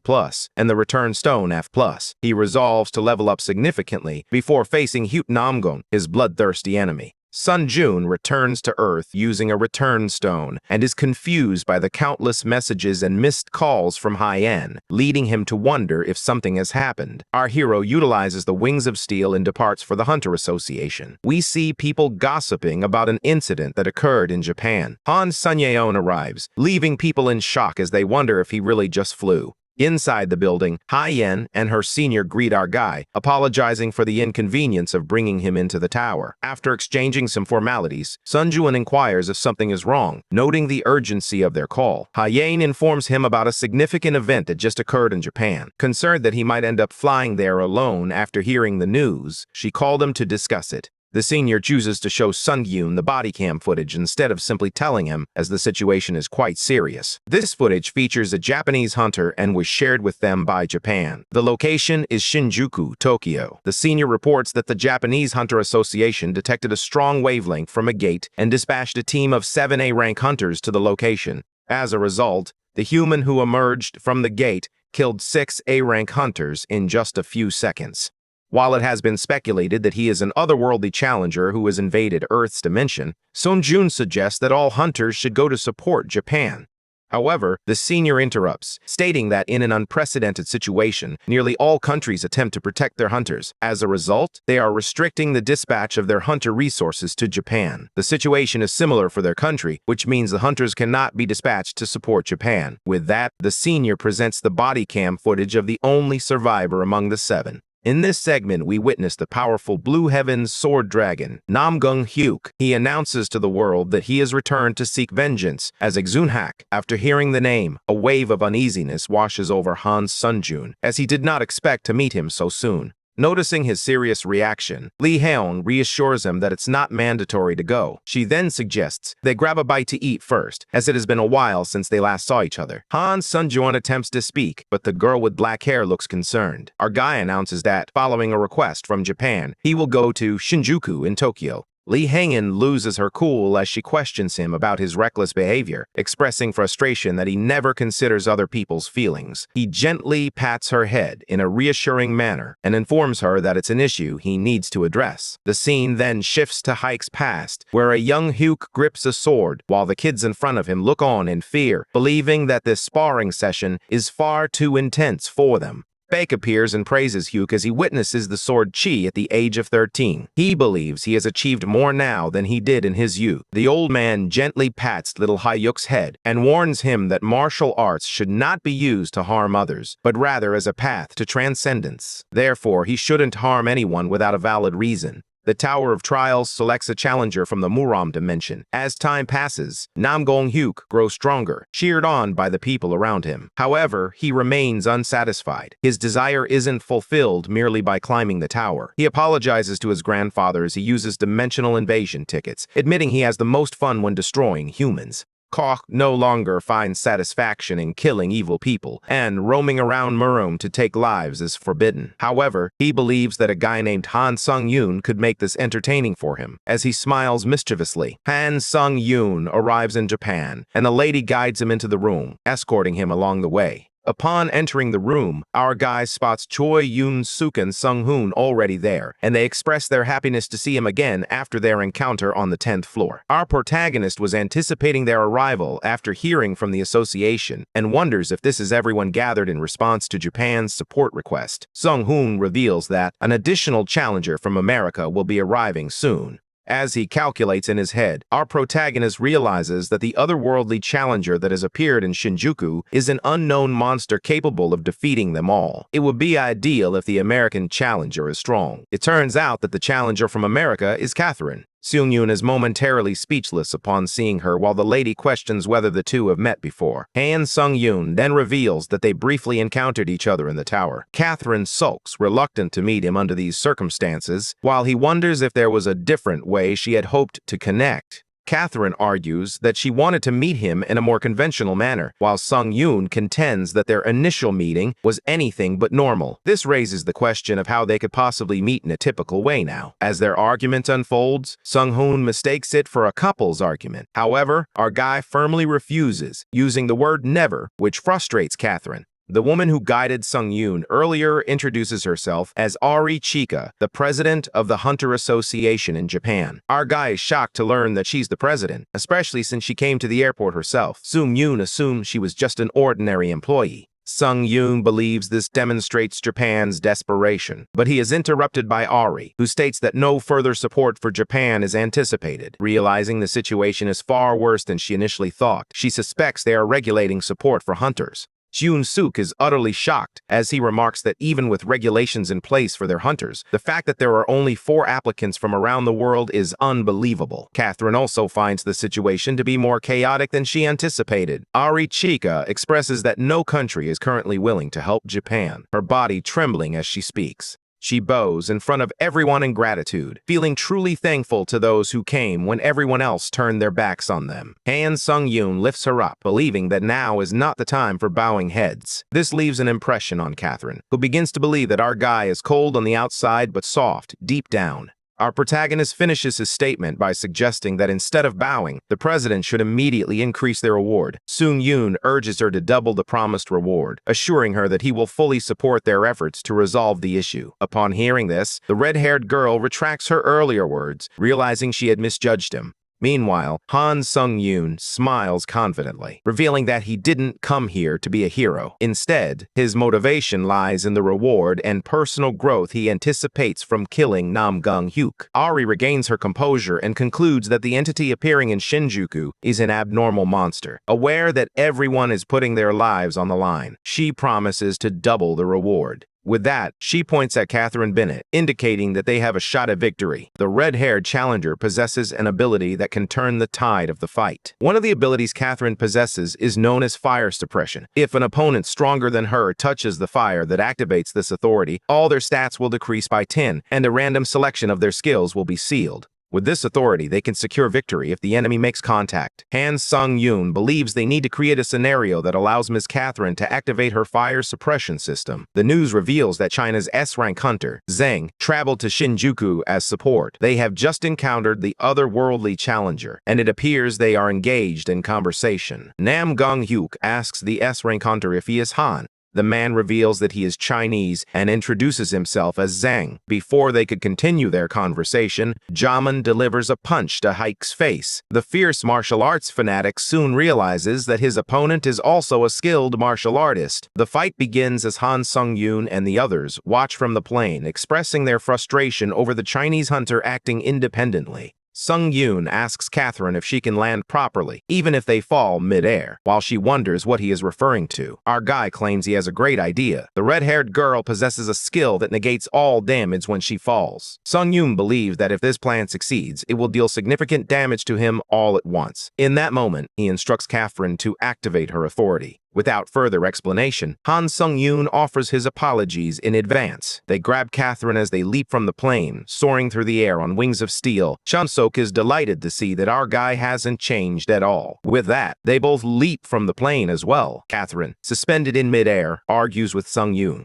However, our guy is not even listening to her, as he is pleased that the Chinese hunter is capturing Nam Gung-hyuk's attention. Our guy tells the red-haired girl to use her authority whenever she sees an opportunity. With that, he decides to take the lead. Meanwhile, Jamin and Hyuk are engaged in a fierce battle. Nam Gung wonders what type of martial art it is. He pushes the Chinese hunter back, sending him flying. Before Hayu can catch his breath, something strikes him with full force. Then, we see Han Sung-yoon standing directly in front of him. Nam Gung-hyuk gives our protagonist a sharp look as he questions his identity. Sung-yoon smiles at Hyuk, expressing that he had been searching for him for so long, and now that he's finally here, he feels like he doesn't even know who he is. In contrast, young Master Hyuk's hands swell and throb with pain. Our guy makes a destructive entrance, wincing in pain as he admits it wasn't the best idea to plummet full speed from the sky. Hyuk asks Han who he is. Our hero activates Ashen Blood, reducing all types of pain inflicted on him by 40%. Now that Han is all set, he is surprised that the guy can't recognize him, especially since he has been desperately searching for him. That's when Hyuk realizes he's found the infamous person he's been searching for. Our protagonist introduces himself. He charges his sword with the Sword Aura skill.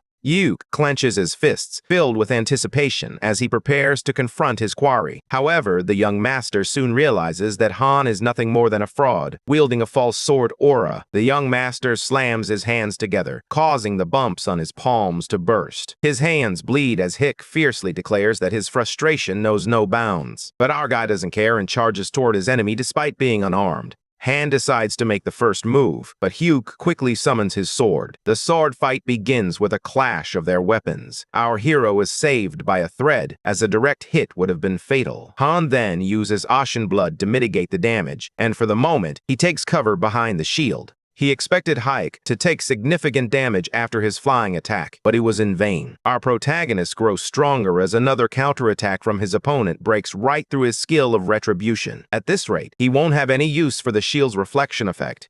Sun Jun witnesses the power of a true sword aura as Hyuk's sword begins to glow. Meanwhile, the sword master mocks Han for relying on self-healing skills, branding him a coward for resorting to the cheat tricks provided by the tower. Our hero then unleashes the electric sword aura towards Hyuk, but the guy remains unfazed, as if it's nothing. At that moment, the young master is bombarded by attacks as Kim Sung-hoon and Oh Chu-sok launch an ambush, which he skillfully avoids. While Hyuk is distracted, Catherine emerges from behind and catches him off guard. She unleashes her curse of flames upon him. However, to her surprise, her power does not activate. The young master leaps onto a street lamp, his sword pointing skyward. The ground rumbles as his sword radiates a powerful aura. Hyuk clarifies that he will not allow worthless pests to spoil his fun. After countless life-or-death encounters, the hunters instinctively sense one undeniable truth: there is no defense against this attack. Indeed, Hyuk's sword aura is terrifyingly powerful, capable of obliterating anything that stands in its path. The young master goes completely mad as he launches a deadly attack while the three of them run for their lives. That energy truly envelops the horizon. The scene shifts to Han's flashback, where Admin White Crane asks Han Sung-hoon to view her modest teachings as a token of her appreciation. She takes his hand and administers a simple injection of magical energy. This is how one can truly connect with the energy, rather than limiting it to a single injection. As the energy flows into Han, White Crane inquires if he senses a difference. During the first infusion, he only experienced a surge of magical energy, but this time, it was as if the admin had somehow manifested within him. White Crane smiles briskly and suggests to Han that he channel the energy into a sword. However, she warns him to wait until he leaves the area, as he could face penalties for gaining an unfair advantage from an administrator. Transitioning to the current scene, Hyuk's blazing power resonates through the sky, enveloping the horizon. On the contrary, our protagonist becomes the first self-taught sword aura user, achieving independent enlightenment in the Earth dimension. The Tower of Trials applauds Han for this remarkable accomplishment. He is awarded the achievement of Sword Body Unity, and with that, Sung-hoon's sword aura is finally complete.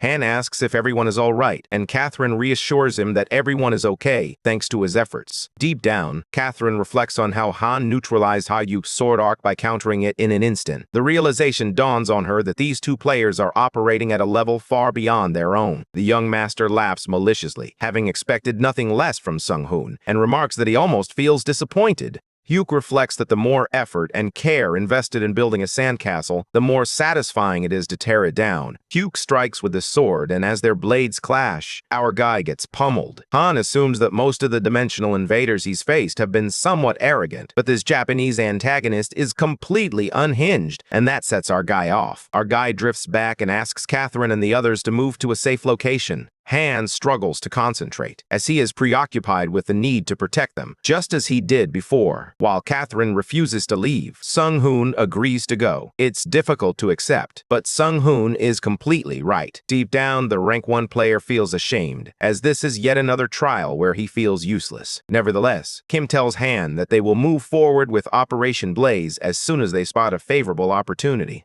With that, Kim, Catherine, and Chu-sok depart. Meanwhile, Hyuk and Sung-hoon have all the time in the world to engage in a fierce battle. Their energy flashes across the sky as loud explosions reverberate. As the three of them witness the intensity, Chu-sok realizes why Han wanted them to escape. As Bennett feels relieved that our boy can stand up to that monster, the masked player suggests otherwise. It's subtle, but the enemy has anticipated Sung Hoon's moves, and if this continues, he will be taken down. On the contrary, our hero is fighting against the odds. He hoped that mastering the sword aura would bring him closer to equal footing with his opponent. Han remembers White Crane mentioning that Haitnang Gung's sword fighting skill is rated as grade A, while his own skill is only grade C. While there is a significant gap between their powers, our protagonist believes this isn't merely a matter of skill. To be honest, Hyuk's strength is overwhelming, almost inhuman. After overexerting himself in an attempt to heal, he collapses to the ground. Hyuk approaches and asks if he has already given up.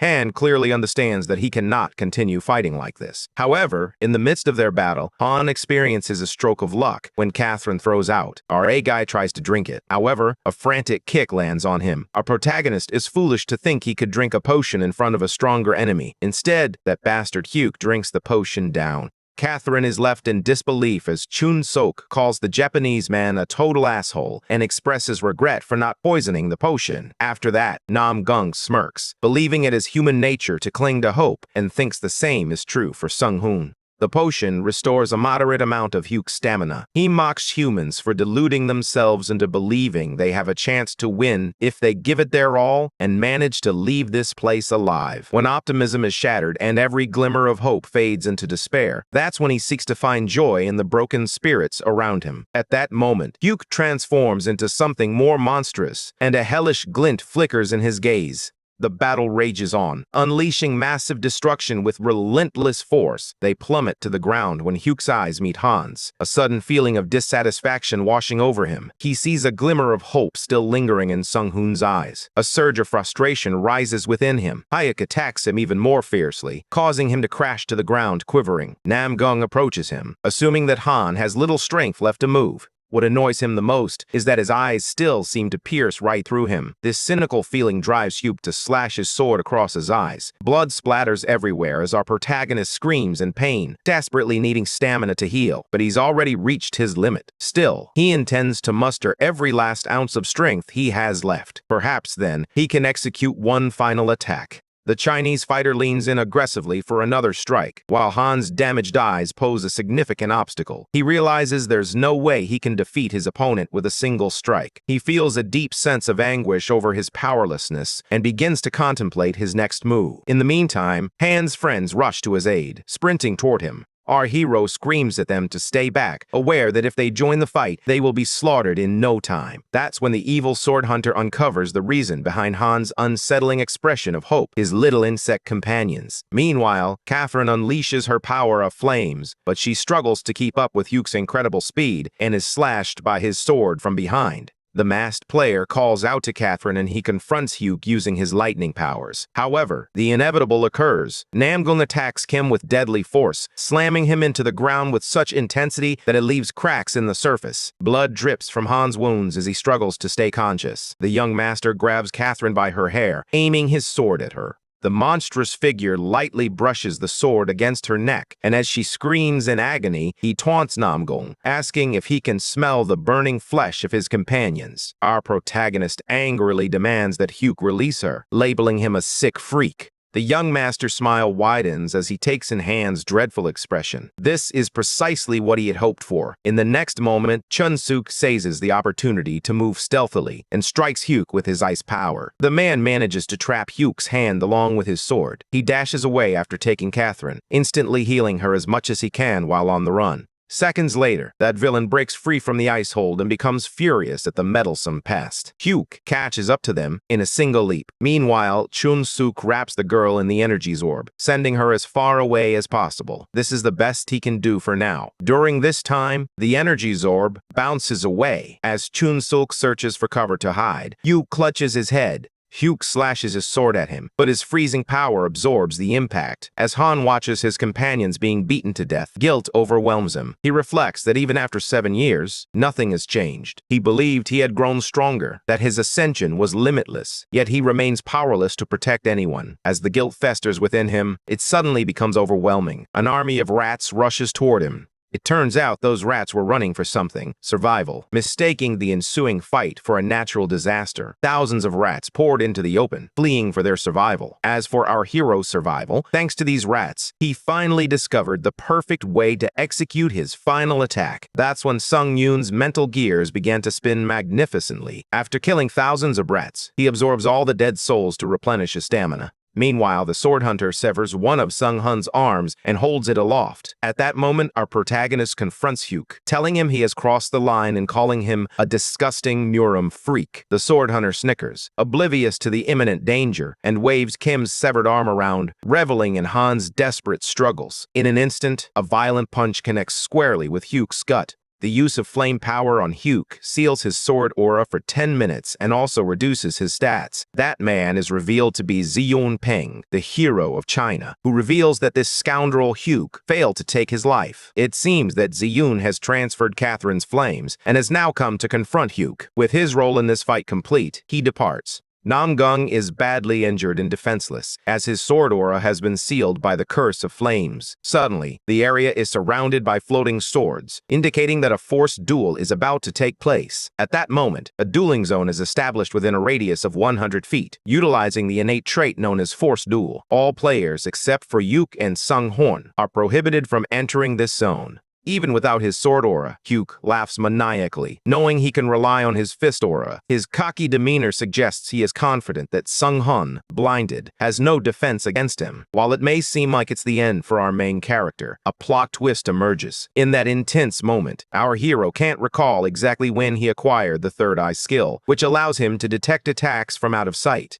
He believed that was the limit of the third eye, but it extends far beyond that. Han can now clearly see the wall that has been erected around the radius, down to every last rock and pebble within the dueling zone. Ironically, our protagonist can see more now that his sight has been taken from him. He soon realizes he hasn't been using the third eye skill to its full potential. It truly lives up to its name. That's when the third eye appeared on Han's forehead, granting him the ability to see more than he ever imagined possible. This revelation leads him to understand the true nature of the third eye in his name, causing his skill to up rank from D to B. After fighting a life-or-death battle relying solely on his senses, his skill instinct also upgrades to rank B. With this enhancement, his senses become sharper than ever before. Player Han survives the battle against the Master of the Sword, which further upgrades his Demon Slayer-style skill. Additionally, his body undergoes healing beyond its limits due to the extensive damage he has endured. Now that the situation has changed, Hyuk becomes confused when our guy successfully evades his attack. At that moment, Sung Yoon's eyes widen, and a dark, hellish light seeps through them. He can finally fight on equal footing against Haik Namgung, even in his weakened state. Things take a drastic turn when Murim Master struggles to fight against our hero.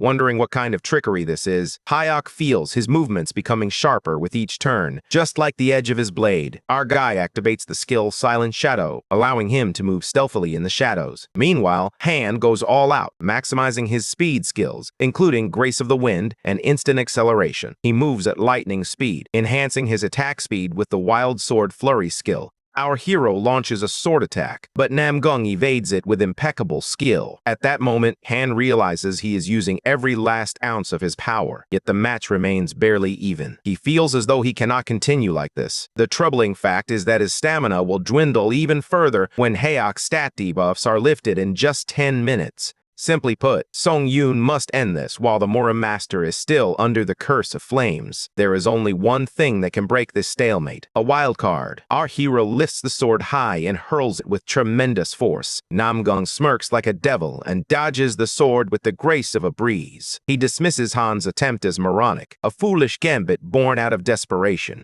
The Sword Master's arrogance proves to be his downfall as he leans in to deliver a powerful punch. A chilling stare flashes across Han's eyes as he calls out, "Iron Blood Sword." Right at that moment, the sword materializes out of thin air, and at Han's command, pierces right through Hyuk. The man is left staggered by the sudden event, blood dripping from his mouth. With the sword embedded in him, Hyuk realizes that Sung Yoon has targeted his chi core. He must act quickly to ensure a full recovery. As the 10 minutes pass, the curse of flames comes to an end. The forced duel is lifted, and the barrier surrounding it begins to fade away. While the Swordmaster regrets getting distracted by this child's play, he yanks the sword away and tells Han that they should continue their duel another time. Hayek holds a red stone as the gate materializes, leaving everyone in awe. Ziwen, the Chinese character, realizes that Hayek is attempting to return to the Miram dimension. In that moment, they all feel a strong sense of premonition. If they fail to eliminate Hyup Namgung once and for all, he will eventually return to Earth to unleash an even greater calamity. They cannot allow him to escape, so Chun Suk, Catherine, Kim, and Zai Wen charge at the Swordmaster. The words "get away" echo in Hayek's ear, causing his pride to crumble significantly. A blaze erupts from the blade, rattling the entire Shinjuku district and casting a glow across the horizon. Buildings collapse and dust fills the air as chaos unfolds around them.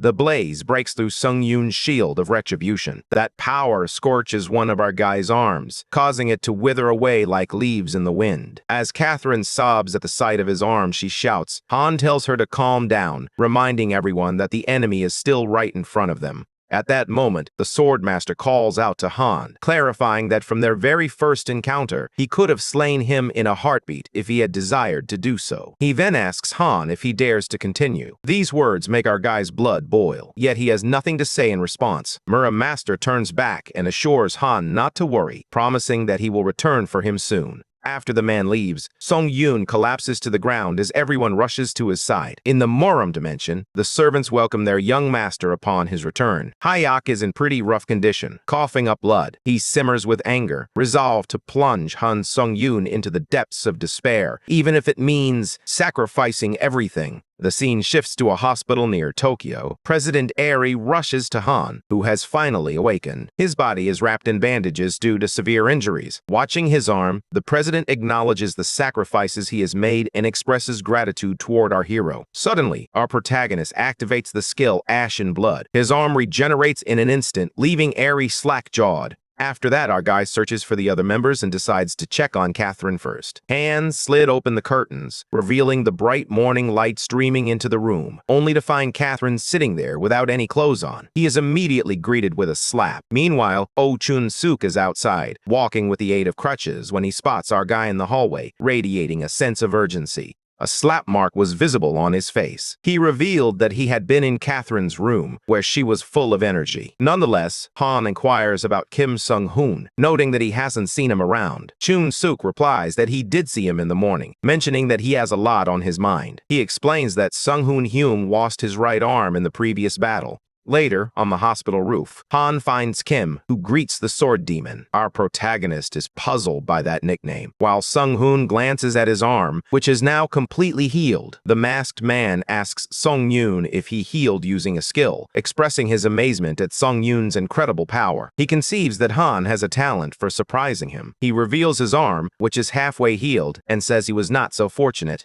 At that moment, Han apologizes and takes the blame upon himself. He believed things wouldn't have been this bad if only he had been stronger. Sung-hoon responds that there's no need for an apology, as he possesses a skill that enables him to function normally. Han speaks candidly, confessing that he is climbing the tower with a fervor akin to a man possessed, driven solely by the desire to grow stronger. He acknowledges his obsession, admitting that he has disregarded everything else in pursuit of this goal. He transformed into an emotionless monster. Kim sees nothing wrong in fueling his ambition for greater power, yet he also believes it is equally important for the strong to protect the weak. This conviction is what he fights for. Han appears to have gained valuable insights from this mission, insights that are crucial and should not be overlooked. Hearing this puts Kim's mind at ease, knowing that someone as powerful as Han is not a bloodthirsty monster. However, to be honest, when they first met in the tower, Sung-hoon was uncertain about his intentions. At that moment, Kim lifts his mask to smoke a cigarette, and as our protagonist glances at his face, his eyes snap open in shock. Our boy realizes who he is, while Kim smiles.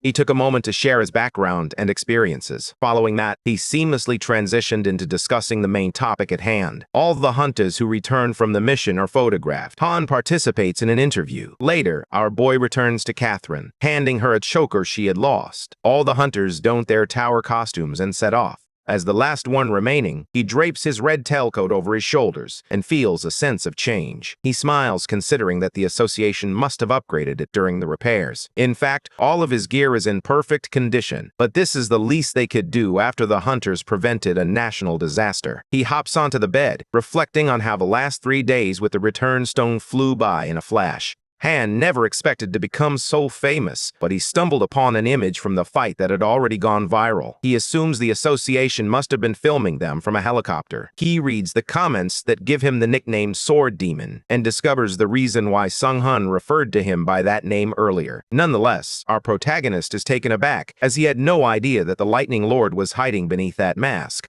It is revealed that the Lightning Lord towered over everyone, standing head and shoulders above the crowd. Even among the 30 great hunters in Korea, he brought down gate after gate at a speed unmatched by any other S-grade hunter. He was revered as a hero throughout the country. The scene shifts to the Lightning Lord, Kim Sung-hun, who hands him a card and tells him to consider it a recruitment call. Kim encourages him to reach out whenever he wishes. As we return to the present, Han's time on Earth draws to a close. He decides to postpone the recruitment call for now, realizing he needs to train and truly embody the Sword Demon nickname. With that, our hero returns to the Tower of Trials. He steps into the lobby of the 11th floor, and he reflects on the lessons he has learned from his battle with Hyok. Han realizes that his stamina is insufficient. While the Ashen Blood skill heals most wounds more effectively than any other ability, the regeneration effect does not activate when stamina is low. This is why our guy believes it's time for him to learn a new approach to building stamina. Sung Hun continues to scroll through the skill store, finding nothing that catches his interest. However, he soon discovers a method to stop overthinking and decides to purchase everything he deems useful. With that, he buys every skill he finds beneficial. He gains Auto Stamina Regen, which restores a total of 0.07 stamina every 180 seconds. He also acquires the skill Lunar and Solar Synthesis, which boosts base stamina by 100% when exposed to light. Our protagonist then activates Skill Synthesis, combining the most compatible abilities, Solar and Lunar Synthesis. It has been transformed into a C-grade skill called Photosynthesis, which increases base stamina by 200% and allows users to absorb magical energy from light sources, combining the benefits of both abilities. Han is pleased with this new skill. However, he discovers that combining the vampire skill Call of Blood with photosynthesis does not produce the expected results. Instead, he encounters unexpected challenges, leading to a sense of frustration. The new skill, Blood Covenant, that was generated did not increase a skill level and completely eliminated the effects of photosynthesis. Sung Hun concludes that this skill was ineffective. In that case, he purchases another vampire skill and attempts to combine the failed Blood Covenant and Call of Blood once more. After their merger, a new B-grade skill, Blood Prophet, has been generated. He can now extract health, stamina, and magic energy from the blood of a hand. To discover the truth, as the blood starts to flow, it turns out that Han has the ability to control blood in a literal sense. As the blood droplets move at his command, he can shape them into whatever form he desires, and even push drops of blood out without having to cut himself open. This sounds incredibly impressive. Sung Hun decides to save that for when he needs a significant amount of blood. He becomes certain that the Blood Prophet skill will prove to be useful. After that, our guy made the most of his time. He upgrades the Eyes of Truth through the Synthesis menu.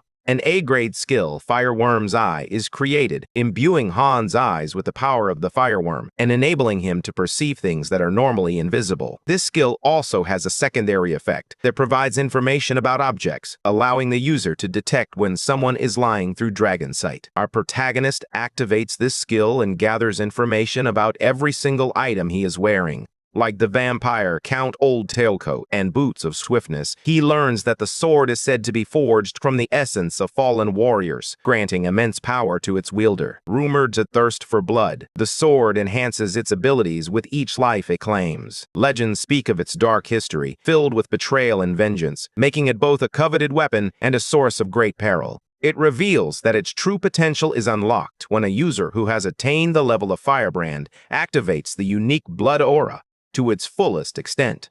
That's when Han realizes that Firebrand possesses the same level of power that allowed Hoknam-gung to decimate the entire Shinjuku district. He infers that only someone of equal stature can unlock the true potential of the Sanguine Sword. Initially, our protagonist viewed this sword as mediocre, but now he is curious about what its full potential might be. Soon after, Han enters the trial of the 11th floor, a mental testament. This time, the objective is to clear a path to the 7th gate within a time limit of just 7 days. The reward for success is an antique mirror of great significance, while the consequence of failure is death. Just as our boy steps onto the floor, he encounters priest Johann, who welcomes him to the Temple of Testaments. The man confides in player Han Sang-yoon that he will undertake the trials set forth by the God of Testaments. These trials will continue until his last breath. As a mere adventurer daring to face these divine challenges, he must confront the consequences of his choices. Our protagonist faces the trial and inquires about what he must do to overcome it. The priest challenges Han, asking if he is unaware of the rules established by the 7 gods of Ares. In that instant, a realization strikes our hero. If this is indeed the Ares dimension, then it is the origin of the Black Knight who invaded his 5 trials.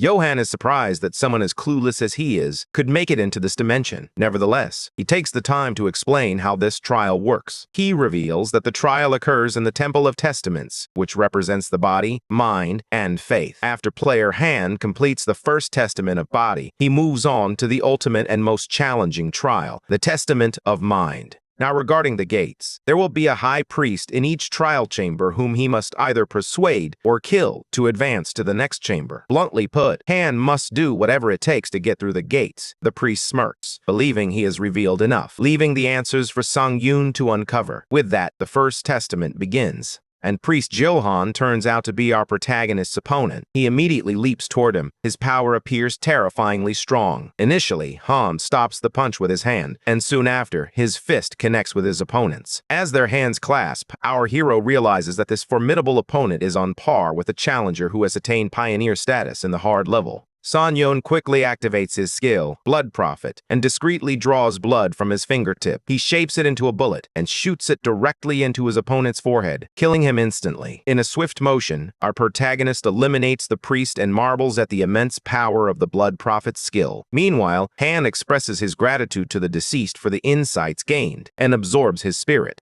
Following this, the admin, priest of 7 gods, is taken aback by Han's outrageous behavior and remarks that he is an interesting player to observe, acknowledging his mercilessness with a nod. Based on the names of the admins, our protagonist suspects that the divine aspect of this trial has stirred up quite a bit of excitement among them. Meanwhile, the admins, White Crane and Lord of Iron and Blood, are disappointed to learn that Han undertook the trial without informing them beforehand. Han justifies his actions by explaining that he had no way to contact them. After that, he searches through the priest's clothes. He discovers an item, and Ares' administrators are impressed by his greed. The God-Slayer nods in acknowledgement, confirming that they understand his actions. To uncover the details of the mirror item, our protagonist activates the fireworm's eye and discovers that it is the priest's divine mirror. He then dives into the true details of the item, using the dragon eye, uncovering that the holy energy of the God of Testament is infused in this divine mirror, which also allows the user to discern their own fate. Han is left utterly baffled as he contemplates his own fate, speculating that this item might serve as a one-time protective barrier at the very least. Our boy continues walking toward the next gate, hoping it will also be the Testament of Body. As soon as he opens the gate, he encounters a beautiful girl priest who is surprised that he arrived at the chamber so quickly. She believes that Priest Johan is no longer fit to dispense judgment. The girl then reveals that she is Jane, the priest of the Second Testament. Unexpectedly, she frantically throws a chair at him. Han is not pleased with such a violent welcome. Our guy believes it's yet another testament to the body. While Jane agrees, she charges aggressively toward him, striking at him with her sword. However, Han impressively evades it. While dodging, our hero notices that Jane's sword aura resembles the one he used to wield. Han activates his weapon, unleashing 2 sword auras and slashes Jane's arm. She crashes against the wall, utterly shocked to see an aura user. The priest cannot believe that a mere adventurer could possess full command of an aura. He responds that he uses the aura just like she does, wondering why that surprises her. That's when Jane reveals that their holy energy is bestowed upon them by the God of Testaments, a blessing that grants them his immense power. Therefore, it's only natural that she is shocked a man like Han, who is entirely devoid of holy energy, can wield a sword aura of such overwhelming force. Jane channels holy energy to heal her arm. Sang-yoon assumes it should have been a fatal wound. Nevertheless, the priest leaps again. While our protagonist can sense that this holy energy is going to be quite a challenge. As their swords clash, Han begins to question everything in the heat of battle. He mutters that the first priest told him he could pass through the gate without having to kill anyone. Turning to Jane, he asks if there's truly a way to convince her to let him through. Jane smirks, thinking that his gift of gab will need to be smooth enough to impress a god. Ignoring her nonsense, Yoon asks her how many gates are mentioned in the testament of the body. However, Jane is very annoyed by his attitude and shoots him a death glare as she notices his overwhelming pomposity. She bluntly tells Han to save his energy for after the battle. Our guy stands rigid and activates instant acceleration. In an instant, he snatches the priest's sword and slams her against the wall. He takes her hands and confidently declares that the battle is over. As promised, he wants to learn more about the testament process. The priest nervously asks Han if he plans to take advantage of her. The Atmans anticipated his response, some watching him with narrowed eyes. Yoon makes it clear that he won't be doing anything of the sort. Jane laughs, feeling fortunate for the situation. The Lord of Iron and Blood heartily agrees with the priest, while White Crane expresses relief. Our guy doubts that anyone capable of something like that could make it this far. Jane, incredulous, asks him if he truly believes what he's saying. If he does, she calls him exceptionally naive for a hunter. Regardless, Han assures her that she will tell him everything as promised. Being a good girl, Jane reveals that there are 2 remaining goods in the Testament of Body, and the Testament of Faith will begin at the 5th gate and conclude at the 6th gate. This indicates that the Testament of Mind will take place at the 7th gate. Before he reaches the 7th gate, Jane advises our hero to think about abandoning this trial altogether. She reveals that the 7th gate of the temple has never been breached by a single soul. Anyone who steps through the gate either goes mad or dies, bleeding from every orifice of their body. Yoon activates his Dragon Eye skill and realizes she is telling the truth. Now that the priest has finished with her piece, Jane offers her final words, expressing gratitude to Han for a battle well fought. At that moment, our boy asks her one last question, wondering if there's a way to pass through the gate without killing her. However, Jane believes that such a feat would exceed his current abilities, which leads him to wonder if she isn't afraid of her own death. Jane smiles like a maniac, showing no hint of fear on her face. She believes that death is a testament that brings them closer to God. Just like that, Han kills her on the spot, believing that prolonging the situation would only be an act of cruelty. He then absorbs Jane's spirit and convinces himself that he did what was necessary. However, he can't shake the feeling that he's a scumbag. With that, Han enters another chamber and encounters Rezilian, a sword meant to be wielded by the gods of testaments. Rezilian then tests Han's skills as a warrior, raising the sword to unleash its power. A glinting fire aura radiates from the blade, leaving Han with widened eyes. It isn't as stable as it should be. Yoon realizes that his opponent is a firebrand user, and our protagonist feels nervous about facing such a formidable foe just 3 gates in. This means Han will have to put his life on the line. As he confronts his opponent and their swords clash, Rezilian drifts away, and in that moment, Han senses that something is amiss.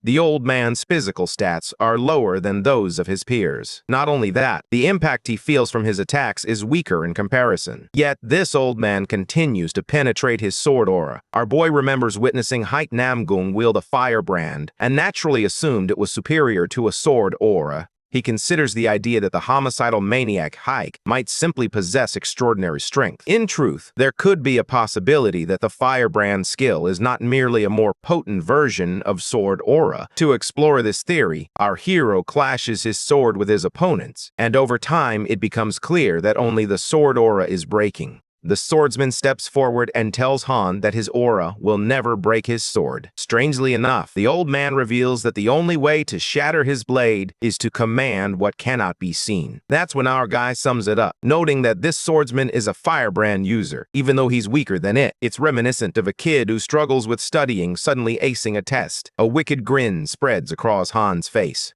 He dismisses the old man's rambling as nonsense and concentrates solely on breaking the man's sword. Yoon exerts all his strength to break the sword. The swordsman emphasizes that only those who command the unseen can wield a sword capable of cutting through all things in the universe. It is then that one conjures an aura of overwhelming power. Han continues to clash swords with his opponents, when suddenly his sword emits a stronger aura. At that moment, our hero's sword cuts through Rezilian's sword aura, landing a slash across his face. Our protagonist then realizes the distinction between a sword aura and the flames of the firebrand sword. He learns that activating a sword flame requires intense mental determination and sheer willpower. Priest Rezilian coughs up blood but smiles, expressing joy at Yoon surpassing his sword flame. The man strangely appears happy for our protagonist, praising him for wielding the true firebrand. Our protagonist is perplexed as he wonders why the old man seems so happy about the situation. Strangely, the priest appears more focused on someone else's growth than on his own impending death. Trembling with overwhelming euphoria, the priest is thrilled at the thought that our hero would learn so quickly. In that fleeting moment, our hero showcases his skill as a warrior, and with a swift, merciless slash, Han decapitates the priest.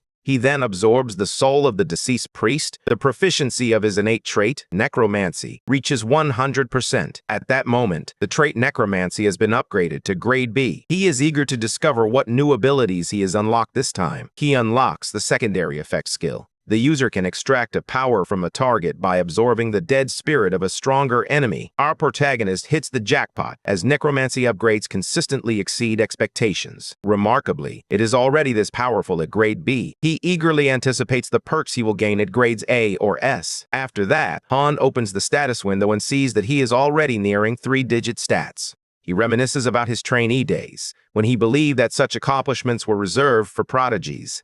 In the meantime, Han Song-yoon absorbs everything around him. On top of that, with his new skill, he extracts the skill Indomitable Will from Resilient Soul. This skill symbolizes those who challenge the impossible until the bitter end, refusing to back down. It also enhances the user's physical stats and focus when confronting a stronger enemy. Han then approaches the next chamber and discovers an angel in the air who believes that Priest Resilient has finally passed away. A surprise, to be sure. That's when our boy pauses for a moment. The admin God Slayer warns Han to be more cautious moving forward. Meanwhile, the admin White Crane informs him that the priest wields a genuine sword aura, unlike a false one. The Lord of Iron and Blood is also impressed by the powerful aura emanating from the priest of the God of Testaments. Suddenly, our hero involuntarily swings his sword. The priest falls to the ground, assuming that Han isn't the talkative type. The priest casts a chilling stare and, without further delay, begins the fourth testament. The priest reveals that he is Chiron, a disciple aspirant, serving the God of Testaments.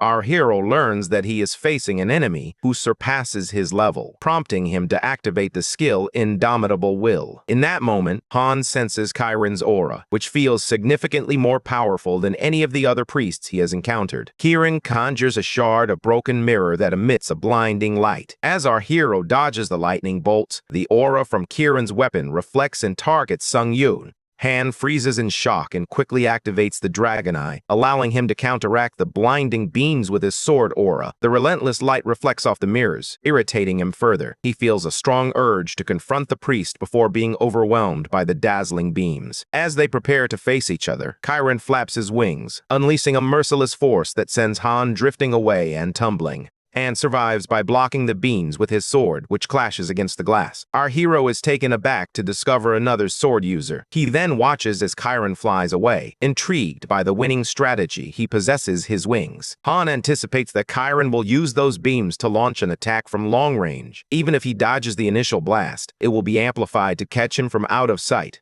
When Han closes the distance, the priest uses the gust from his wings to disrupt the enemy's balance, countering the sword's flame. That may sound complicated, but despite that, our guy is amazed. Beams and sword flames make for one incredible combination. Han realizes that he can't simply go and smash those mirrors. If the shards from the broken mirror scatter the beams into countless smaller ones, there's no way he can dodge them all at once. The admins start to panic, questioning the difficulty of this trial, while the other admin, Sable Demon, is intrigued to see how player Han will meet his demise. After reading this, our guy feels a subtle anger, while the admins on Han's side eagerly anticipate his next move. Han feels relieved that they don't seem to panic too much. On the other hand, Priest Chiron emerges with yet another mirror. He clarifies that he won't go easy this time, questioning whether Sung-yoon will be able to survive this. At that moment, the disciple goes berserk, and light flashes and reflects from 4 different directions. This made it impossible for our hero to dodge the multiple beams. Eventually, the beams hit him, resulting in a powerful explosion. Thanks to Han's skill, Shield of Retribution, it absorbs all the damage.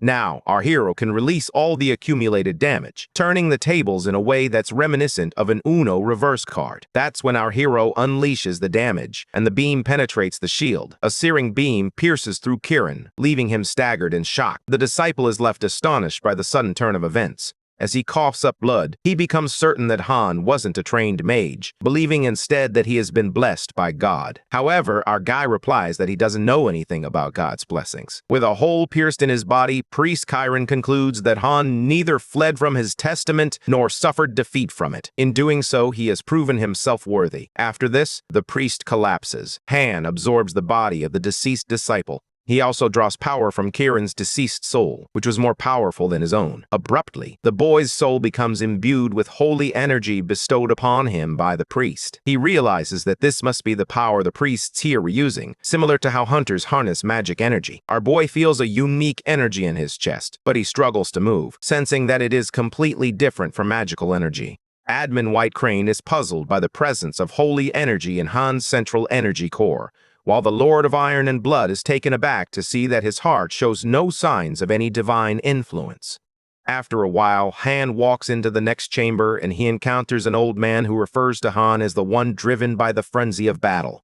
Our protagonist looks puzzled and asks the elderly woman what Han's ultimate calling is: to continue marching from one victory to the next, striving for boundless growth in his quest to become the pinnacle of strength. It felt as though the old lady spoke directly to Han's mind, but he believed that aspiring to be the pinnacle of strength was an exaggeration. Suddenly, the woman walks past him and tells Han that it's not an overstatement, but rather a conclusion he will reach on his own in the end. At that moment, a wave of terror washes over Han as he realizes she can read his mind. He quickly turns back, brandishing his sword. The old woman advises him to calm his troubled nerves, revealing that it is not the testament of the body, but rather the testament of faith. Han spirals into panic as the woman switches places in an instant, leaving him wondering how anyone can move like that. Suddenly it hits him, and he is gripped by sheer trepidation, fearing that his mind has been compromised. He finds himself trapped in a void, where numerous hands grasp at him, and a woman bites into him. The old woman, intrigued by the challenge, surprises everyone by informing Han that he has passed the test. Our protagonist is left completely bewildered. The old lady informs him that he is worthy of passing the fifth gate. Han asks her how that is possible, and she explains that the fifth gate begins with an observation of the player's mind. Only those with unwavering will are granted a glimpse into their own.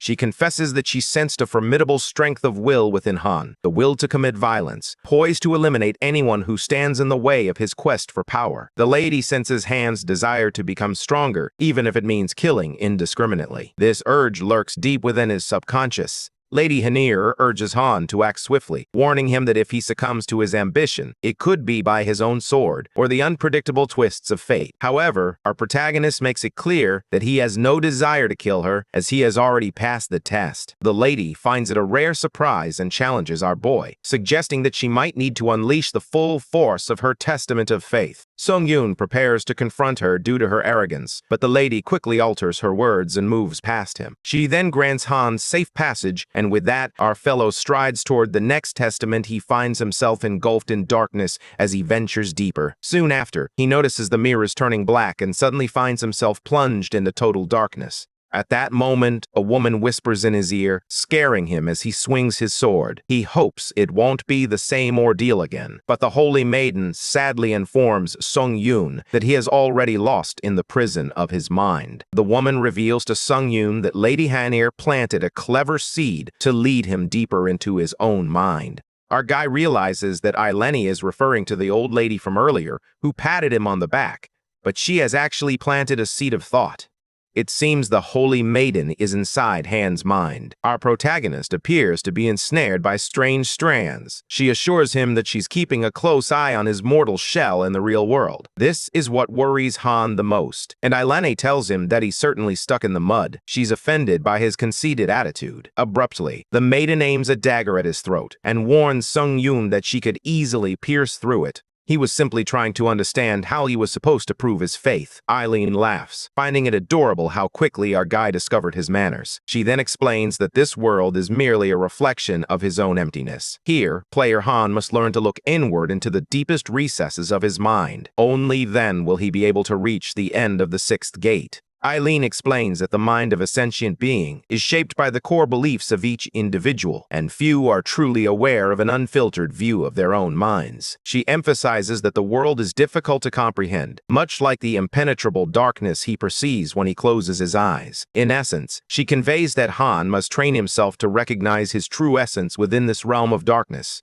The holy maiden Eleni then began her sixth testament. Suddenly, the water beneath Sung-yoon rippled frantically, overwhelming our protagonist. In contrast, Eleni comforted the troubled soul, while he became lost in the illusions of his mind. She believed that the pain he felt was just as real as any physical hurt. The holy maiden hopes Han finds a solution soon, because if he fails, he will face the rare experience of drowning on dry land. While she tests Han, he activates the skill, Clear-Headed, which weakens the effects of mind control and helps him remain calm. Our guy feels much better and realizes that he needs to stay calm and breathe for as long as necessary. Meanwhile, as Sung-yoon continues to survive in the water, suddenly he feels a sensation on his fingertips. Eileen praises his determination, as she did not expect him to be able to move while his consciousness remained in the mind realm. Eileen, flustered and in disbelief, struggles to comprehend how a hunter can defend himself within the depths of his own subconscious. In that moment, she realizes she has lured a monster into her grasp. The mind realm starts to crumble around her. In the water, Han moves his muscles and feels a sense of relief as his bodily senses begin to return. Eileen spirals into panic, realizing that Han was supposed to be completely devoid of all senses in the mind realm. She wonders how, in God's name, he regained his senses in just 2 hours. She wonders if he is even human at all. Our guy couldn't believe the holy maiden when she said it had been 2 hours, as he felt like he had barely been there for a minute. That's when Eileen reveals that time passes more quickly in the mind realm. A realization dawns on Han as he worries he's in trouble. If he spends most of his remaining 7 days at the 6th gate, he risks failing the entire trial and facing a death penalty. The pressure starts to weigh heavily on him. Our protagonist feels the strong urge to learn to navigate the mind realm as quickly as possible. Knowing he's on a tight deadline, he acts swiftly, believing he has regained his senses thanks to the power of clarity, which leads him to think he can activate his skills as well. Han attempts to activate the fireworm's eye, granting him the ability to see beyond the visible world. At that moment, our protagonist witnesses something utterly implausible. He gazes at the cascade of blood flowing like an ocean. The holy maiden panics and demands to know how Han was able to see through the mind realm so quickly. It's all thanks to his impressive skills. Suddenly, Eileen gets startled and asks our guy if he is even human. From her knowledge, a normal human doesn't typically sprout iron wings from their back. Jong-yoon activates the power of the wings of steel and soars above the ocean. Our narrator explains that when the fireworm's eye revealed the world of his mind, he could hardly comprehend the meaning of the vision before him. He felt twisted and dark in a foreboding manner. After that, Han flashes through his mind realm in an instant, making a destructive entrance as he grabs his sword. Eileen hesitates as she looks at Han, her worst nightmare. She quickly justifies that it wasn't her doing, while the admans breathe a sigh of relief at seeing him regain consciousness. Our boy then curiously asks the maiden if this is truly the testament of faith. Eileen responds that the testament of faith is to confront and embrace one's deepest self. She explains that human beings navigate life with little faith in their core beliefs, often unaware of what they truly strive for or believe in. One's thoughts, beliefs, and actions make up their mental realm, and this is what Han confronted in this testament. Eileen reveals what she witnessed in Han's mind realm. He seeks to overcome his troubled past and attain even greater power, but not at the expense of his humanity. She bids farewell to the inhuman might with a final note, expressing that sometimes staying true to one's desires as he does is the most honest path of all. With that, Sung-yoon steps into the 7th gate, where he is met by a light that fills him with fear. The light crackles, revealing an eye. Our protagonist is left panic-stricken as the god of testaments gazes at him. At that moment, he recalls Jane's words about the 7th soul not being breached by a single soul. Han understands her true meaning, and suddenly, a bright light radiates. The entire place rumbles, causing our protagonist to trip. That intensely powerful aura leaves him feeling deeply unsettled. Sung-yoon feels as if he has encountered an absolute being he cannot resist, and his body begins to surrender to the instinct for survival. Even though our guy just caught its gaze, he can't seem to recover from it and realizes that this is what God is. However, Sung Yoon refuses to be trampled so easily. With that, he activates the skill, which reduces all categories of pain inflicted on him by 17%. Sung Yoon believes that there is always a breakthrough, as the Tower of Trials was designed with that in mind. Although he's uncertain whether he'll be able to cut those eyes in the first place, he wants to try, even if there's the slightest chance of success. Our protagonist gazes down at the deity, and with every passing second, he is losing consciousness. The god of verification expresses his admiration for the challenger's courage. The system announces that the god of verification is pleased to encounter someone with such strong mental fortitude for the first time in quite a while. He meets Han's unwavering, confident gaze as Han asks him to verify himself. With that, the god announces the opening of the 7th gate and vanishes.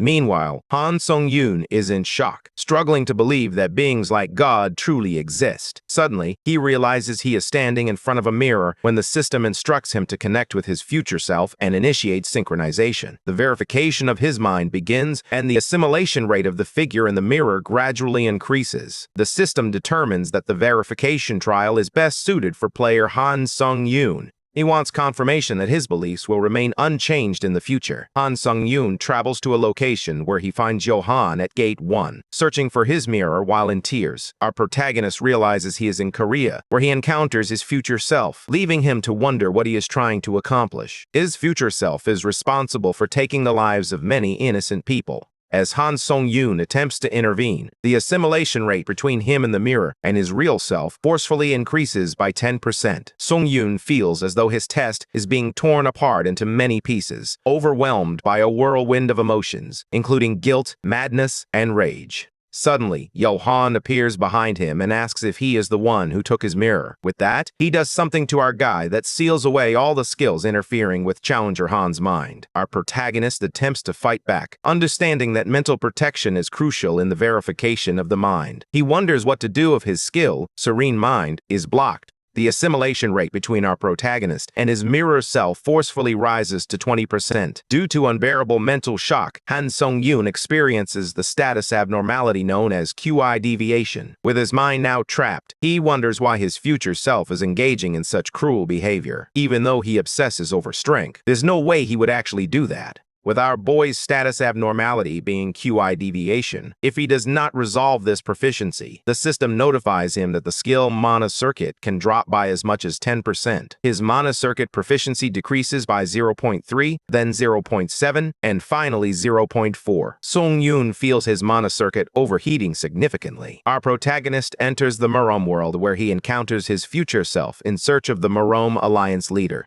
He threatens the people, claiming he will spare their lives if they reveal the whereabouts of the Alliance leader. Marome Alliance leader Lee Jin-hwan addresses the rumors circulating about a madman known as the Sword Ghost in Marome. Seeing Han Sung-yoon, the Alliance leader, one can understand why he feels he deserves the title. Before he attacks him, the battle between them begins. Ultimately, in the future, Han Sung-yoon eliminates all the Alliance members he had previously vowed to spare, leaving Lee Jin-hwan dumbfounded. The Alliance leader confronts the madman before him, asking if he feels any shame. However, Sung-yoon's future self refuses to acknowledge any remorse, believing that weak individuals are merely his resources. They don't allow him to get tired or hurt, and from our guy's perspective, they hold no greater value than that. The assimilation rate between our protagonist and his mirror self abruptly rises to 30%, causing him to cough up blood. The author recounts that the location in the mirror shifted dozens of times after his future self had killed thousands. He became endlessly stronger, existing in a state akin to that of a monster, consumed by madness and solely focused on gaining more power, a relentless creature that never loses. The assimilation between Han and his future self intensifies dramatically, reaching a level of 40. The assimilation rate increased from 20 to 50%. If it continues to rise at this pace, it could lead to negative consequences. However, our protagonist finds himself questioning the nature of his sensation and why he feels a sense of pleasure from it. Challenger Sung-yoon storms into the venue, visibly angry. While questioning Han Sung-yoon, he was asked if he thought he could escape the consequences after doing something so terrible. Chika remains in disbelief as she witnesses the scene before her. Future Song Yoon stands over the lifeless body of Chae Yan-suk, having killed him mercilessly. The president of the Leader Association questions our protagonist about why he is willing to kill innocent people in his pursuit of strength. However, our protagonist finds the question rather silly, insisting that he is killing others to become stronger. Kim Sung-hoon reminds him that he can control lightning and furiously warns him to be prepared to die as he launches his attack. Sung-yoon realizes that Sung-hoon is not an opponent to be underestimated and smiles as he kills Sung-hoon by slicing him in half. Ari is deeply traumatized by what she has just witnessed and screams at Han Sung-yoon, urging him to pull himself together. The real Sung-yoon, on the other hand, is struggling to find a way out, knowing that a single mistake could lead to him being devoured by this bastard's mind. Even at 50% synchronization, he feels as though his mind is splitting. Realizing he needs to find a way out before it's too late, he pushes forward. The synchronization rate rises to 60%, while his skill mana circuit proficiency decreases by 0.1, then 0.5. Lastly, the assimilation increases to 70%, reflecting a rise of 0.2%. Our protagonist begins to lose hope, struggling to hold on as the mental shock becomes overwhelming. He can no longer differentiate between pain and pleasure. Sung-yoon slowly sinks deeper into his emotions, but then he recalls Yilhan's High Priest's mirror, which is filled with divinity. This is a mirror imbued with divinity each day by the High Priest, Yohan. Our protagonist activates the High Priest's mirror. A divine barrier surrounds him, eliminating all mental corruption of a certain level, while undoing status abnormalities and energy deviations. Han Sung-yoon successfully breaks free from the trance he was in. He has now achieved Mind of Steel with his stamina increased by 1. Our protagonist shows that his faith remains unwavering. The verification of the mind has now concluded. The administrator, the iron-blooded monarch, the white crane swordmaster, and the fallen world soldier are relieved to see their challenger is safe. The god of verification is pleased with Han Sung-yoon's performance and wishes to meet him, forcefully summoning him to the divine region. Our protagonist is confused but learns that the god of verification has invoked divine power over the Tower of Trials, granting temporary authority. As a result, the administrators can no longer observe their challenger. The Tower of Trials allows summoning, as long as the player is safe and secure. With that, our protagonist enters the divine realm of verification. The god of verification rises as he interrogates our protagonist. She asks him who he is and why she feels a divine power emanating from him. Sung-yoon stares at the god, who tells him not to look at him that way, assuming the challenger perceives him as merely a bundle of light. The god finds it odd to encounter Sung-yoon in person and questions whether he is a divine copy created by the tower. Our guy appears to be completely unaware when the god reveals that he is speaking about the administrator. The god asks if our protagonist is a being who obtained divinity through a contract in the tower. Sung-yoon clarifies that he is not an administrator, but simply a challenger. The verification god informs our protagonist that he possesses a unique divine power, one that is entirely his own, and notes that the tower has become quite intriguing in his absence. The tower system has come to the realization that it cannot produce a true version using mere divinity copies. To create an authentic one, it must utilize an apostle of a divinity copy. The god realizes that challenger Han Sung-yoon is no ordinary being. Meanwhile, Sung-yoon is filled with confusion as he contemplates how the god makes it seem like he has accomplished something extraordinary. All he did was kill Chiron and coincidentally gain divine power. Our protagonist asks the god if this divine power is truly that important, but the verification god is shocked to discover that Sung-yoon is completely unaware of this, despite having extracted the divine power himself. Sung-yoon's obliviousness is evident, as he casually reveals that he just happened to acquire the divine power. The god taunts him, remarking on how he successfully erased all traces of divinity from the power he had granted to his followers. He then reveals that the extraction of Chiron's divine power was no mere coincidence. He senses a clear cause and effect, which reinforces his certainty, especially given the high expectations the Tower of Trials has for him. Our guy is stunned to discover that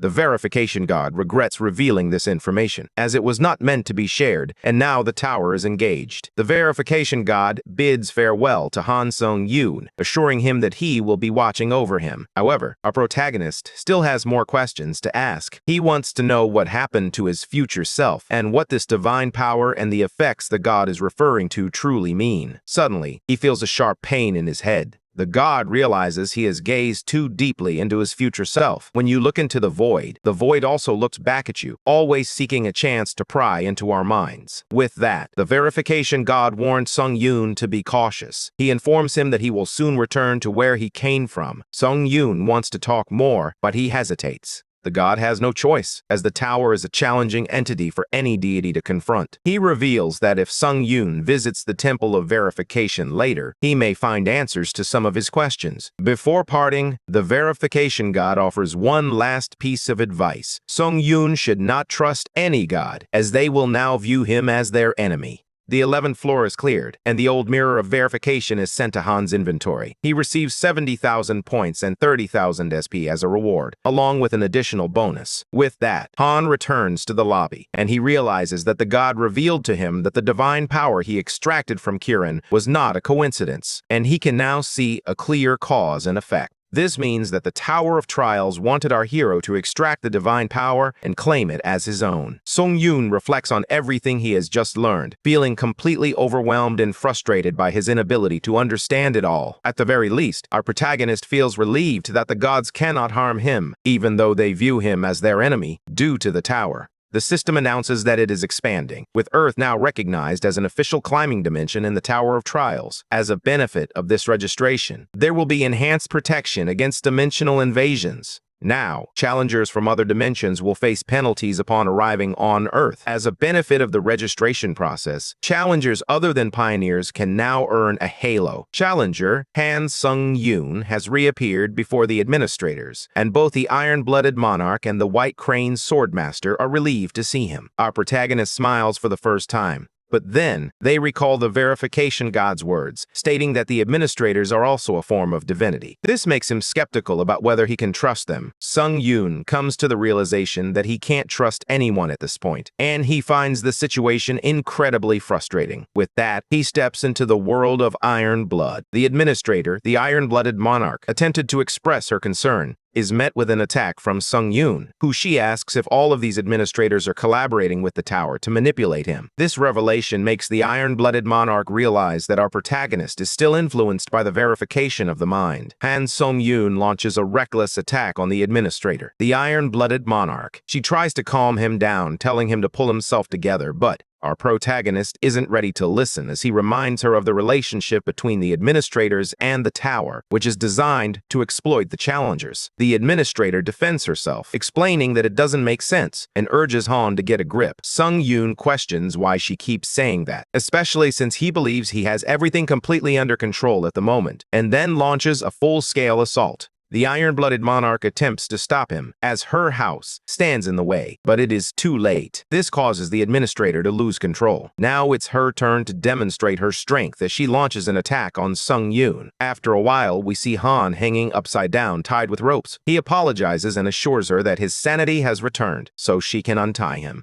The administrator assures him that she will untie him, but she worries that the next time he visits her house, he will disappear. She believes that the Sung Yoon she saw when he claimed to have it all together still bore the remnants of the abyss, which had not been completely erased and had become permanently ingrained in his personality. Even if our guy becomes twisted, that's still another version of him. Therefore, she believes his suspicion of the administrators was not entirely unfounded. With that, she makes it clear that no one can decipher the intentions of the tower, including the administrators. Sung Yoon wonders if the tower expects something from him, but Iron Blood is confident that there's no way that could be true. After cutting Han's rope, she shares what she knows. The tower has never revealed its intentions to any challenger. Therefore, the notion that the tower expects something from one challenger is perplexing to her. However, noticing his doubts, she realizes he must have heard something from someone. Sung Yoon then informs her about what the verification god revealed to him, that the tower expects something from him. The Iron-Blooded Monarch comes to understand why our protagonist had such doubts in the first place. The administrator reiterates her earlier statement about being a subordinate of the tower. He is pleased to see Sung Yoon enjoying the tea and reveals that it is made from the urine of a black dragon. This makes our guy gag as he spits it out.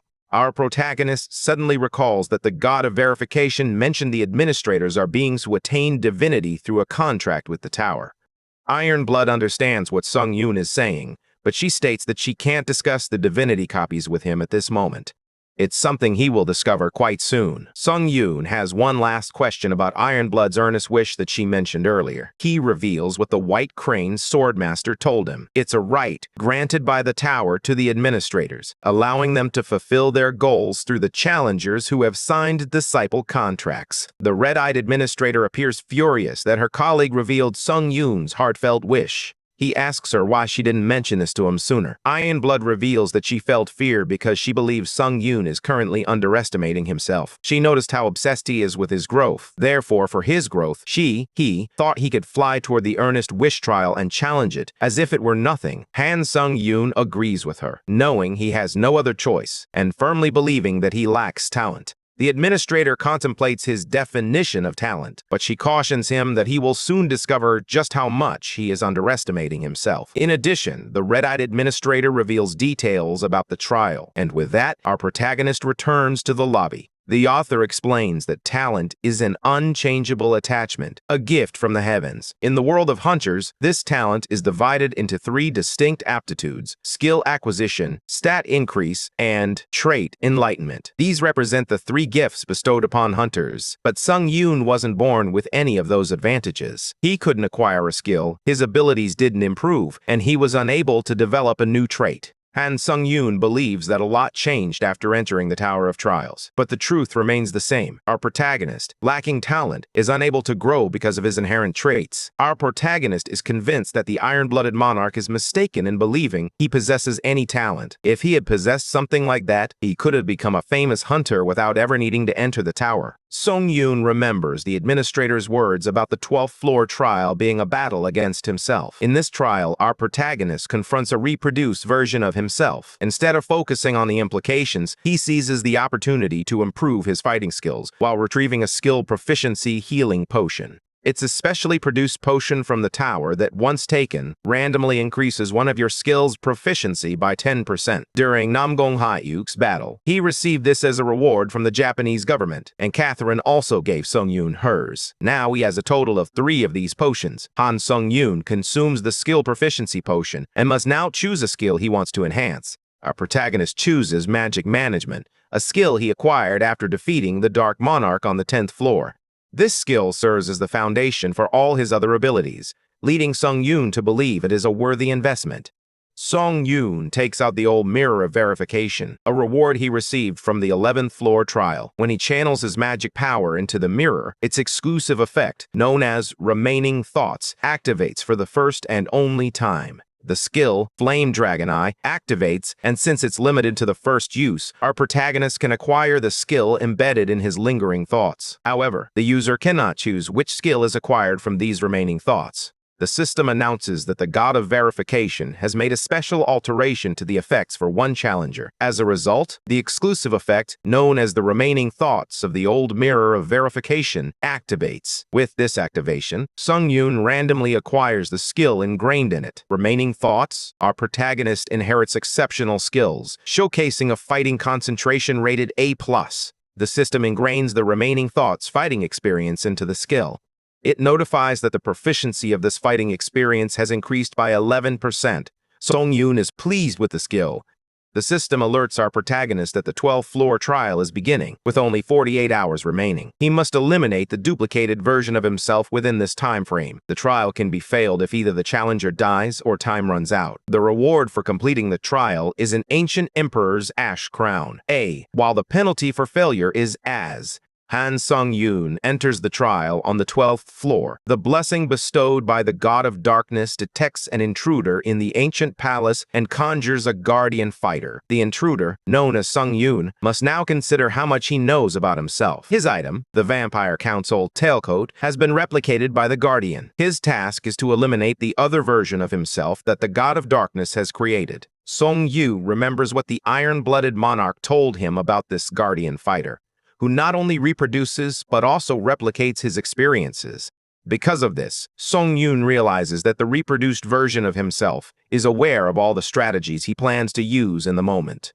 The administrator's words echo in Sung Yoon's mind, warning him that the reproduced version of himself even replicates his talent. He realizes he will be in trouble if he underestimates his own abilities. Determined to verify this, Han Sung-yoon feels intimidated as he watches a copied version of himself, finding it eerily similar to his own. He can't help but wonder why he keeps getting involved with these gods. Our protagonist believes, based on what the iron-blooded monarch told him and what he learned through his question vouchers, that his replica can only copy one item. He chose the Vampire Council coat, which serves as a defensive item. Therefore, our protagonist believes that if this replica has truly captured his essence, it presents a valuable opportunity for him to assess himself accurately. Sung Yoon activates his skills, instant acceleration and wind's grace, resulting in a 70% increase in all his speeds. Eager to test his abilities, he also activates the skill Fighting Concentration, which doubles his focus. With his heightened concentration, he unleashes the power of Burning Sword Intent and leaps toward his opponent. As his replica draws the iron-blooded sword, Sung Yoon thinks this move is far too obvious.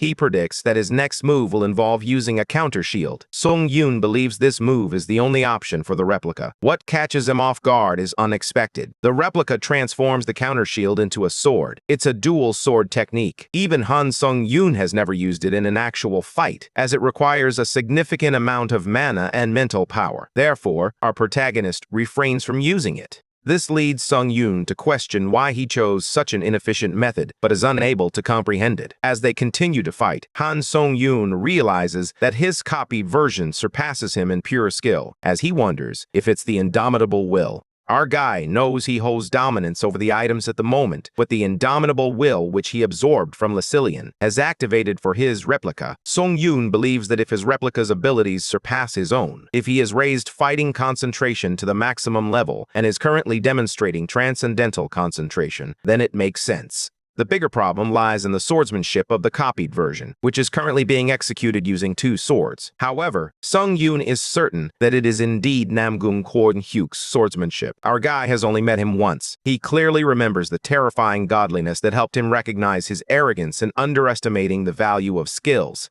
Sung Yoon understands that it wasn't skill or power, but pure technique that made the difference. This realization led our guy to ponder if, as Namgung Kwon-hyuk suggested, they could surpass skills overall because his swordsmanship didn't rely on techniques, and our protagonist believed he wouldn't be able to learn it independently. Our protagonist now realizes that the true talent the iron-blooded monarch referred to was this. The system informs Sung Yoon that he is facing a formidable opponent, indicating that he will have a challenging time dealing with this situation. As the replica activates the skill, Indomitable Will, our protagonist realizes that the system has determined he is at a disadvantage. Sung Yoon now wonders if this is the end for him. Han Sung Yoon activates the skill, Fighting Concentration, greatly enhancing his focus by tenfold. As he struggles to keep pace with his copied version, he increases his concentration to 15 times and activates the Power Wings of Steel, enabling maximum speed flying. Sung Yoon's concentration rises to 17 times. Just as he's about to catch up, the replica detonates, blowing off his arm in a desperate attempt to escape.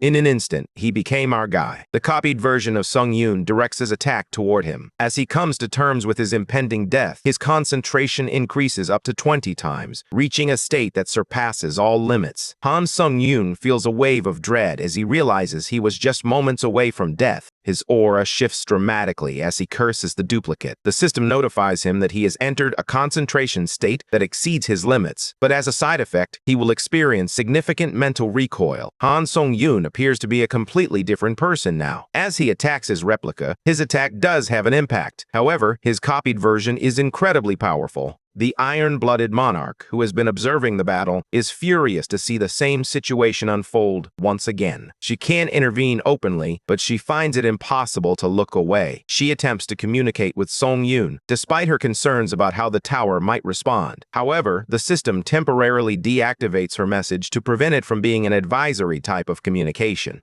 The administrator mockingly excuses herself, claiming she was merely offering a cup of tea to her contractor. Meanwhile, we see Han Sung Yoon striking himself. It turns out that his future self has taken over his body, while he struggles to regain control. Sung Yoon screams at his future self, demanding that he not interfere with his body. He believed he was finished dealing with his bothersome future self after the last trial. Future Sung Yoon expresses his frustration, saying he fought for our guy when he was on the brink of death, yet he doesn't even show any gratitude. But our guy isn't ready to listen to any nonsense and snaps at him, asking why he isn't leaving his body. His future self calls him an idiot, urging him to watch the situation carefully. He reminds him that despite years of training and reaching the 12th floor of the tower, he still can't even look at himself properly, labeling him a pathetic bastard. Sung Yoon feels frustrated and attempts to punch his future self. However, his future self traps him and then departs. He shouts and screams. Before departing, Han Sung-yoon's future self decides to impart some wisdom to our protagonist, and he advises him to let go of his habit of fully relying on his skills, as he cannot use the real techniques. With that, he tells him to stay down for the rest of his life. From now on, he will take control of his body. Returning to the present, our protagonist's future self continues to battle.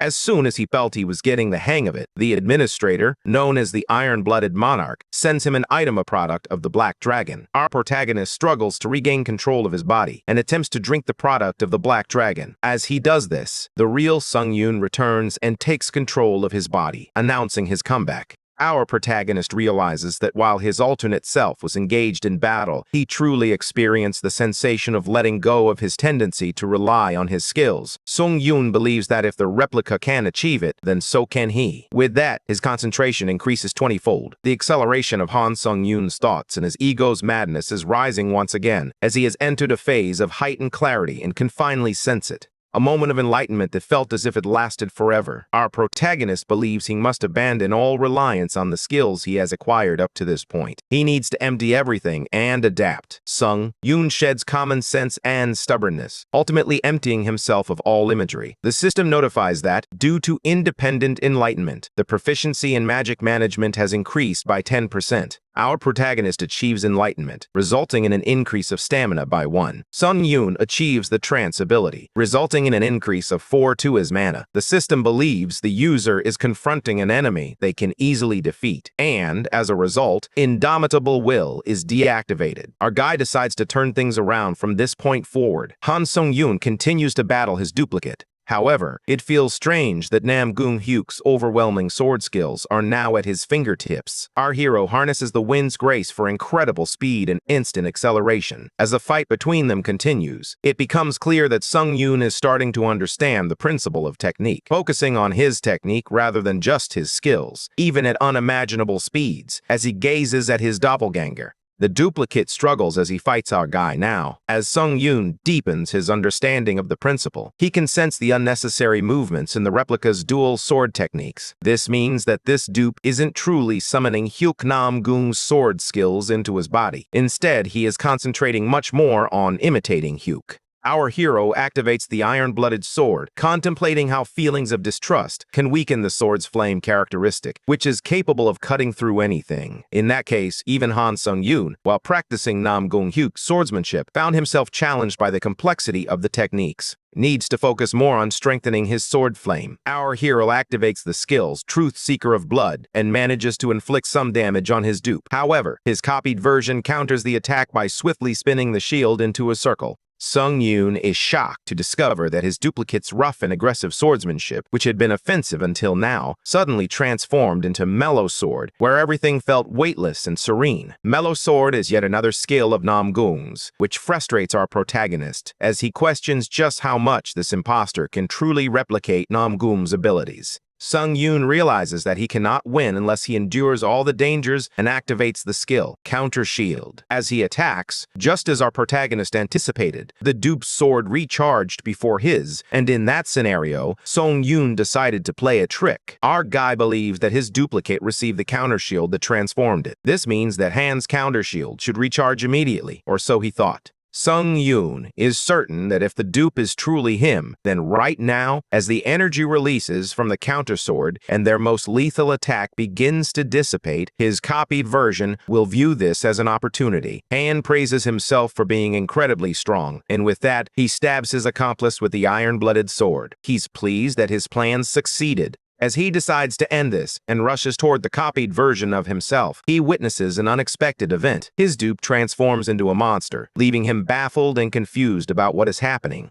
Sung Yoon's clone goes berserk, transforming into a literal titan monster and leaping toward our hero. As he dashes away, the clone bites off its own fingers and hurls them at him, which transform into explosives mid-air. Han's anxiety escalates in response to the sudden monstrous assault, as the attack patterns have completely shifted, making the situation 10 times more excruciating. The colossal hand bursts forth and our hero struggles to escape. Shortly thereafter, a loud explosion occurs, and the clone's attack is stopped by Han's shield of retribution. Our guy gets lucky as the cooldown for this skill has just ended. He then asks the clone whether they will continue or not. The Titan monster charges toward him with incredible speed. Sung Yoon suspects that this clone has completely lost its mind, especially since it's turning its own body parts into explosives. Even so, he believes it could be effective as a surprise attack at close range. However, if the clone continues to fire its body parts like this, Han's skill, Ash and Blood, will deplete too much of his stamina. It's only a matter of time before the monster runs out of things to throw at him.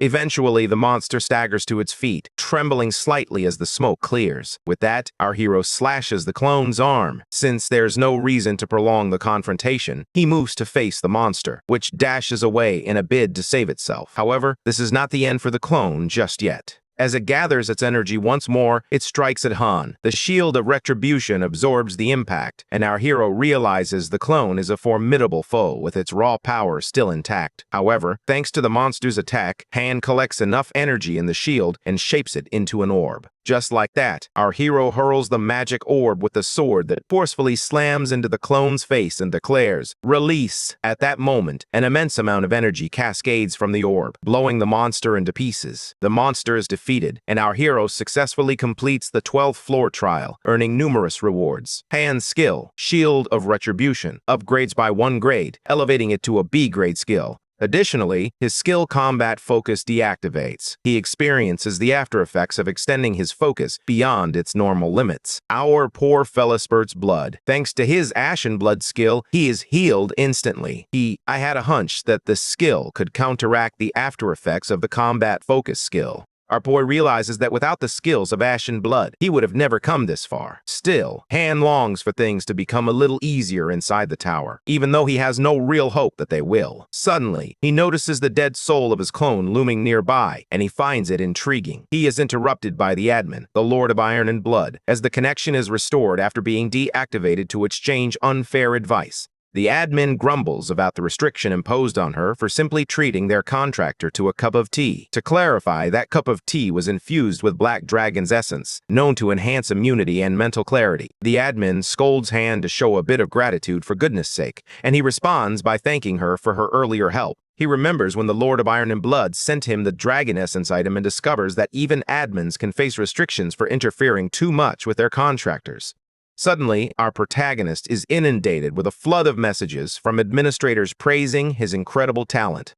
Even Han is taken aback to see several admins observing him. Some are amazed by his talent and the sheer difficulty of the trial, while others appear frustrated and question whether he truly belongs at level 12. Strangely, the admins silently stare at him as if unsure of how to react. Our boy feels uneasy because, typically, the admins would get bored and leave after sharing their thoughts, but now they are lingering for no apparent reason. Frustrated, he demands to know what the admins want from him. Our boy assumes they should already know he's under contract, but they are acting as if they're here to stake their claim. At that moment, he considers the possibility that his tower system might expand in a way that could benefit them. It's just a guess, but Han can sense by their clinginess that he's onto something. A devilish grin spreads across Sung Yoon's face as he revels in the moment.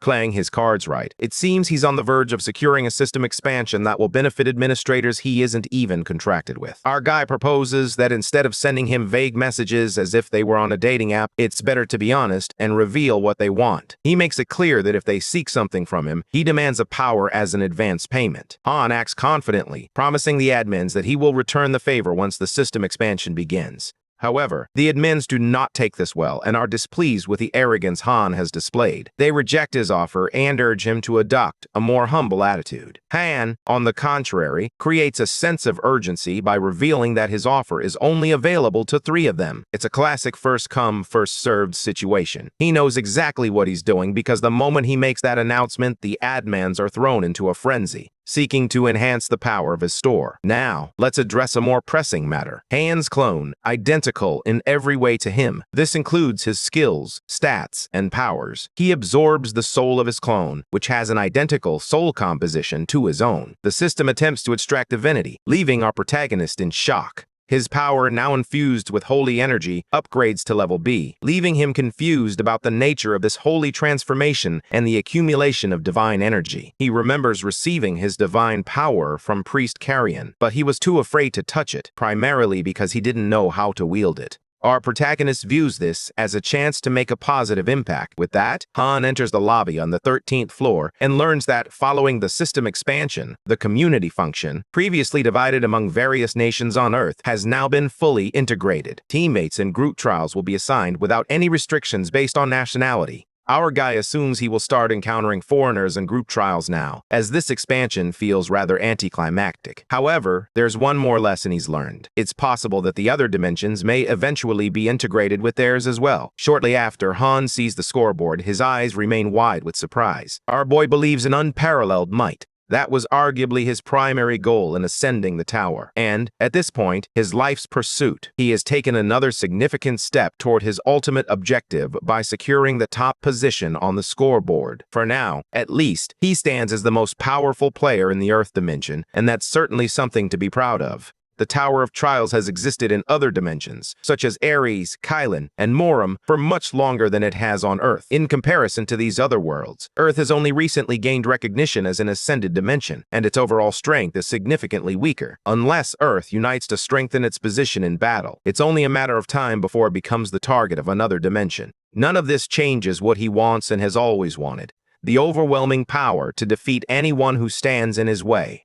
Our protagonist then opens his inventory and stumbles upon the skill Emperor's Ashen Crown, which increases charisma by 30%. Even more intriguing is that the wearer can reign as the Liege Lord of Dead Spirits while donning it, recognizing its high-grade status. Our protagonist believes it to be a powerful item. He then moves on to the bonus clearance reward and acquires the skill Last Stand, which nullifies serious wounds that would otherwise be fatal, but it consumes 88% of stamina. This skill leaves Sung Yoon utterly astounded, as it allows him to cheat death, albeit only once. Although a full week of cooldown time isn't ideal, it's hardly a penalty given the skill's capabilities. Han smirks, knowing that in addition to all the regular rewards from the last trial, he now possesses new powers extorted from the admins. He then opens the list of powers and selects Patron powers. Our hero discovers 3 skills. Given that these skills are considered good for a C grade, Han quickly makes his decision and purchases these 3 skills. Shortly after he begins to explore their potential, the admins start to pester him, eagerly reminding him of their patronage, which only makes him extremely annoyed.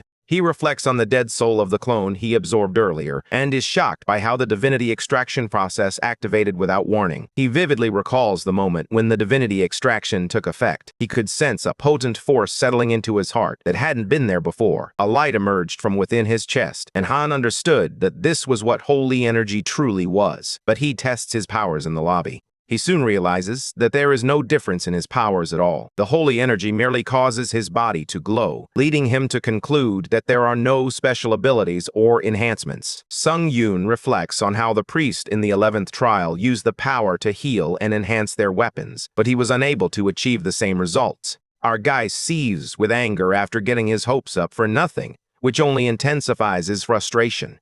Han takes deep breaths to calm his anger and prevent that part of him from resurfacing.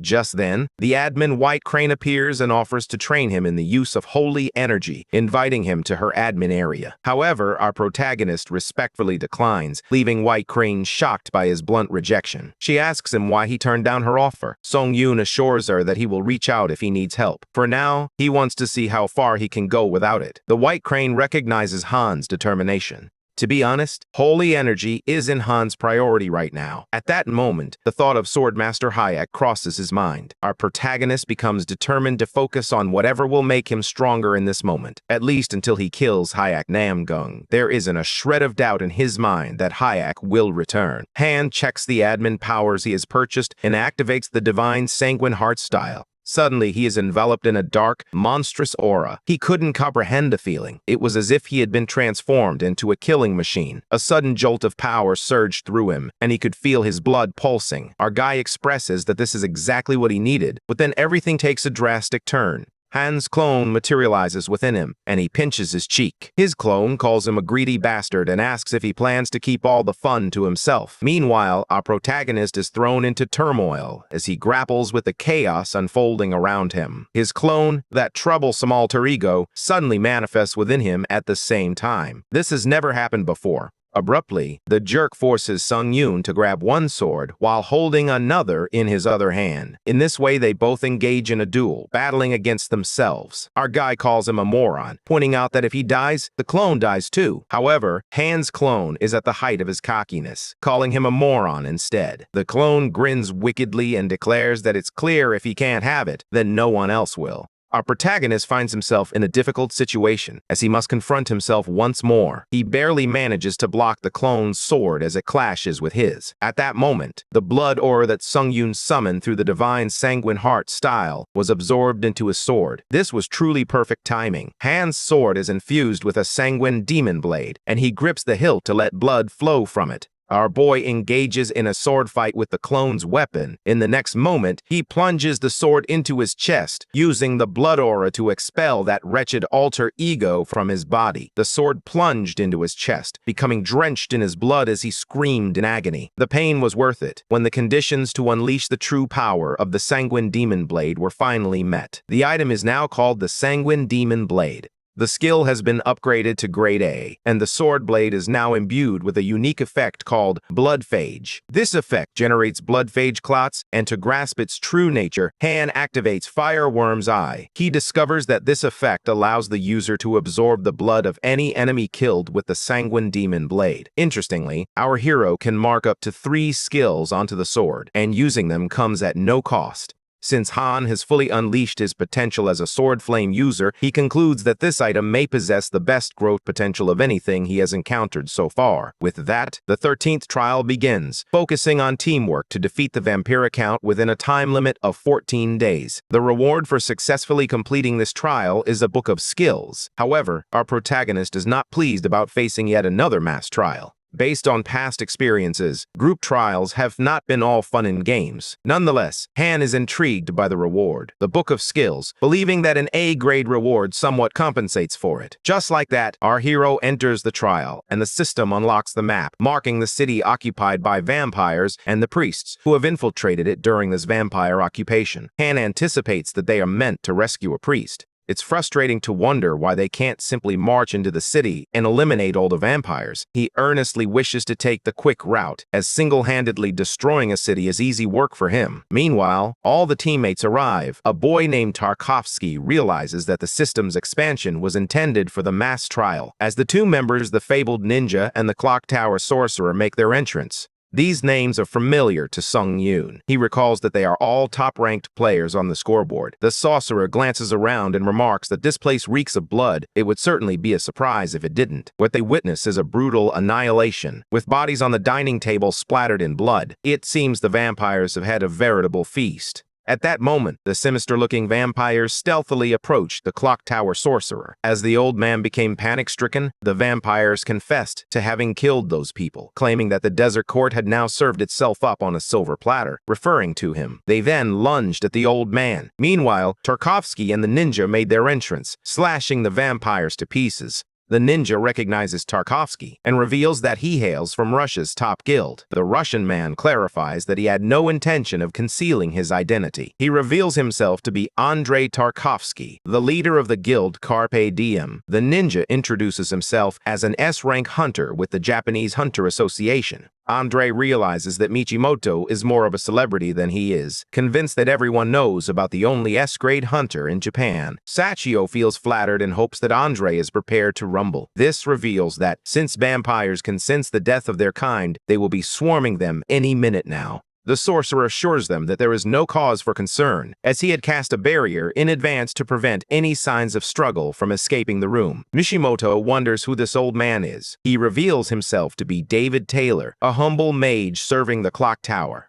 Sachio is impressed, as the clock tower is renowned as the greatest magic tower in the world. Meanwhile, Andre concludes that David is nothing short of an archmage on the verge of retirement. It's unfortunate that he has been summoned to the tower. However, David hardly sees it as a stroke of luck in his advancing years. For a well-organized mind, the tower represents the next great adventure. Now, the only one remaining is Han Sung-yoon. He reveals that he's a C-grade hunter from Korea. Following that, based on what the admin informed him, the sorcerer explains that even the weakest vampires far surpass C-grade hunters in combat. The vampiric count easily rivals the strongest S-grade hunters and cannot be defeated by simple means due to its regenerative abilities. In that case, the wisest course of action would be to save the priests who are taking refuge throughout the city and enlist their help to defeat the vampiric count once and for all. Tarkovsky expresses his concerns about how they will navigate a city swarming with vampires. The old man acknowledges that it would be far too risky to enter recklessly, and Satio suggests that they would attract the enemy long before they even set foot inside. They continue discussing strategies to harness their energy effectively in order to defeat the enemy as a united team. The other teammates believe that if everything goes smoothly, they will complete the trial in about 10 days. However, this doesn't sit well with Han, as he believes their bonus clearance reward is at stake if it takes them a full 10 days. That's when our protagonist intervenes, pointing out that there's a misunderstanding and expressing that their plan is not an efficient route to the trial at all. The old man asks Han to share a better method. Our protagonist smirks, ready to reveal the most efficient way for them to clear the trial. The Russian player contemplates whether there might be a better approach than the one they devised, while Michimoto is curious about Han's secret strategy. He wonders who the top-ranked player in the world is. At that moment, our boy bluntly suggests that they charge in. Hearing this, David thinks his ears must be failing him in his old age, shocked by a strategy that could get them all killed. Abruptly, Han swings his sword, slicing through the wall. All they could see was a massive army of vampires waiting for them. Facing his teammates, our guy declares that they need to charge in, eliminate everything in sight, and conquer this trial. However, our main character is far too arrogant to follow that plan. His approach is simple: slash, kill, and win. The vampires detect the presence of the humans. It's their time to feast as the scent of fresh blood hangs in the air. Meanwhile, the teammates spiral into panic, questioning Han's eagerness to pull them all into chaos. However, he ignores their warnings and orders them to begin their operation, instructing them to eliminate everything in their path. As the vampires lurch toward them like possessed creatures, brandishing their weapons, blood arrows burst forth. Suddenly, one of the vampires warns the others that there is a mage among the humans. At that moment, Andre learns that David has cast a mass invisibility spell, but it's challenging to maintain. The clock tower sorcerer grits his teeth in anger, convinced that with every mass trial, there is always one player who ruins any chance of fairness. That's when the old hag suggests they abandon player Han Sung-yoon and retreat to fight another day. This feels like a blatant act of betrayal and cowardice. Our protagonist is astonished to discover that the vampires can control blood instinctively, much like his own ability, Blood Prophet. Meanwhile, the vampires are eager to feast on Han and attack him with their blood arrows. Amidst the chaos, David, Taylor, and the Russian man retreat from the battlefield, leaving Sachio to wonder why Han would act so recklessly. Suddenly, the Japanese player stops everyone and shouts for them to look back. It looks like our guy is activating the skill Blood Prophet. The vampires are left in utter shock as they watch a human wield blood manipulation, a power they believed was exclusive to their kind. Their enemies are thrown into turmoil at the sight. They panic as Han's blood manipulation proves to be far stronger than their own, leaving them completely baffled. Our guy asserts his authority by creating blood arrows that pierce right through the vampires. As the true devil, he single-handedly annihilates them and absorbs their souls. Chaos erupts among the vampires, who come to believe that Sung-yoon is not human at all. On the contrary, the mage David Taylor watches the massacre, bewildered by the scene before him. It stands to reason that one must strategize and fight meticulously when faced with such overwhelming numbers. He is left speechless when he realizes that Han's brutal method is truly awe-inspiring. This revelation causes the old man to question his own abilities, pondering whether he simply lacks the raw strength needed. It is revealed that David Taylor was a high-level battle mage, possessing a lifetime of experience on the front lines. His fame was matched only by his intellect. His capacity for advanced strategizing earned him accolades within the Tower of Trials, where he swiftly progressed through a series of challenges to become a high-ranking player. As always, he had devised a brilliant plan to conquer the 13th trial. It was clear that his strategy was the most effective approach for this challenge. Yet our protagonist undermines his carefully devised strategy by suggesting that they simply charge in. The old man could see the arrogance of youth emerging. He believes that there can be no solution to a problem without a premeditated plan. Han Sung-yoon intervenes with his aggressive strategy, determined to eliminate everything in sight to conquer this challenging trial. In the present, our monstrous hero cuts through the vampires with ease. Andre and Makimoto gaze in astonishment, as they have never seen anything like it. At that moment, the Russian man believes they have moved beyond the stage of planning and suggests that it would be better to support Han from the rear instead. Sachio concurs with this idea. David, on the contrary, thinks rationally, though he can't deny that Sung-yoon has exceeded their expectations in terms of raw power. However, their enemies consist of legions capable of occupying an entire city, making it impossible for any player to defeat them all single-handedly. The old man acknowledges that countless hunters with unimaginable strength have come before, yet there is a reason why it is conventional wisdom to form a party. No matter how strong a person may be, countless variables come into play in the heat of battle. He concludes that for any player to face every fight alone is nothing short of arrogant folly. Our hero relentlessly slashes at the vampires, but soon finds himself surrounded by a group of them. Suddenly, Han's arms swell like balloons, and in that moment, they explode, sending the vampires flying away with tremendous force. Our character has employed the skill Body Explosion and finds it quite effective, though he views the cost as a drawback. Despite this, he feels a constant urge to use his recovery items due to the relentless attacks from enemies. The vampires are furious, declaring Han a warrior blessed by the god of battle. Strangely, one vampire trembles in fear and whispers, "Angel." That's when the vampires capture Han, believing he is an angel sent by the god of humans to protect them. After all, the slaughter they have committed must have angered their deity. However, they also believe the god of battle is on their side, so they feel compelled to seek his blessing. Even our boy is baffled, as he never realized vampires could be so easily deceived. At that moment, a giant vampire strikes his feeble opponent. The fellow points out Han, who is panting heavily like an old hag. This revelation leads the other vampires to realize that Han is not an angel, but merely a human. Seizing the opportunity, the vampires muster their courage to attack him. However, our hero turns the tables, playing an Uno reverse card as multiple soul orbs are caught between his fingers, leaving the vampires bewildered about what this could possibly mean. Han munches on them like a snack. He responds that it's likely their friends and family he devoured. A sudden surge of power reverberates as our hero absorbs the souls of vampires, replenishing his stamina. He also absorbs the magical energy from the dead vampires. After a day, he jumps back in for round 2, ready for another feast. Our hero unleashes his pure, monstrous side, annihilating the vampires like a phantom wind. Meanwhile, Sachio and the others watch Han fight from a distance. The Japanese boy is left astounded as he realizes why Han is ranked #1 worldwide, expressing that he has never seen anyone dominate like that in an all-out brawl.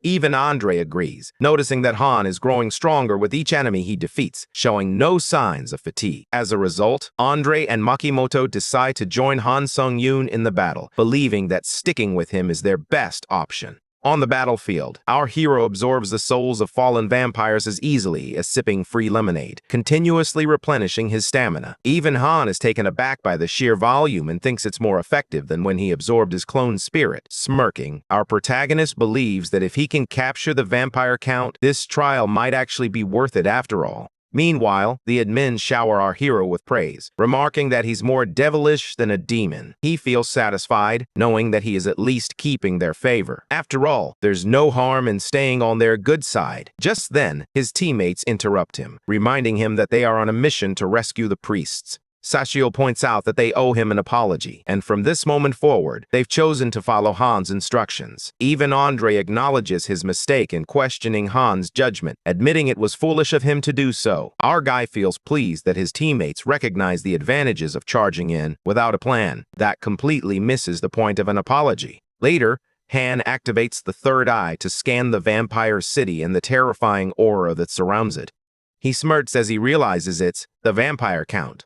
The Russian player feels pessimistic about this higher spell, recalling that the tower mentioned nothing about the vampire count wielding high magic. David Taylor speculates that it might be an innate boon granted to the vampire race. Unfortunately for them, it seems their leader possesses power that rivals the strength of high magic. Sachio panics, questioning what they are supposed to do against such a threat, fearing that at this rate, they will be dead within minutes. As Han reflects on how he once looked up to top-ranked hunters, he realizes that it now feels like his responsibility to keep them safe. His confident demeanor suggests he sees this as a testament to his own strength. In a way, he's not wrong. To save his teammates, he suggests they run away as fast as they can, stating that all he needs from them is to find priests and bring them back. Sachio curiously asks Sung Yoon why he is requesting them to do that, especially since they have already discussed it. Our protagonist must be brutally honest. If they stay here, they will only hinder his progress, despite his concerns that they might not survive the fight. Sung Yoon has an ulterior motive for wanting them to leave.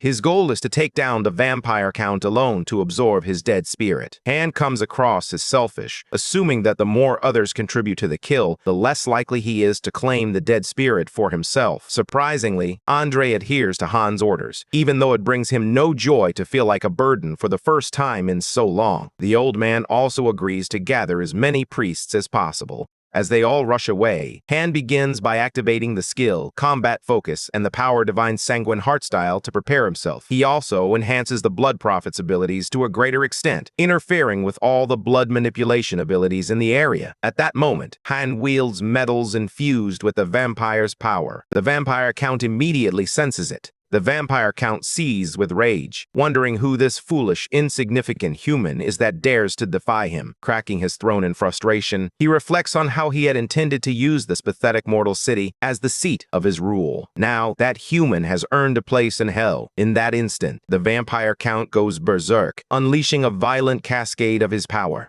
Our protagonist is engulfed in an overwhelmingly powerful aura, leaving him in disbelief as this experience far exceeds anything he could have anticipated. He realizes that he may have taken on more than he can handle. In that moment, he understood he had made a mistake. The vampire count commanded a legion of vampires who served under him. Sel Nera, the vampiric count, has lived a life defined by an endless series of battles. His sole purpose was to ascend ever higher. The thrill of battle was his only joy in life, a common trait among those who crave such base desires. Eventually, Sel Nera came to the grim realization that he stood atop a mountain of carcasses, a monument to his insatiable bloodlust. Before long, his desires soared to the heavens. The god of battle selected Sel as a disciple aspirant. As a disciple of a god, he finally achieved his kind's ultimate desire to overthrow the seemingly invincible alliance of the four human nations. Until the very spring of life, which served as the foundation of the human alliance, ran red with blood. Sel Nera slaughtered countless multitudes and brought about the collapse of 3 nations. With the Count's unrestrained domination over this last remnant of human resistance, he was resolute in his quest to gain recognition from the god of battle as his true disciple. Sel aspired to reach the pinnacle of his race and to reign as the vampire king. In this scene, a vampire servant rushes to Sel Nera to inform him of the trouble at hand. He reports to Sel that the forces under his command were annihilated by a single human. To be blunt, it is a complete slaughter down below. The Count stands staggered, having already dealt with all the pathetic fools who proclaim themselves heroes of the human realm. He wonders what nation still exists that would send yet another meaningless death. The servant trembles as he informs Sel that the human was not sent, but rather appeared unexpectedly. The Count angrily munches on vampire soul orbs, mistaking them for grapes, and seethes at the audacity of this interloper who dares to send his precious minions to their doom. He deems this preposterous and lashes out at his inept subordinates. Sel Nera finds it impossible for any human to evade all the eyes under his command and reach the heart of this city. The servants urge their lord to regain his composure. The Count seethes with anger. With the fall of this last human bastion, Nera would have ascended as a true disciple of the god of battle, but now his cause teeters on the brink of ruin. This drives Sel into a frenzy. His pride is deeply wounded by a pathetic human who has the audacity to meddle in his affairs.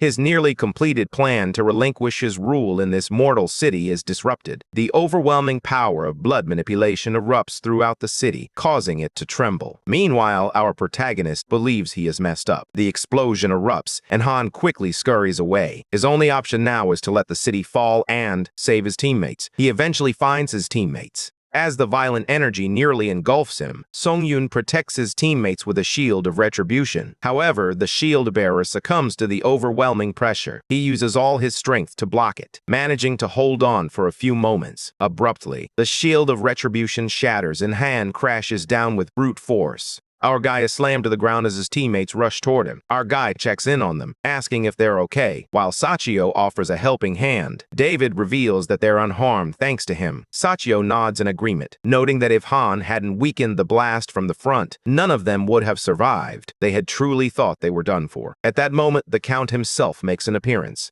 Astonished to discover that these humans survived the onslaught, Selnair believes it was no mere coincidence that his minions were slaughtered by them. The Count frowns as he assesses the situation. Han, a pitiful weakling barely clinging to life in the rubble, is guarded by 3 imposing figures who are clearly his superiors. Nonetheless, Selnair employs blood manipulation too. To create a sword, begin by selecting high-quality steel, which will provide the strength and durability needed for the blade. Heat the steel in a forge until it reaches a malleable state. Then shape it using a hammer and anvil, forming the blade's edge and point. Next, create the tang, which extends into the handle for added stability. Once the blade is shaped, cool it in oil to harden the steel, followed by tempering to relieve stress and improve flexibility. Afterward, grind and polish the blade to achieve a sharp edge and a smooth finish. For the handle, choose a comfortable material such as wood, leather, or metal, and attach it securely to the tang. Finally, add any decorative elements or engravings to personalize your sword, completing the creation process.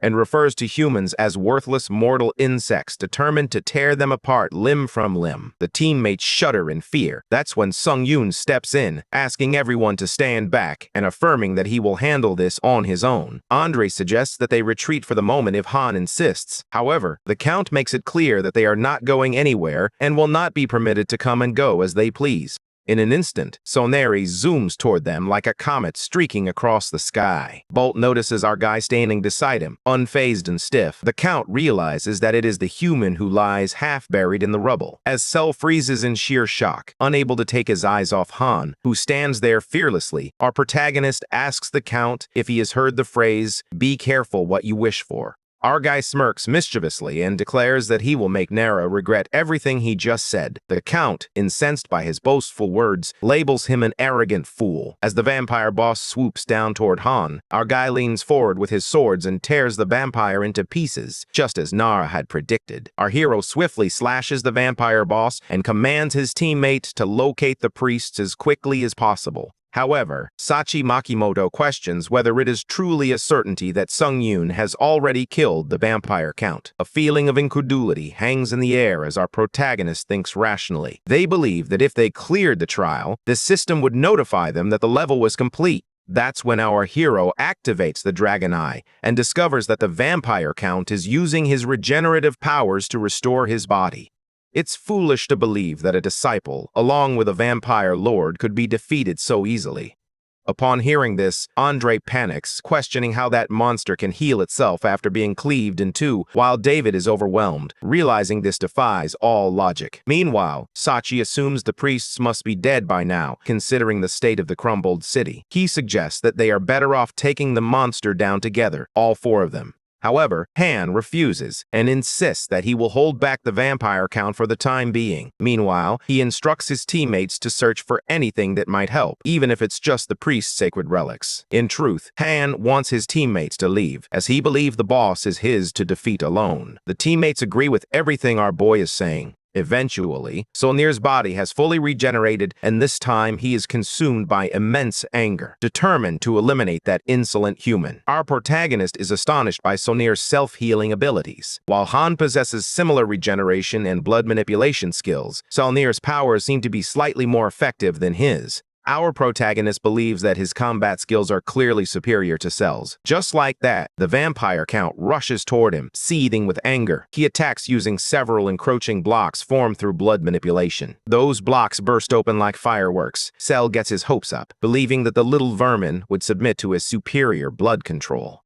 However, Hans skillfully evades each attack and emerges from behind. Thank you, Nier, for the valuable lessons you gained from this fight. But the vampire count couldn't tolerate this mockery and the screams. At that moment, our guy slashes Nier into shreds, and blood cascades frantically. The vampire is now mincemeat compared to earlier, but our guy is surprised to see that he's still regenerating. For a vampire, this is unexpected. A realization dawns on our hero as he considers the possibility that this trial is designed in such a way that, without priests, there's no way to defeat the Count, regardless of their efforts. Considering the entire city has been dismantled, it would be surprising if any of the priests managed to survive. Meanwhile, the Count regenerates once more, flawless as ever. It's in this moment that Han reevaluates his life choices, realizing that this situation is far from ideal. Selnera snickers at the mortal human's futile attempt to grant him eternal rest. Han's folly brings amusement to the Count. As our guy grins like a demon, he contemplates how many times he would have to butcher him before it's truly over.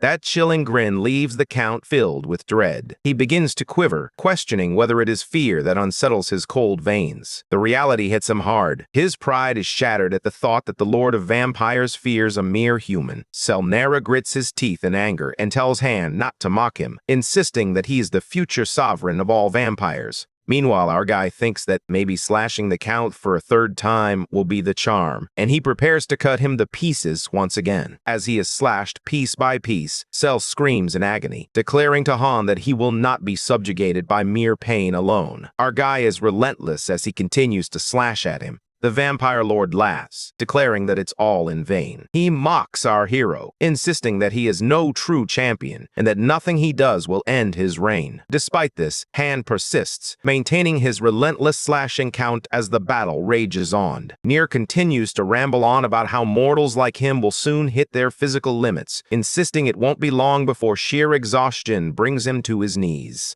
The vampire lord is left in disbelief as he realizes that despite Song Yun's relentless slashing, he hasn't exhausted a single ounce of his magical energy. He ponders whether this human is truly the hero of legend, even as our hero tears him apart for the 8th time. At that moment, Han unlocks the achievement, Battlefield Maestro, and gains a new skill, Torturer's Wiles. Afterward, Han wonders whether it's sliced or ground meat. Meanwhile, the vampire lord is filled with terror as he runs for his life, convinced that this human is nothing more than a true monster. He retreats for the moment, but everything changes dramatically when our hero catches up to him in the blink of an eye. Remembering the Count's words, Han's true monstrous side emerges. He summons his sword, muttering that he won't allow the vampire to come and go as he pleases. The Count calls him a petty worm and warns Han that he will pay for this. That's when our guy mercilessly rips into him for the 9th time, prompting the vampire lord to beg him to stop this meaningless bloodshed and propose an unconditional surrender. Selnir, the disciple aspirant, accepts his inevitable fate and agrees to fulfill whatever conditions Han sets forth. The Count pleads for mercy, offering any treasures the vampire lord desires. However, Han Sung-yoon, relentless as a chainsaw, continues to slash at him. The Count begs for an end to his suffering, insisting he cannot endure this for all eternity. Cell realizes that this human is no hero, but rather a blood-crazed murderer. Frustrated, our protagonist tells him to just die already, tired of his incessant chatter and constant regeneration.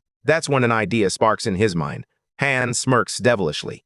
Han calls the vampire lord, who responds with a chilling presence, his eyes glinting with an ancient hunger. The air thickens with tension as they engage in a battle of wits, each word laced with underlying threats. Han knows he must tread carefully, for one misstep could lead to dire consequences. The vampire lord's power is palpable, and Han's resolve is tested as he navigates this dangerous encounter. He bows before him, and our protagonist reveals a way for him to escape this never-ending torture. Selnir asks him what he needs to do. Our hero activates the Shield of Retribution. A massive cross crashes to the ground. It seems that he has the ability to transform the shield into another form. He refers to the cross as the training dummy of retribution and instructs Cell near to strike it until he commands him to stop. Han urges him to hurry and put an end to his suffering. The vampire lord strides confidently toward the cross and, reflecting on the series of events from beginning to end, reveals a journey that is utterly incomprehensible. The once mighty vampire army was left in ruins, their confidence shattered. The sheer brutality of the attack sent shockwaves through the vampire community, leaving them to grapple with the reality of their vulnerability. As whispers of the butcher's terrifying prowess spread, fear took hold, and the vampires realized they could no longer take their dominance for granted.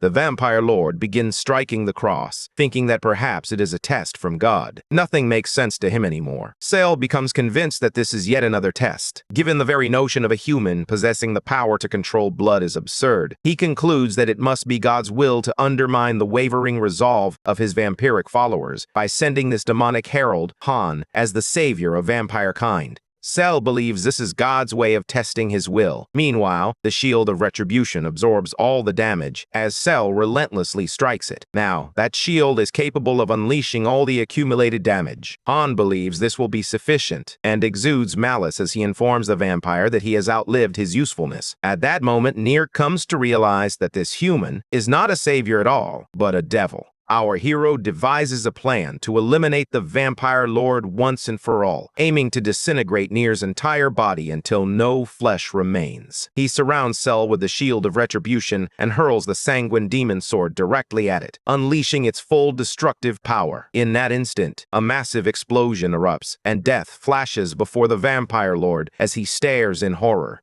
The blast shakes the entire area, crumbling everything around it and shredding the vampire into the tiniest fragments imaginable. With that, Han finally completes Trial 13 and wins the Book of Skills. They also receive plenty of points as a reward. After that, our guy smiles at his milestone, having killed an immortal all by himself. He absorbs all the blood that Selnir left behind, utilizing the blood phage effect to draw in the blood of an enemy killed with sanguine demon blood. With this, Song Yoon absorbs the vampire's blood using the sanguine demon blade, inscribing the marked skill, blood strengthening, into a blood phage slot. Our hero activates the marked skill, blood strengthening, of the true sanguine demon blade. And the blood flows that our hero can now control blood even better than the Count himself could, almost as if he has become the vampire king that Cell so desperately wanted to be. Han iconically wields countless blood swords that hover in the air. Personally, he doesn't have any bad feelings about this. Our boy smiles confidently, though the only downside is that he resembles a supervillain. In fact, I almost mistook him for one. Soon after, Han absorbs the vampiric Count's soul, revealing a divine presence within him. His power awakens, and holy energy begins to surge. The divinity is extracted. Our boy recalls witnessing divinity extraction when he absorbed his clone's dead soul. Now, he can accelerate the growth of his power and holy energy. A bright light descends upon him, and at that moment, he remains unaware of its significance. The key condition for extracting divinity is whether the dead spirit he absorbed contains holy energy. Since the low-level vampires lacked any divinity for him to extract, Han can only draw divinity from enemies who possess a similar level of holy energy. He realizes that there is so much he doesn't know. At that moment, the judgment process for harnessing power begins by absorbing a dead soul that is more powerful than the user. Han feels conflicted about this because there's no way the vampiric Count could be stronger than he is. Our protagonist assumes that the standards are easy to guess. He speculates that the system likely ranks dead spirits connected to beings such as gods and angels as superior to others. Nevertheless, the skill from the vampire's dead soul is extracted, granting Han the power known as Faith Harvest. As our protagonist contemplates the nature of this power, he is interrupted when his teammates discover him with the survivors. Sachio reveals that the priests were using their protective blessings to keep the people safe, resulting in more survivors than expected. The survivors spring with joy upon learning that the vampiric Count has been defeated by a lone warrior. Believing that Han must be the legendary hero, they express their gratitude to their lord for sending a hero in their hour of need and delivering them salvation. The panel detects a strong faith in Han through the power of Fate Harvest. Our protagonist catches a glimpse of this heartwarming moment as the survivors shower him with affection. Han believes that misguided faith is still considered faith after all. Nonetheless, our guy smirks, as he's certainly not one to pass up an opportunity. He then activates the skill Charisma, making his presence larger than life and amplifying his influence over others. Still, Han believes he isn't lying to them about anything, and that's how he unlocks another achievement. At least I didn't lie. By using Faith Harvest, he gathers faith from the surrounding area. The power of holy energy activates, generating a myth rooted in actual outcomes and the faith of believers. In that moment, the myth of the Vampire Slayer is born. The holy power is infused with anti-revive and anti-demonic effects. Our hero puts an end to the vampiric count's endless resurrections, which is a result of the anti-revive and anti-demonic abilities gained from vanquishing every vampire he encounters. Han finds it intriguing and begins to understand the concept of myth accumulation. To put it simply, his holy energy appears to be merging with new faiths that he gathers, allowing him to create these myths. Essentially, he is using one power to generate even more. Judging by the way Han feels the untouched holy energy draining from him, it seems that activating a myth depletes the reserve of holy energy within his heart. After that, our guy nearly harvested all the faith that people had been sending him, and that brings the trials to a safe conclusion. After Satio and Andre enter the lobby, the old man David approaches Han and admits that he had mistaken Han's confidence for the arrogance of youth. Yet it seems that his arrogance led him to underestimate our guy. David offers him an apology. Sung-Yoon gladly accepts. Suddenly, the god of battle makes an appearance, having been alerted to the death of his disciple servant. He becomes aware of Han's existence and rejects the holy energy within him, turning hostile. Acting swiftly, our protagonist kneels before the god, leaving David confused by the sudden change in posture. Nonetheless, they could not escape the wrath of God when the ground trembled and crumbled beneath them. The Tower of Trials revealed that they had entered the divine realm. It's as if hell has broken loose as the ground tears apart and people plunge into the scorching lava, their screams of terror echoing around them. Enraged, Han wonders what is happening. Just when he thought the trial had concluded, yet another problem arose. The crowd is thrown into utter chaos as they flee for their lives, escaping from the dead end where the lava looms. David Taylor stands among the crowd, visibly tense, as his portal to the lobby is on the other side, separated by torrents of lava that make crossing impossible. That's when our hero springs into action, asking the old man if he wants to shake hands again, addressing him as Professor Dumbledore. Han unexpectedly grabs Dumbledore's hand and forcefully throws him to the other side of the ground. The old man screams in fear as our guide nods in agreement, acknowledging that it is indeed a surefire solution. After safely tossing the old man into the portal, the ground cracks further and lava begins to bubble ominously. Han warns everyone to stand back and then smashes the ground, activating the shield of retribution. It turns out that Han transforms his shield into bridges that extend to the other side. On the contrary, old man David, soaring toward his portal, ponders Han. He cannot determine whether this fellow is truly the fabled hero they claim him to be. If a champion of virtue exists in this desolate world, it would likely resemble Han. With that, the Clock Tower sorcerer bids our hero farewell, addressing him as, "O hero of Earth." Meanwhile, our hero urges the people to cross the bridge he created with his shield, knowing it won't last long. Behind this act of kindness, our cunning character was actually hoping to extract a bit more faith from them, but he had no luck. He essentially wasted his time by putting on a show of being a savior. As he hurried back to his portal, suddenly, the god of battle is affronted by Han, a mere mortal who dares to wield divine power. At that moment, an overwhelmingly crushing pressure is felt by the humans. Their heads explode, splattering blood everywhere. Han's eyes snap open in shock as he witnesses a horrific sight, a reckless massacre. The god of battle warns Han, the tower's pet hound, that he has crossed the line. An unsettled rage flashes in our protagonist's eyes. He responds that even the god himself has crossed the line. Our protagonist makes it clear that as long as he remains under the tower's protection, it won't do any good to keep provoking him like this. He then steps into the portal, sensing that the god has nothing more to say. As Han strides forward, the god flashes a smile laced with bloodlust. The god of battle eagerly anticipates savoring Han's mortal demise. However, our hero discovers yet another reason to grow stronger, resolute in his determination not to let a god push him around. Just like that, our hero stepped in. The god. He contemplates the possibility that the tower might have created the vampire city solely for the trial. The truth is, even he isn't sure whether it was real or not. Han feels guilty, but he realizes there's no point in getting emotionally invested in the events of the trials. Sung-Yoon now realizes that the entity claiming to be the god of battle holds a grudge against him.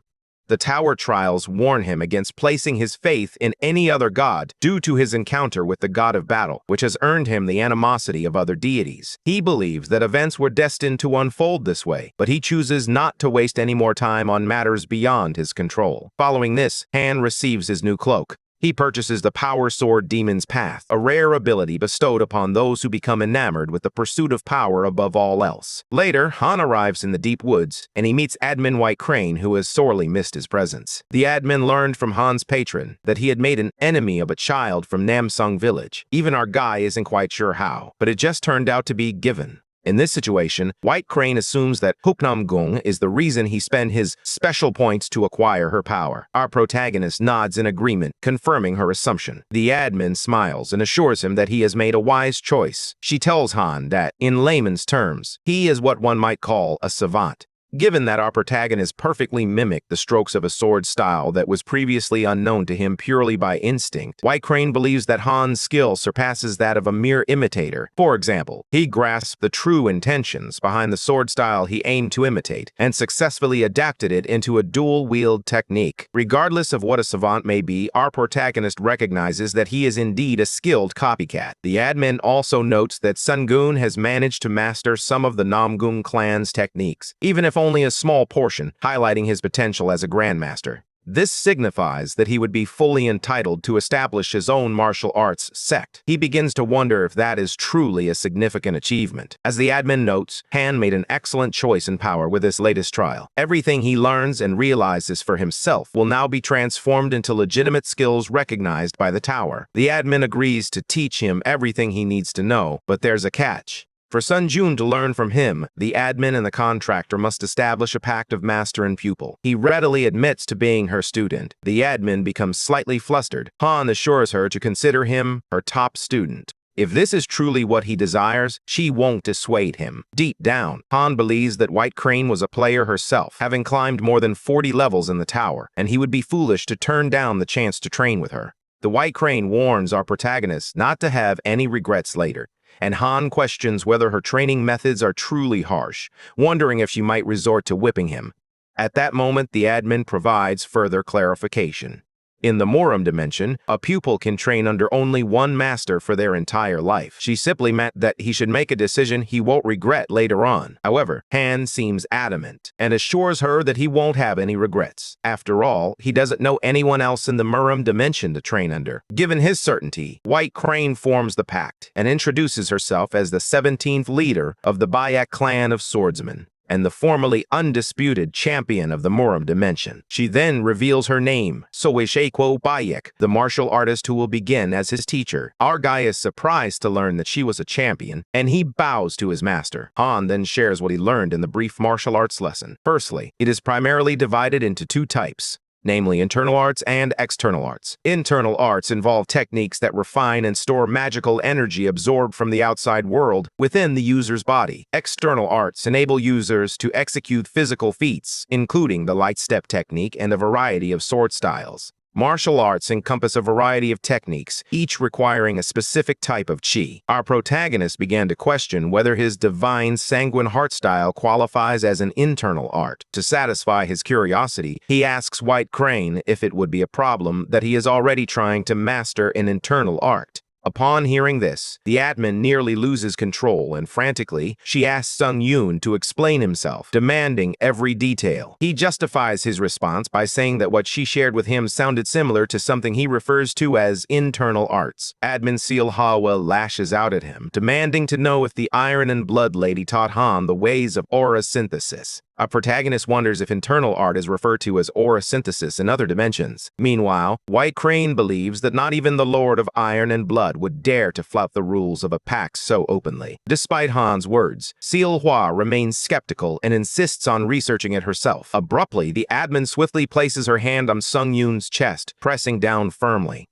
This leaves our fellow wondering what the master is up to. Well, Lady Crane, we can all see your true intentions. There's no hiding them. She needs a moment of calm to analyze something, and soon, she deduces that she sees no signs of internal arts training in him aside from his magical energy. Our protagonist reveals that he received the Divine Sanguine Heart style at level 12 from an admin known as Fallen Hair, who was also instrumental in granting him additional powers. Since activating this ability, he has experienced an enhancement in his combat sense, which he has been utilizing ever since.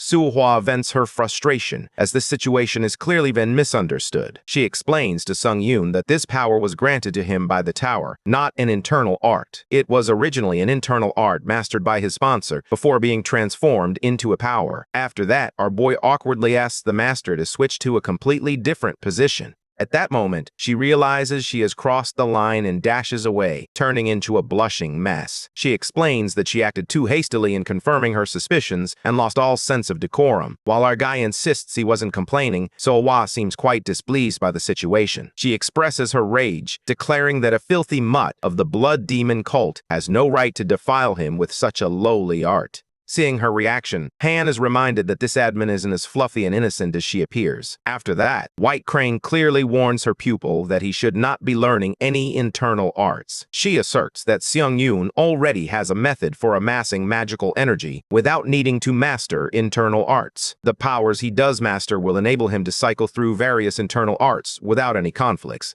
Our guy didn't realize this was an option. The admin assures him not to worry, explaining that the art she intends to teach does not depend on internal techniques. Nevertheless, she demonstrates her sword style, instructing him to watch closely and follow her movements. Han activates his combat skill while So-Hwa expertly wields her sword. Exuding a pink aura, he realizes that she has only ever revealed her gentle side to him and becomes convinced that she truly is the master of the Miram dimension. Among the 7 White Blade styles, So-Hwa showcases the first technique, White Blade Gleaming Sea. She swings the sword with poise as starlight is flowing around her. As he gazes at her in awe, he mentally notes every move she makes. So-Hwa apologizes for entering a steady relationship, explaining that it's the minimum speed required to navigate the White Gleaming Sea. Han confidently assures her that he can handle it. He has calculated the White Crane's movements, noting how she appears to bend space itself to trap and slice through her targets. With this in mind, he wields the sword, perfectly imitating the actions of the admin. He wonders if he performed well. White Crane is left wide-eyed,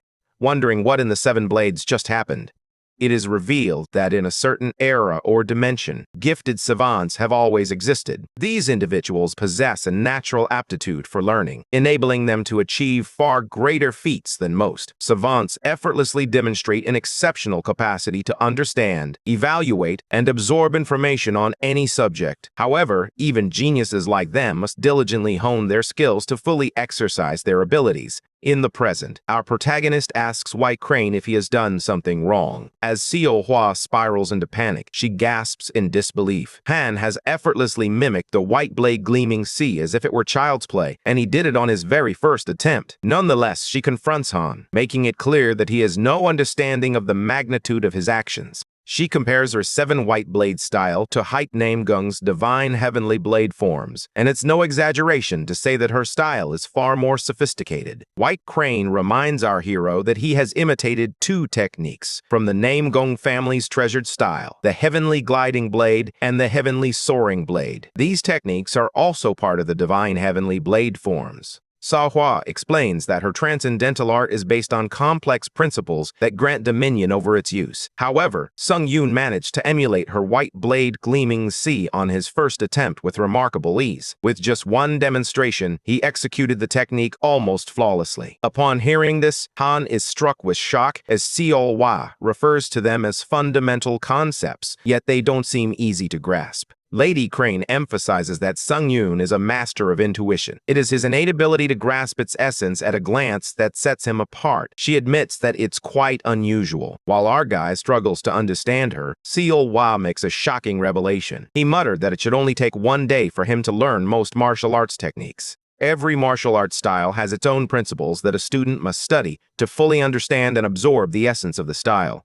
Since our protagonist has no interest in theoretical lessons on principles, he discovers that he can effortlessly observe and replicate techniques at will. Nevertheless, Lady Crane continues to instruct him in harnessing magical energy. After their training, our narrator explains that he mastered as many techniques as possible, including body, light step, and empty hand techniques. However, the most valuable of them all was the 7 White Blade itself. Among them is the White Blade Gleaming Sea, a technique that defies evasion by bending space itself to slice through the target. White Blade Piercing Sky is a stabbing technique designed to break through an enemy's defenses. White Blade Space Fold is a defensive technique that distorts the space around the sword. With that, the training session concludes. Han expresses his gratitude to his master. Lady Crane is pleased that he is calling her master. Our boy takes his leave, but she thinks he's leaving too soon and assures Han that he can stay as long as he'd like. He departs, expressing a feeling that he will return. After he leaves, Xia Lihua is over the moon, smiling sneakily at the memory of Han calling her master earlier. She is confident that he will improve rapidly with dedicated training thanks to his natural talent.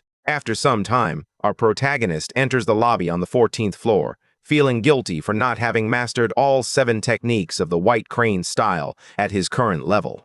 He has been focusing on honing his skills in the Demon Slayer style and enhancing them whenever possible. However, when it comes to the Master's 7-blade style or Nangong's divine heavenly blade forms, his current abilities simply aren't sufficient to integrate these new techniques. For this reason, our hero decides to create a new skill using his power, Sword Demon's Path, which enables users to develop unique sword-based abilities. By activating Iron Blood Sword and Combat Focus, Han has successfully enhanced both the Divine Heavenly Blade form and the 7 White Blade styles through dual wielding. However, neither of them is close to being promoted in their skills. Later, Han recalls when Xia Lihua provided a clue about a skill that can only be developed with a strong foundation of recognizable structure. Our protagonist considers adapting White Crane's blade styles into a foundational technique, allowing him to incorporate the heavenly blade forms whenever he desires. Simultaneously, he remains mindful of the principle of dual-wielding swords. A strong offense serves as the best defense. Countless sword strokes carve gleaming arcs, while myriad thoughts race through the expanse of his mind.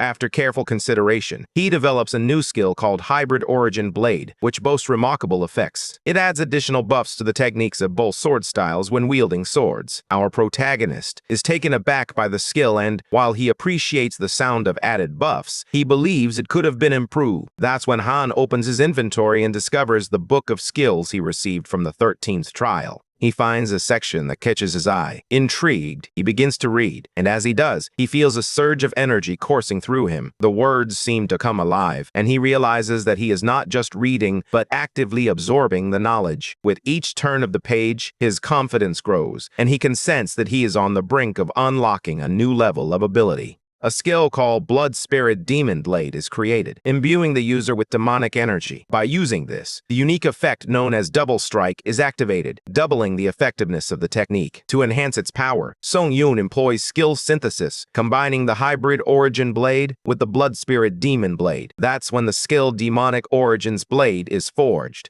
Han enters the 14th floor with the trial objective of hunting all the monsters in the lake within a 7-day time limit. He confronts an enemy that surpasses his level, prompting Han to activate the indomitable skill. Upon entering the floor, everything changes dramatically when our protagonist encounters Hyuk Namgung, who has been waiting for him. Having anticipated Han's arrival, Hyuk has already eliminated all the minor monsters on the 14th floor in his stead, yet Han never showed up. Hyuk thought he had arrived at the wrong place, but his enemy appeared just at the right moment. They both grin diabolically like maniacs, clearly showing that they have been eagerly anticipating this moment. Our hero goes all out as he activates all his skills, and they both leap toward each other, charging their swords. The battle between Han Sung-yoon and Namgong Hyuk begins. Our hero unleashes Sword Flame. This leaves Namgong in utter shock as he wonders how he is using it. Sung Yoon asks if he's already surprised, hinting that he has much more to reveal. With that, he kicks Hike, successfully making a cut on his cheek. Sung Yoon's enhanced skills and techniques leave Namgong utterly astonished, though he keeps his thoughts to himself. Our protagonist then asks him for feedback on his newly acquired S-rank skill. This demon sword art was developed by combining several absolute divine arts. The author explains that dual consecutive hits can trigger 2 additional attacks simultaneously, each delivering the same power as the original sword strike. Han Sung-yoon takes great pride in this skill, as he senses its overwhelming power. Our protagonist warns Namgong Hyuk about the scar it left on his face, stating that it will trouble him for the rest of his days.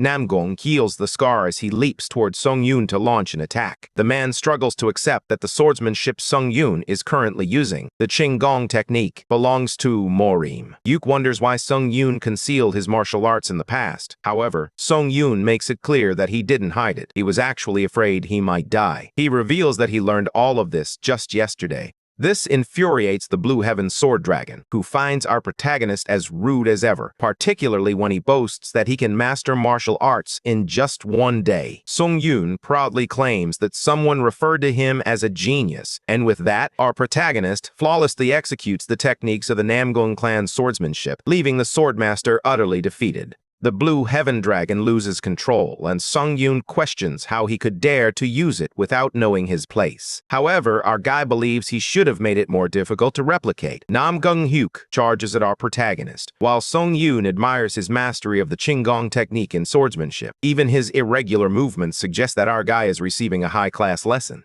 He believes he will remember it well and use it later. Namgong makes a powerful exit, establishing a fighting domain within a 30-meter radius that prohibits everyone except Han Sung Yun and Namgong Hyuk from entering. Ha Hyuk thinks he has identified the suspect, but to his surprise, the necromancer employs witchcraft to launch a surprise attack, catching him off guard. Namgong struggles to regain control in the fight. When he contemplates an escape, the domain stands in his way, which he forcefully breaks free. Before he can escape, Sung Yun reaches him and strikes with such force that the Murom guy is sent flying. Our protagonist finds the Murom genius in a dire situation and assumes that to his surprise, Namgong Hyuk bursts into laughter, which this makes Sung Yun wonder if he has lost his mind. Meanwhile, Namgong acknowledges that Sung Yun has learned martial arts and become strong in a remarkably short time, though he is unsure how this happened. The Murom guy finds it entertaining, believing that even if our guy uses the tower's witchcraft, he will still acknowledge it. With that, he pulls out a stone. Han Sung Yun swings his sword, questioning whether this guy really believed he would allow it. Namgong consumes the floor-invading penalty relief stone just before the sword can strike him.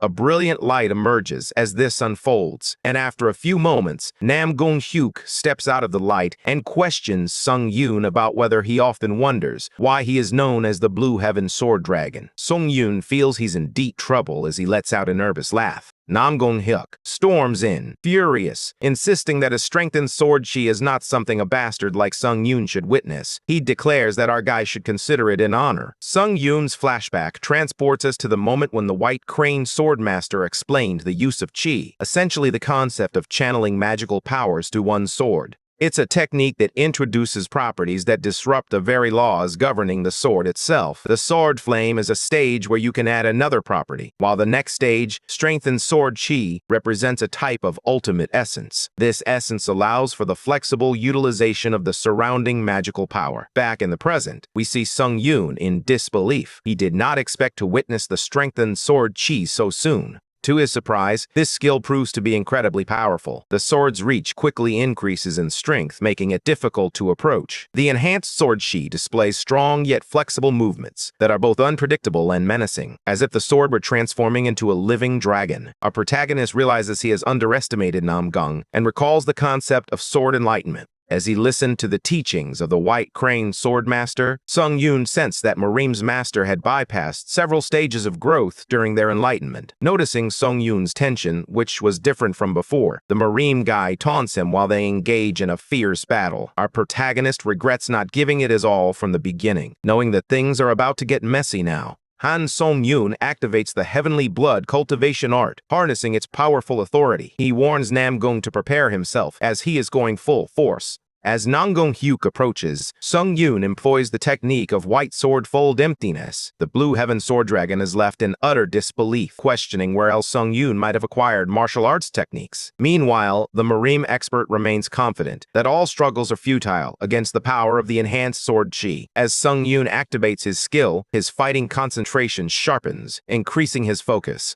A guy successfully sneaks up behind you, but ends up causing significant damage to his gut. Before he can even get up, the Morim warrior mercilessly attacks him. Fortunately, Han manages to dodge the attack just in time. Our protagonist is taken aback by Namgung's enhanced sword chi, which perfectly aligns with the white sword's fold of emptiness. In response, he activates the skill known as Ashen Blood. However, before he can use it, the Blue Heaven Dragon delivers a powerful kick with all its strength, sending him flying backward. The intense impact with the ground causes our protagonist to cough up blood, while Hyuk remains unfazed by the situation. He launches another attack. Han withstands the powerful attack, leaving the Muram guy in utter shock, as he never expected Han to be able to fight him on equal footing. With that, the Sword Master decides to bring this to a close as he strikes the sword toward our guy, who isn't ready to give up just yet. Sung Yoon employs the skill. The counter shield releases all absorbed damage at once, because after all the effort he put in to reach this point, our hero refuses to go down easily. Sung Yoon's attack has no effect on the Swordmaster, catching him by surprise. Before he realizes it, Hyuk's sword slices through the air, decapitating him in an instant.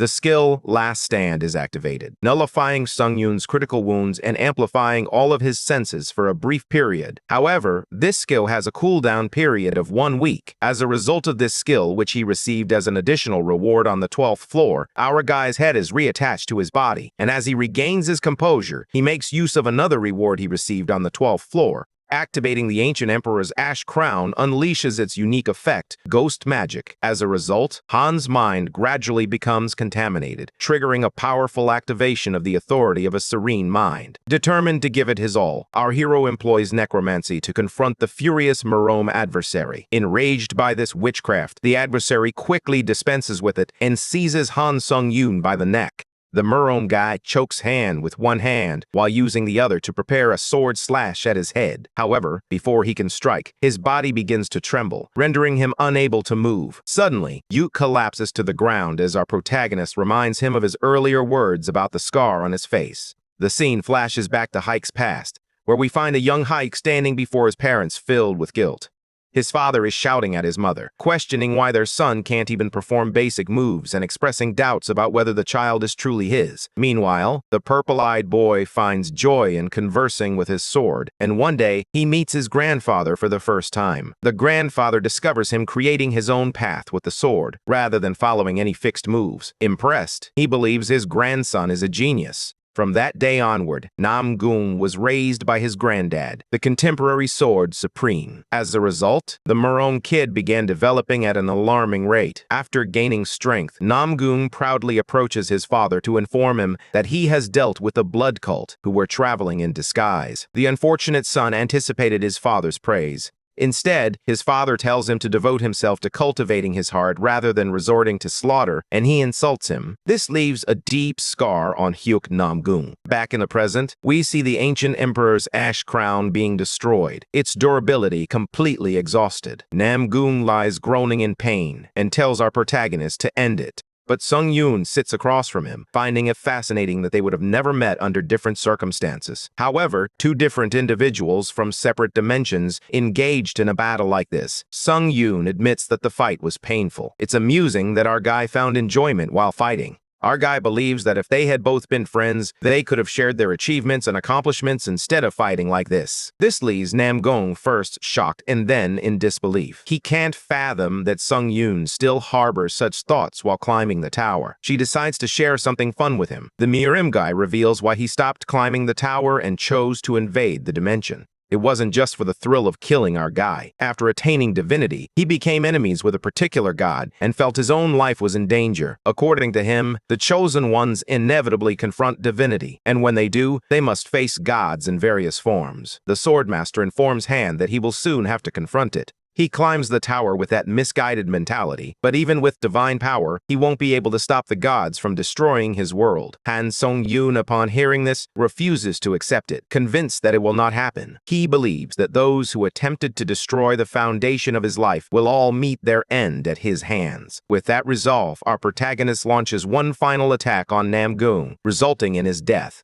The skill, Truth Seeker of Blood, activates, and the system congratulates Sung Yoon on completing the 14th floor of the Tower of Trials. The previous reward, the Boots of the Wind Spirit, is transferred to Han's inventory. In addition, Sung Yoon receives 10,000 pass reward points and a pass reward of 4,000 SP. As an extra reward, he also gains 4,000 SP, and Burrowing Heaven's Sword is added to his inventory. The system instructs Han to proceed to the waiting room, where the foundation of a myth has been successfully established and authority divine power is fully activated. As the system calculates myth based on actual results and the faith of the believers, the myth battle-tested warrior is complete and accumulates divine power. From this point forward, the effects of Indomitable and Reverse will be linked to Han's divine management. Our protagonist absorbs the spirit of challenger Nam Gung Huk, boosting his proficiency by 47% and elevating his unique trait, necromancy, by 1 rank. The blood consumption effect of the True Blue Heavenly Sword activates, absorbing Nam Gung's blood and elevating the item to A rank. The system is also capable of enhancing the power of the True Blue Heavenly Sword.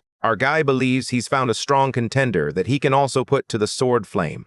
He comes to the realization that his clothes cannot be restored. Consequently, Song Yun decides to go shopping on Earth. While he contemplates this, the system interrupts him, notifying him that the admin Iron-Blooded Monarch has decent armor she wishes to sponsor to her contractor. In response, the White Crane Swordmaster remarks that the contractor's fighting methods are better suited for martial arts robes. After witnessing this, Song Yun heads to the Iron-Blooded Monarch. She is amazed by how the administrator designed her house. As he steps inside, the admin praises him for his excellent work and, to celebrate his success in overcoming a challenging level, she gives him a present that appears to be a pendant. Our guy believes she was giving him armor, but he is interrupted by Iron Blood, who informs him that once he infuses the necklace with a bit of magic power, the armor will automatically equip itself. The admin warns Sung Yun to use it outside the tower, just in case. After thanking her, our protagonist, he leaves to meet the White Crane Swordmaster. Upon arrival, he greets his master, known as White Crane. She appears disappointed that Sung Yun didn't visit her first, as he offers his apologies. The administrator wants to ask Han for permission to do something, but hesitates while expressing her desire to style our boy's hair. After processing her request, he feels uneasy, believing that hair should only be styled by a professional hairdresser. He points out that she doesn't even have the right tools. White Crane's Swordmaster reveals that the 7 techniques of the White Sword will be sufficient for the task. She then warns Han to remain still if he doesn't want to get hurt. Before Sung Yun could protest and stop her, his hair is already cut, and to his surprise, the hair looks pretty decent. Our guy compliments his master, who feels nervous but tries to maintain a sense of normalcy. After that, she begins pushing Sung Yun toward the exit while handing him the item that will make it easier to wear the martial artist robes she mentioned earlier. The White Crane Swordmaster nervously wishes him good luck, and Sung Yun senses that something about the situation is off.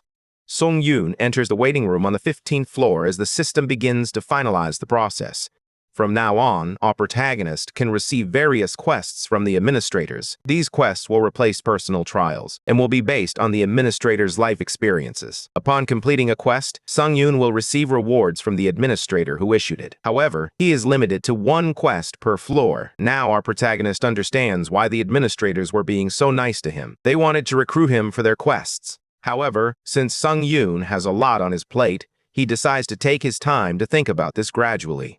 He decides to examine his newly acquired myth, Battle-Tested Warrior. This myth activates an effect called Indomitable, which is tied to divine management. When activated, it allows him to operate at full power, no matter his physical condition. Another effect, Reverse, also linked to divine management, enables him to receive greater buffs the more disadvantaged he becomes in battle. People gather to witness the second interdimensional invasion of Earth. Footage from yesterday in London is now being shown. The supervisor informs his team that a situation has arisen. A challenger from another dimension has summoned an unknown black orb in the airspace above London, UK, revealing that the alien creatures composed of magical energy initially engaged in indiscriminate killing before disappearing without a trace. Meanwhile, the dimension invader retreated into the black orb and has shown no signs of activity since. The unidentified black orb is growing larger as they speak, raising urgent concerns about the potential for another massacre. The supervisor believes that if they have any hope of preventing this irrational behavior, they must urgently secure the support of the Korean Hunter Association. One of the hunters notes the absence of urgency during the Shinjuku crisis in Japan and questions why the association is being so generous with its support this time. The supervisor attempts to explain, but Han Sung-yoon interrupts him, declaring that it's all about money. since the Shinjuku crisis gained significant prominence. Our guy believes that since then, the business has been thriving for the association. All eyes are on Sung Yoon as he speaks, while the challengers whisper about him among themselves. After the meeting, our guy encounters Hee-yeon. He apologizes for leaving the tower without saying goodbye and expresses how nice it is to see her. Hee-yeon accepts his apology but expresses that she would appreciate it if he could be a bit more considerate of his partner. With that, she inquires about his combat gear, and Sung-yoon responds that he's wearing it underneath. Their conversation is interrupted when a man announces that all challengers wishing to join the London relief mission need to board the flight when Hee-yeon seizes him and reveals that she has a better idea. Hee-yeon has received a small upgrade of her own from climbing the tower. She mentions that some of the support spells she has learned are related to spatial manipulation. The black-haired girl informs Sung-yoon that she can now teleport anywhere she desires, as long as she has the correct coordinates. She even received clearance from the association. Sung-yoon receives notification that he has been chosen as a target for the support spell teleportation. He will now be relocated to the coordinates designated by the support spell for teleportation. With that, they activate the spell. Meanwhile, in London, the magic summons from the previous day reappear as the challengers make their entrance. They brace themselves for the second wave, with their top priority being the protection of the spire. A senior challenger instructs the rookie to focus on the portal while he engages in battle, emphasizing that they must not allow any contaminants to enter it, or they will all be doomed. The rookie panics as a monster lunges at him, but before it can reach him, Han Sung-yoon and Hee-yeon kill it just as the portal appears. The rookie apologizes for not doing a better job protecting the magic circle, while Hee-yeon reassures him and asks when this all started again. The senior challenger stands before them. He looks extremely pleased to see them, referring to them as their knights in shining armor. He then requests an apology for the lack of introduction, noting that they are short on time. With that, he suggests they leave this to the others and join the rest of the chaperones at the rendezvous point. He instructs the rookie to take their guests downstairs. Upon arriving at the portal, Sung-yoon realizes it's clearly a large-scale support mission. For some reason, our protagonist feels uneasy that the Brits from the Spire of Mages aren't exactly thrilled with the response, while everyone outside is risking their lives. The higher-ups are gathered here discussing trivial matters. The old man, sitting in the armchair, starts the conversation, but is left speechless when he spots Han Sung-yoon. He hadn't expected to meet him like this again and considers this reunion an honor. Our protagonist recognizes the old man as the one he rescued during the 13th floor trial. After the old man explains everything to Sung-yoon, he decides to summarize it for clarity. According to the old man, the black sphere in the distance is an ultra-high-level barrier that cannot be breached, even by hundreds of mages, unleashing their magical energy against it. However, the old man managed to break through when it was much smaller, which is how the first wave was stopped.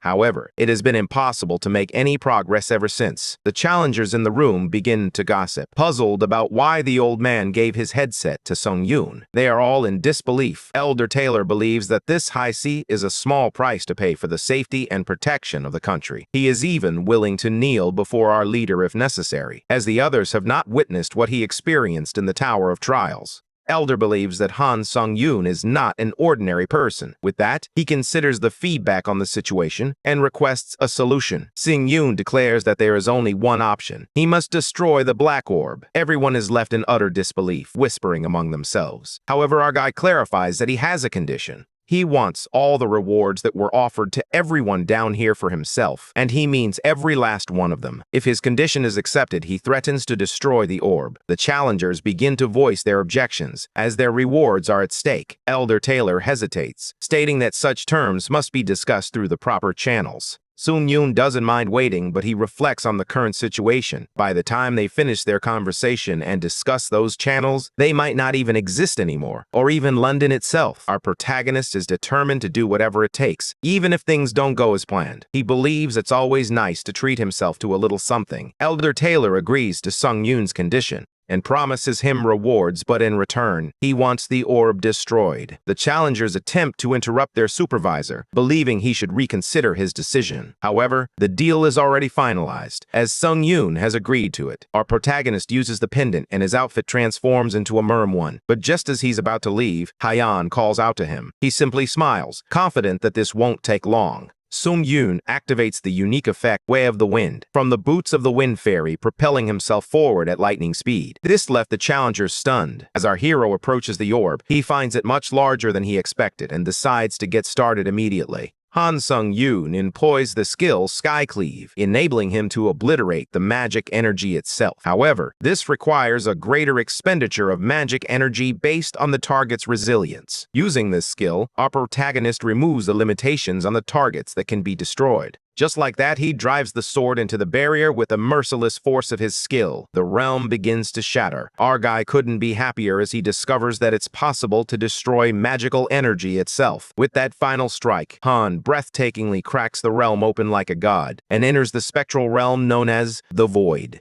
Upon entering, he is confused about what a spectral realm is, as it seems the inside of the sphere functions as an entirely separate dimension. Han activates the skill Third Eye, and suddenly, he finds himself surrounded by horrific creatures. All beings, except for the master of the spectral realm, are subjected to horrific illusions that cannot be dispelled by any skill. Han is expected to lose all sense of direction and will be unable to use any sensory skills in this realm. Additionally, he faces an 18-point decrease across all stats as a penalty. Suddenly, our protagonist is ambushed by the creatures that managed to injure him. Sung Yoon spirals into a panic. To see things clearly, our boy activates the power, Clear-Headed, which lifts the effect of the spectral void. Han's magic resistance skill removes the loss of sense of direction and certain skill restrictions. With that, our hero makes a powerful comeback and pushes back against the illusions. All the creatures leap forward as the places where Sung Yoon was injured begin to heal. He discovers that the outfit White Crane gave him repairs itself using magical energy. Suddenly, someone steps out from behind and witnesses Han's remarkable skills. As our protagonist hesitates for a brief moment, the man expresses his astonishment that someone from a minor, trifling dimension can single-handedly penetrate a spectral realm. Before the stranger can finish speaking, Han decapitates him in an instant.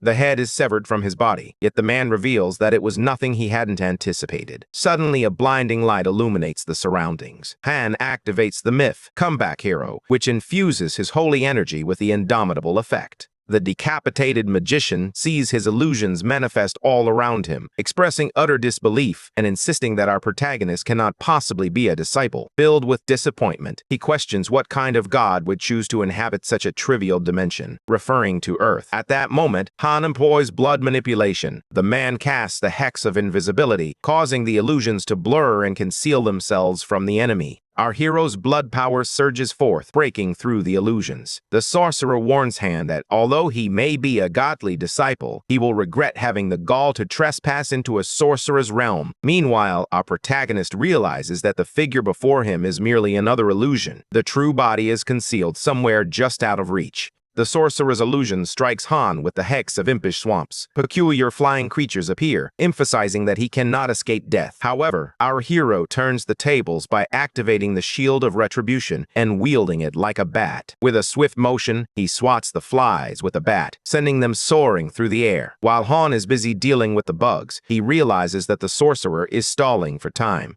Our guy believes he can track him down. Although this place appears larger than it seems from the outside, it is still finite. He is convinced that there must be a more intelligent way to approach this. To wrap things up quickly, he decides to wipe out everything in one fell swoop. Just like that, Han releases all the damage accumulated in the Shield of Retribution and activates the marked skill, Enhanced Vigilance of the True Sanguine Demon Blood. He then utilizes the skill's unique effect, Dual Mirror Strike. A violent energy erupts as our hero strikes the sword, unleashing an explosion within the spectral realm. The realm trembles as our hero's power annihilates everything in its path. At last, the true sorcerer emerges, trembling in pain and covered in blood. The man questions Han, asking what business a monster like him has in such a paltry dimension. Our protagonist is pleased that the conversation is focused and straightforward. He bluntly instructs the sorcerer to eliminate the black orb known as the spectral realm. Essentially, Han is asking the sorcerer to destroy his own creation, which sends the man into a panic. He begins to express his distress, highlighting the immense sweat and effort he invested in building this domain. Unfortunately, our protagonist despises excuses and activates his skills, Blood Profit and Pain Amplification. This inflicts harm on the target twofold. The sorcerer cannot escape the tormenting hell and screams in pain. Han believes he has reached his limit, but the sorcerer's pride remains unshaken, as he tells Han that he wouldn't be so callous if he truly understood who he is. The man then reveals himself to be the future Grand Sorcerer of the Empire, an unmatched savant of the magical arts. However, our guy doesn't put up with any nonsense and twists one of his arms, putting him through hell. Our ruthless boy makes it clear that he won't ask again. The sorcerer pleads for mercy, crying uncontrollably. Han then asks him for his name, the dimension he comes from, and his purpose on Earth. The sorcerer dances around the topic, but our protagonist isn't interested and demands that he answer his questions directly. The man then reveals himself to be Sindel from Ari's dimension, explaining that his mission on Earth is to gather faith from the beings of this world. Han asks him what that is supposed to mean. Sindel humiliates him, asking if he approached her without even the slightest knowledge. But our boy begins to lose patience and strikes him down with a kick, breaking his ribs. Sindel pleads for an end to the madness, explaining that ancient records discovered in hidden repositories reveal how wondrous mages and wizards transcended their mortal limits through their unwavering faith. The faith held by these devoted masses accumulated in their hearts as a sacred energy that forms circles, ultimately enabling a select few to ascend to the sixth circle, earning the esteemed title of Grand Sorcerer. Our protagonist questions Sindel about how he earns the faith of others. The mage responds that one form of faith comes from the sheer dread instilled by absolute domination, or the mortal fear generated through indiscriminate massacre, truly the most expedient method. Sindel reveals that he chose the Earth dimension because holy energy, tainted by the presence of another god, cannot enhance a mage's abilities. He sees no reason to lower himself by gracing a godless dimension with his presence. Han summarizes that the sorcerer committed mass murder solely to enhance his skills, calling him a piece of shit. He then moves on to the next question and asks Sindel shares his knowledge about the God of Testaments and the God of Battle, detailing their distinct roles and significance in the realm. The God of Testaments is revered for upholding the laws and guiding the moral compass of society, while the God of Battle embodies strength, valor, and the spirit of conflict. Together, they represent the balance between order and chaos, shaping the destinies of those who invoke their names. The mage admits that he doesn't know if such deities truly exist. However, he appears to have a death wish when Sung Yoon catches him lying through his teeth with his dragon eye, even while on the brink of death. Our protagonist realizes that Sindel definitely knows something about the gods, and a murderous intent creeps in as our protagonist picks him up, realizing that no one would part with such crucial information without putting up a fight. Consequently, our protagonist decides to intensify the pain by employing the torturer's wiles, a highly effective method of interrogation. Poor Sindel's body contorts as he endures horrific torture, with his bones cracking one by one, accompanied by a chilling spill of blood. Han descends into madness, pushing himself to see just how much more he can endure. Eventually, Sindel is drawn to the bones and pleads with Han to end her torment.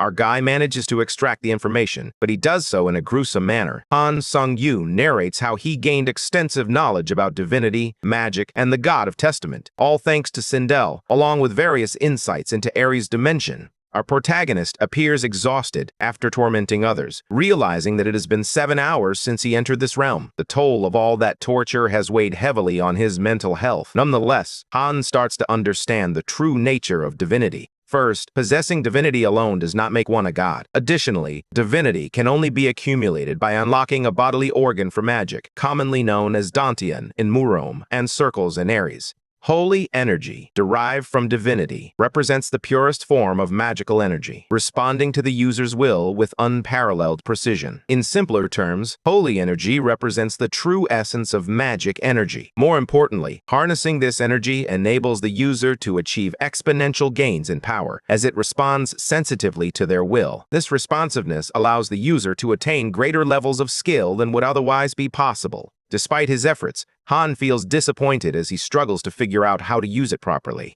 He realizes he still has a long way to go before mastering sword auras.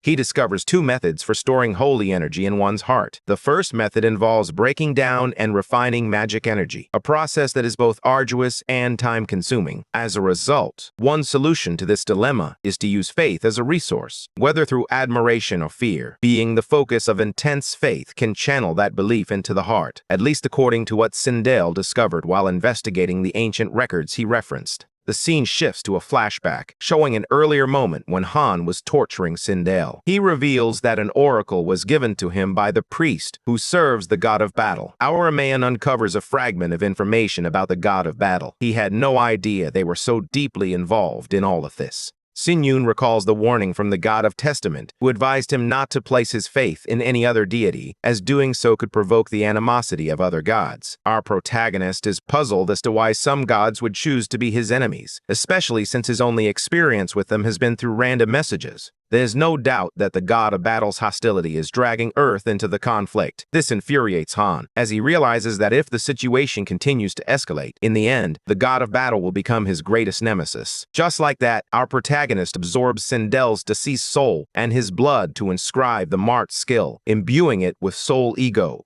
Han feels that if he's at least planning to go against the gods, he has a chance to change his fate. He needs to gather as much holy energy as possible. Sitting in a grand mansion, our guy believes he has rested over the past few days, which means the tower is about to summon him once more. He recalls what the girl said about the pocket plane pouch that settled beside him, an exceptionally rare item, and the importance of taking good care of it. Our boy grabs the large pouch to examine his latest spoils. He discovers a skill proficiency potion, a book filled with random skills, a stat increase potion, and more. He believes it was ultimately worth it for the Brits. In fact, they came out with the better end of the deal. Han is confident that they will gain a great deal from studying that object for research purposes, reflecting that he should have at least claimed to share it. Later, he glances at his hunter identity card and discovers that he has become an A-grade hunter. He recalls when he believed that achieving an A grade was a dream come true. Still, Han appears to be wondering. He wasn't considered good enough to be S-grade, cursing those association cheapskates. It is then revealed that after the mission, Song Yun was invited to host a press conference with the British Hunter Association. He even received an offer for outright British citizenship, as if he had become a celebrity overnight. The same situation occurred when he went to Korea, where he was offered numerous incentives, including tax exemptions and other benefits, to win him over. However, fame and wealth on Earth no longer held much significance for him. He reflects that no matter how rich or famous he becomes, it all means nothing if the entire planet is decimated by an invader from another world. He remains attentive to what matters most, staying focused on growth. Additionally, he feels a strong urge to defend this world against the gods. This is why he seeks total power. After that, Han remembers Sindel mentioning that holy energy is the purest and most refined form of magical energy. Our guy attempts to do the same. He consistently manages to refine magical energy on his own to a certain level. However, it's more challenging than he anticipated. Nothing he tries seems to purify it enough to transform it into holy energy. Without the hero's blessing power, he would be completely lost about what to do. Thanks to this power, Han already possesses some holy energy within him, which is a positive development.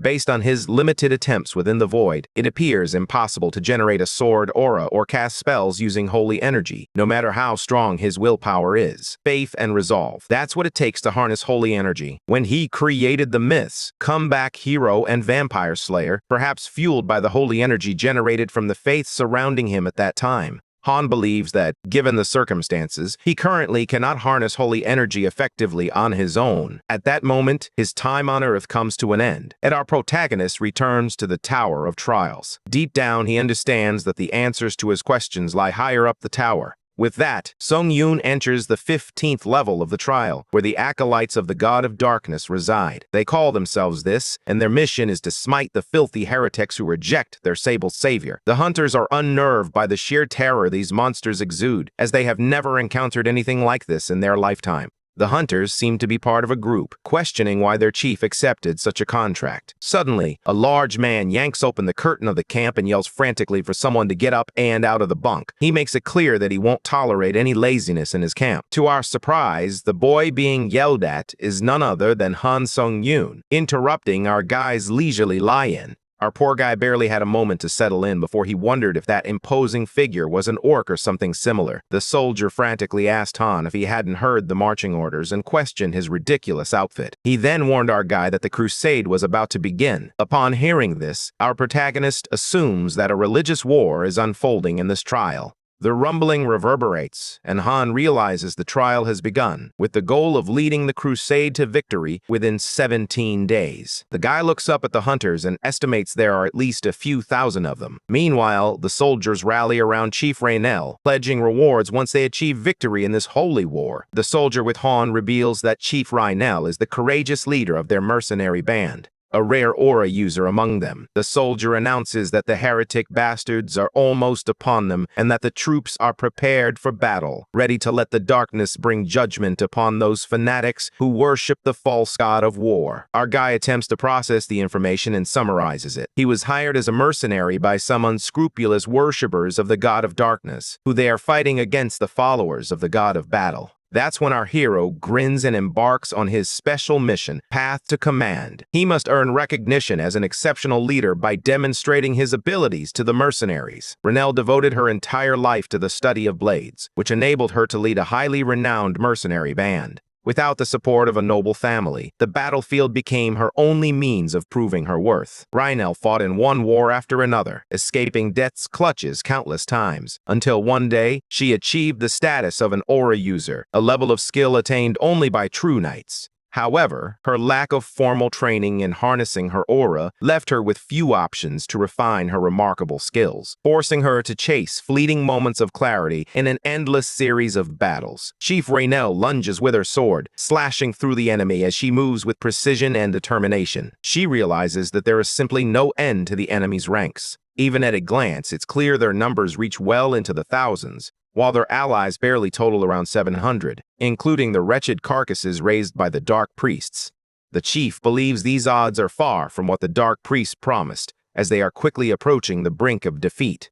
Just as Raynell prepares to slash at the enemy, suddenly, a giant monster emerges from behind. The cowardly soldiers are left behind as a siege golem materializes in the midst of the battle. The soldier promptly informs the lieutenant that Raynell is surrounded by the enemy and is completely alone. Meanwhile, Raynell can barely muster the strength to lift her sword arm. At that moment, death flashes before her eyes. She believes it marks the hollow end of a life spent in vain, with mastery of the blade forever beyond her grasp. Tears fill her eyes as she reflects that if she had known this would be her end, she would never have agreed to participate in this fanatical folly. However, a miracle occurs. Our hero arrives just in time, swiftly slashing the enemy in the blink of an eye, leaving the chief in a state of shock. He tells her that he'll hold them off for now and suggests to the chief that she should retreat while she still can. Raynell is left speechless. Amid the chaos and turmoil of the battlefield, she hears Han's voice, calm and steady, cutting through the noise surrounding them. She wonders if this is some sort of vision before death. Meanwhile, Song Yun lets his monstrous side take over, annihilating the enemies with the back of his hand, effortlessly and fiercely. Raynell watches wide-eyed as she witnesses Han using an aura flame. The punies from the Battle of Gods take notice of Han, who relentlessly slices through the enemy with his newly learned sword techniques.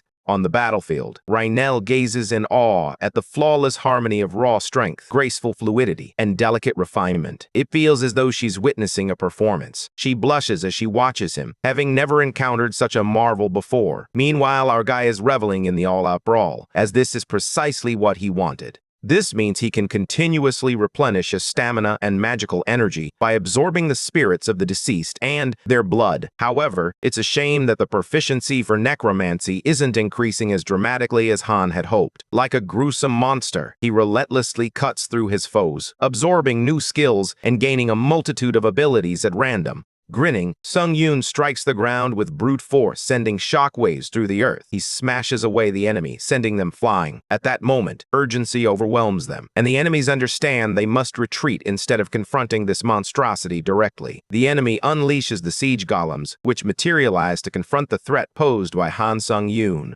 Our hero employs the 7 white blade style. With a white blade piercing the sky, he leaps and takes down the siege golem in a single motion. The allies stand in awe as they witness the scene unfold before them. Raynell realizes that the move Han just made was the same technique he used to save her life. She vividly remembers feeling as though he manipulated and distorted the very fabric of space itself, concluding that such feats are far beyond the realm of swordsmanship. On the other hand, our hero skillfully slices through the golems, and the army of the god of battle is in a state of panic as they witness their siege golems, the pinnacle of magical refinement, being defeated in one fell swoop. They find it preposterous, clearly recalling that they had received no reports of an enemy of such magnitude. At that moment, a follower of the god of battle strides forth among the crowd, urging his people not to let their faith waver. He reminds them that, no matter how mighty, the enemy stands alone. The crowd is utterly delighted to see their battle priest Mobir making an appearance. The battle priest arrived to save his followers, reminding them that they had yet to harness the secret art of the Church of Battle. He commanded them to prepare the rite of mass debuff, assuring them that once it was cast, not even a fully fledged dragon could escape its effects for a time. Battle priest Mobir initiated the rite of mass debuff, urging his followers to slay one more heretic, and their crusade would be victorious. However, that debuff couldn't hinder our hero much as he continues to annihilate the enemy as if he were riding the wind. With this, even Priest Mobir is left slack-jawed, gasping at how this monstrous being can effortlessly counter the mass debuff spell. He contemplates the unsettling possibility that Han might be a disciple of their enemy god. In the meantime, our guy stabs the battle priest in a split second, catching the bald man completely off guard. As soon as he plunges the knife into the priest, Han uses blood manipulation to launch an attack on the other followers, while skillfully camouflaging his movements. The blood arrows strike the other priests, leaving them bewildered by the mysterious projectiles aimed directly at them. From Han's perspective, once he recognized that manipulating blood in plain sight could arouse suspicion, it felt more like inviting unnecessary trouble. For this season, he devised a plan to make it less conspicuous. Essentially, he used tiny droplets of blood to create a claymore mine that tears the enemy to shreds. Our guy is the epitome of genius. However, a wave of panic ripples through the priests when they realize that Lord Mobir is no longer there to save them. They promptly announce a retreat. The system notifies Han that he has achieved the trial's special objective, Path to Command, as every combatant on the battlefield has become acutely aware of his presence. He even unlocks the title of one-man army. Having single-handedly wiped out the enemy, he has already earned the respect of his allies. The lieutenant from earlier, who scolded Han for slacking, shows him the way to the tent that our guy will have all to himself. The big guy then apologizes to Sung Yun for his earlier impertinence. Our guy overlooked it, expecting nothing less from an orc. He's confused about being called an orc. Regardless, Han waves him goodbye, feeling pretty worn out. Our guy strides confidently into his tent, having just taken on 1,000 enemies at once, and now he's being treated with the respect he deserves. Han reflects on the message he received during the battle, which spoke of taking countless lives and harvesting just as many souls. He realizes that he has begun to gradually unlock his potential as the god of death. This feeling is reminiscent of when his necromancy trait reached grade A. As Han tries to understand the true significance of this revelation, he suddenly senses a presence and instinctively draws his sword. As the tent tears apart, Raynell comes crashing down flat on the ground. It's no surprise that Han is just as sharp as she imagined. While he is flustered, he tells her that she could have easily died here, and it's just as well he didn't actually try to kill her. The chief expresses her gratitude to Han for saving her life earlier. However, our protagonist isn't pleased about his privacy being invaded, suspecting that sneaking into someone's tent is a local tradition. Raynell becomes flustered, believing he may have misunderstood the situation. Nonetheless, she believes that Han is not just an ordinary mercenary. Our boy struggles to find an answer, as she witnessed everything that transpired on the battlefield. She won't be convinced without a solid reason. Even our guy admits that he may have overdone it a bit on the field. Raynell expresses that witnessing his godlike display of martial prowess was a pleasure, a wonder for the ages. She is certain that an average mercenary could never hope to achieve even a fraction of such a feat. With a fierce look in her eyes, she demands that Han reveal his true identity. That's when our guy takes the risk and goes all in. Reveals that he is a disciple of the God of Darkness, a disciple of their Lord and Savior. Our guy deep down knows he doesn't have time for this. He hopes she'll buy into the story. Raynell begins to tremble and asks Han if he claims to be an angel, while he fears he's done for, convinced she has seen through his lie. Things take a positive turn when Raynell humbles herself before the monstrous disciple of their god, seeking forgiveness for her insolence. Our guy panics and tells her to drop the formalities. He requests that this remain a secret for now, explaining that they wouldn't want an enemy spy to catch wind of it. Raynell addresses him as Lord and questions Han about whether she is truly worthy of such vital information. Han maintains his facade, stating that he must trust a true comrade in arms like her. At that moment, the chief blushed, realizing she was in his arms. That's when Han's second special mission, Path to Admiration, begins. He must establish a rapport with the top mercenary, who will be marked with an arrow that is only visible to the user. An arrow appears on Reinald's head, marking him as the top mercenary in Han's army camp. Since our protagonist has already handled Path to Command, it's time for him to find someone to help lead his ragtag army. To make things work, Han takes Rayneel's hands in his own. I have a feeling this trial is going to be a breeze. Bro knows how to make things go smoothly. After that, Sung-yoon smirks, having now hit triple digits in all his stats. They also acquired a variety of new skills this time. He decides to sort through them properly while he has the time and opens the list of skills. However, Han notices that none of them stand out as particularly useful at the moment. That's when skill synthesis comes into play. He activates his unique ability to create new skills when suddenly the power of Hero's Blessing interrupts, temporarily enhancing his luck. Abruptly, a flash of light fills the tent. This results in the creation of 3 new skills. Our protagonist is pleased that this skill activated automatically, just as it did when he crafted the demonic origins of blood. This realization reminds him that he still has work to do, so he taps the marked skill in the blood phage slot. The marked skill, Imbue Soul Ego, was acquired from the vampiric count. When an item is imbued with a soul ego, it becomes possessed by a corresponding soul. Han discovers that it's a one-time skill that vanishes after being used. This appeals to him, particularly since he may need to use another blood phage slot in the upcoming trial. He activates the skill, Imbue Soul Ego, on the true Sanguine Demon Blade and is prompted to select the item to imbue a soul ego. With 2 swords positioned in front of him, our hero believes he can give one of his items a living personality to aid him in combat. So he decides to choose something he has been using for quite some time. He chooses the true Sanguine Demon Blade, a weapon designed to evolve alongside him. Suddenly, the sword emits bursts of fire and is imbued with the soul ego of Chao Yu Dam, the 7th Blade Demon.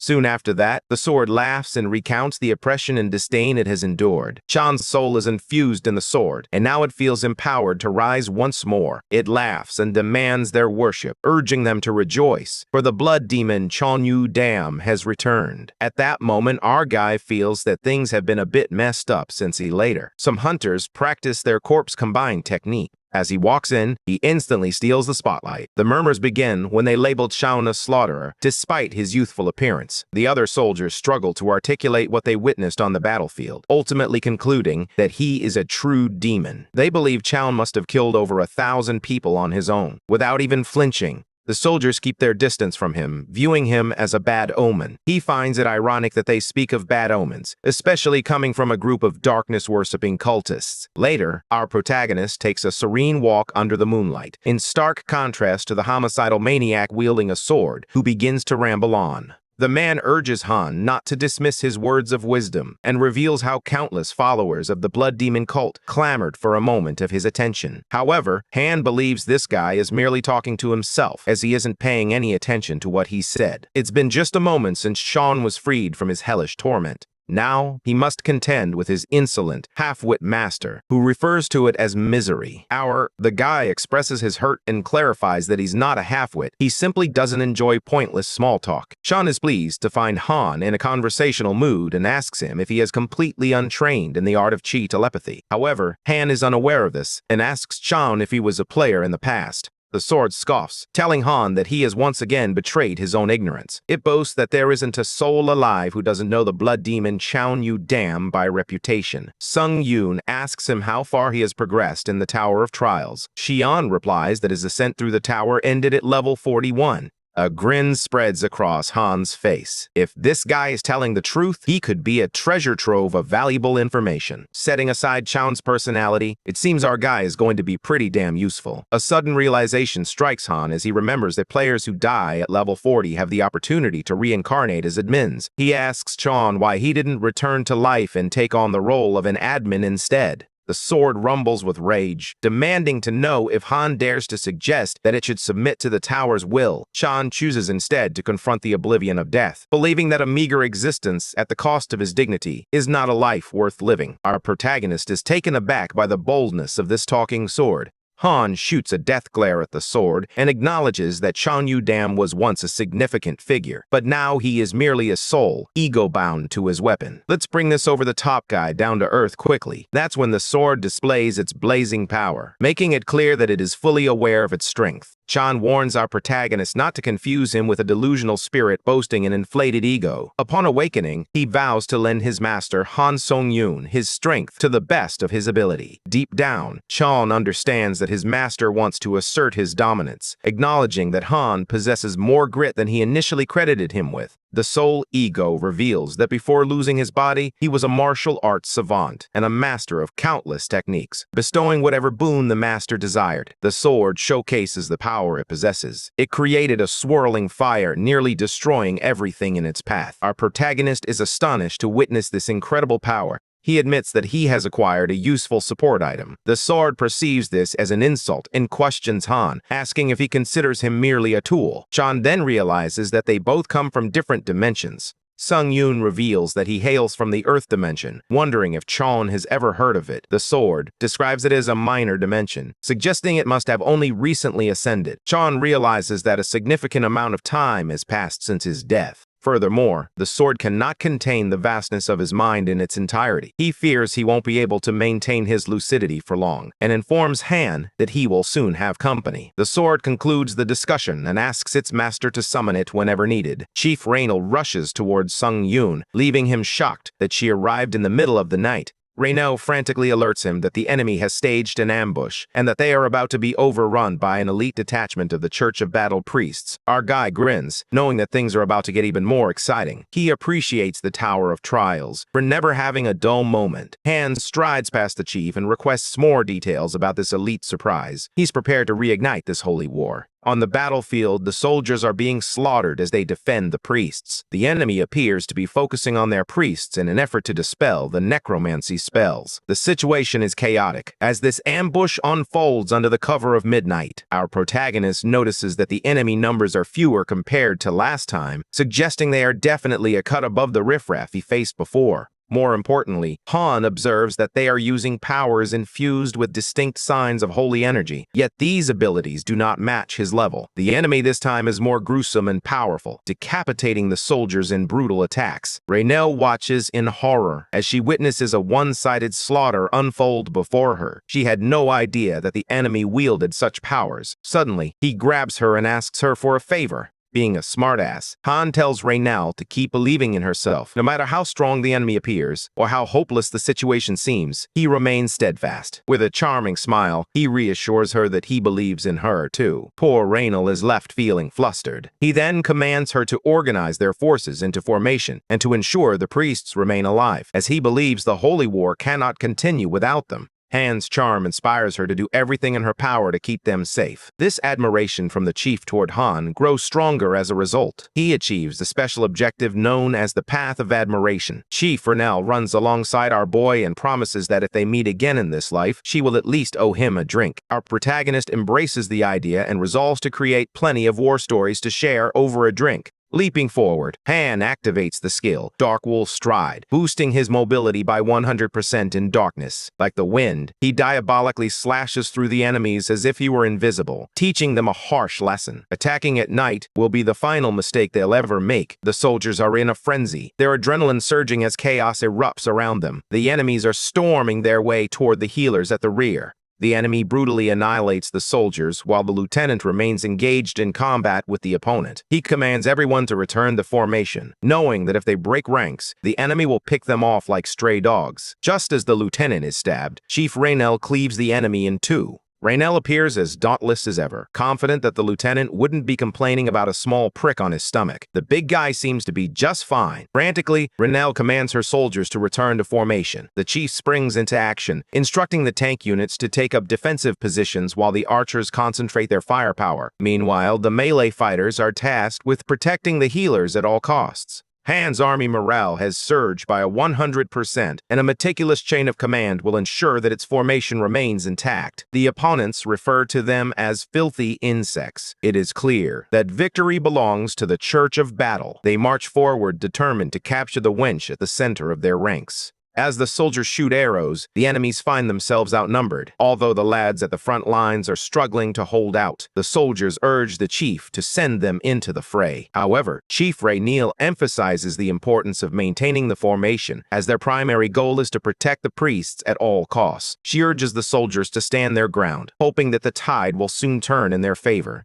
In the meantime, our protagonist activates the skill Dark Wolf Stride, ambushing the enemy with lightning speed and slashing through them like a monster. Rayneel is thrilled that Han the Slasher has joined the battlefield. Surprisingly, instead of killing the enemies, our protagonist then snares them with red magic ropes. Chown, residing within the sword, voices his opinion, calling it a ludicrous play. He asks Han why he squandered such power on restraining a group of ragged prisoners of war. Indeed, even the sword shows no hesitation regarding the ruthlessness with which our hero butchered the enemy. Chown believes that Sung Yoon would have made a fine member of the Dark Path if he had been born in the Marine dimension. Suddenly, Han's eyes widen as he notices a thin strand of magical energy reaching out to him. He realizes that it's chi telepathy and concludes that it's simply a method of sending voice messages through magical energy.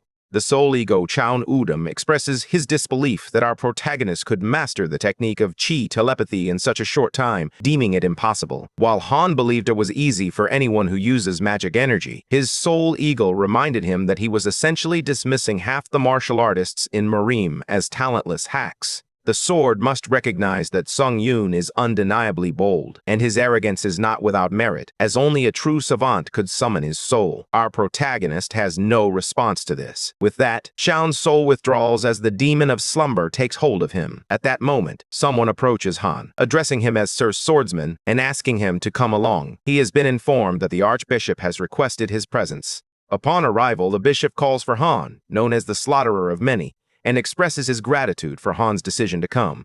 Our guy suggests ditching the grandiose title and simply calling him Nameless instead.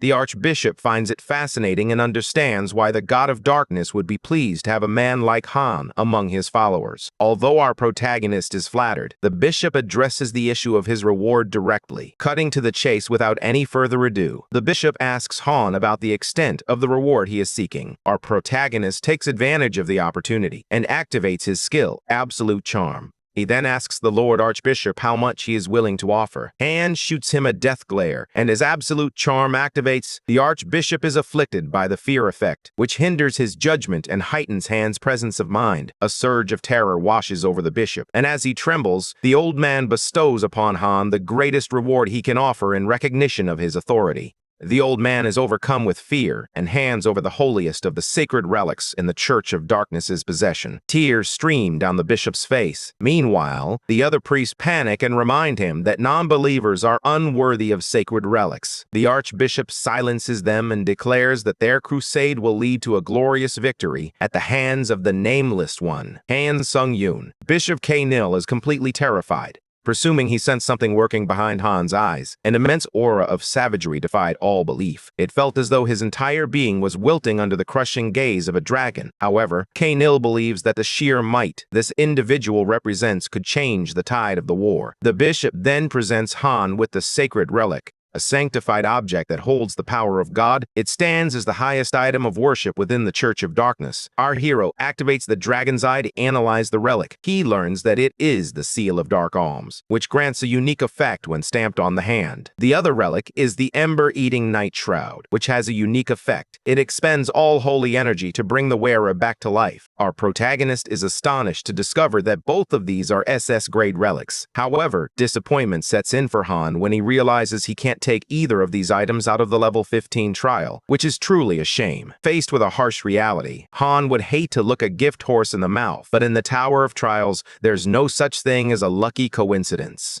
He conjectures that if he has managed to acquire 2 items at a grade he's never seen before, Sing Yoon is convinced that the tower is about to try and take him down. Our guy is already feeling quite tense. He picks up the items as Archbishop K-Nil trusts him to honor the priceless value of these relics. As Han prepares to leave, K-Nil warns him that any soul who flees from the impending battle will face the full fury of the God of Darkness. Our hero smirks and replies that a mere mortal like him wouldn't dare run away before earning his keep. Han departs, leaving the Archbishop in disarray, breaking down in tears over the sacred relics he had given away. Meanwhile, Han appears satisfied after successfully looting the bishop. Shortly after, Ryanel calls him out, hoping that his meeting with Lord Kainil was fruitful. Han thanks her, acknowledging that it certainly was. More importantly, he catches Ryanel off guard by asking if she had been waiting for him the entire time. Flustered, she awkwardly suggests to Han that now would be a good time to buy him the drink she promised. Blushing, Ryanel seems to have a favor to ask of him, leaving him confused. Later, as they drink beer, Ryanel already appears to be drunk.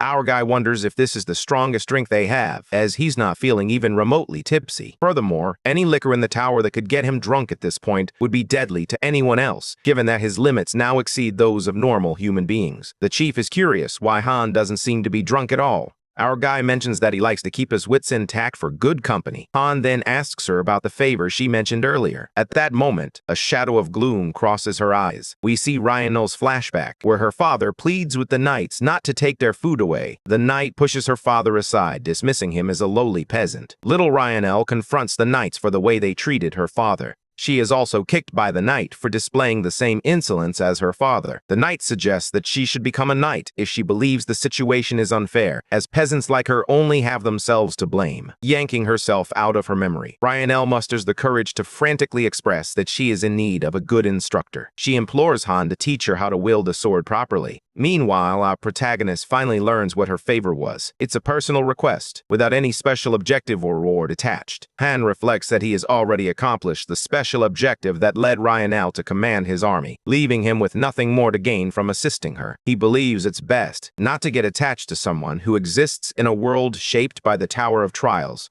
He believes it's a waste of time. At that moment, Sung Yoon stands up and bluntly tells Ryanel that he will not help her. Just as this callous hero is about to leave, the chief stops him and pleads for his attention. Desperation fills her voice as she mutters that she needs to live up to her potential, no matter the cost. Helplessly, she slams her head against the ground and bows, begging him to teach her, agreeing to anything in exchange. Han smirks, confident that time spent enjoying life is never time wasted. Later, Ryanel appears very determined, but he tells her to relax a bit. He appreciates her enthusiasm and suggests that too much tension will hinder her fluidity, a principle that applies to everything. He twirls her around and realizes that what she truly needs isn't just combat experience, but to strengthen her magical energy system, known as aura synthesis in this world. Han places her hand on her back and channels her magic. Ryanel feels a sudden surge of energy flowing through her as he teaches her how to harness magical energy. It's as if he's guiding her by the hand. She feels a sense of familiarity despite all the subtle differences. With each minor change, her magical pathways are becoming more efficient than ever.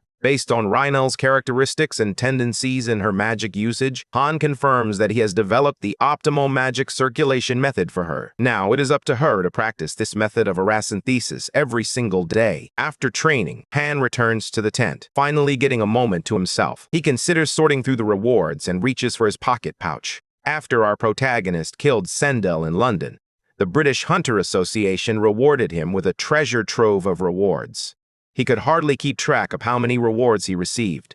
The main issue is that it's all quantity over quality. As Han contemplates what to do with all this useless junk, he reflects on the useful skill he gained from the new abilities he synthesized during the last trial. With perfect timing for a test, he activates the skill Iron Eater, which initially frightens him. This skill enhances the user's physical state upon consuming iron. However, when Sung Yoon eats the Staff of Iron Clouds, his stats increase instantaneously after digestion is complete. To verify its authenticity, he consumes another iron item, the Heavenly Iron Gem, and coughs up a black liquid. It seems that all the impure energy accumulated in his body has been released, and surprisingly, Han feels lighter somehow. He then realizes that he can't judge a skill by its name, as the Iron Eater skill proves to be incredibly useful. Grinning, he munches on the metal, never imagining he would one day happily chow down on metal items. Once again, he consumes 8 metal items, which is the limit, and finds it disappointing. After the skill is deactivated, he searches through his coat,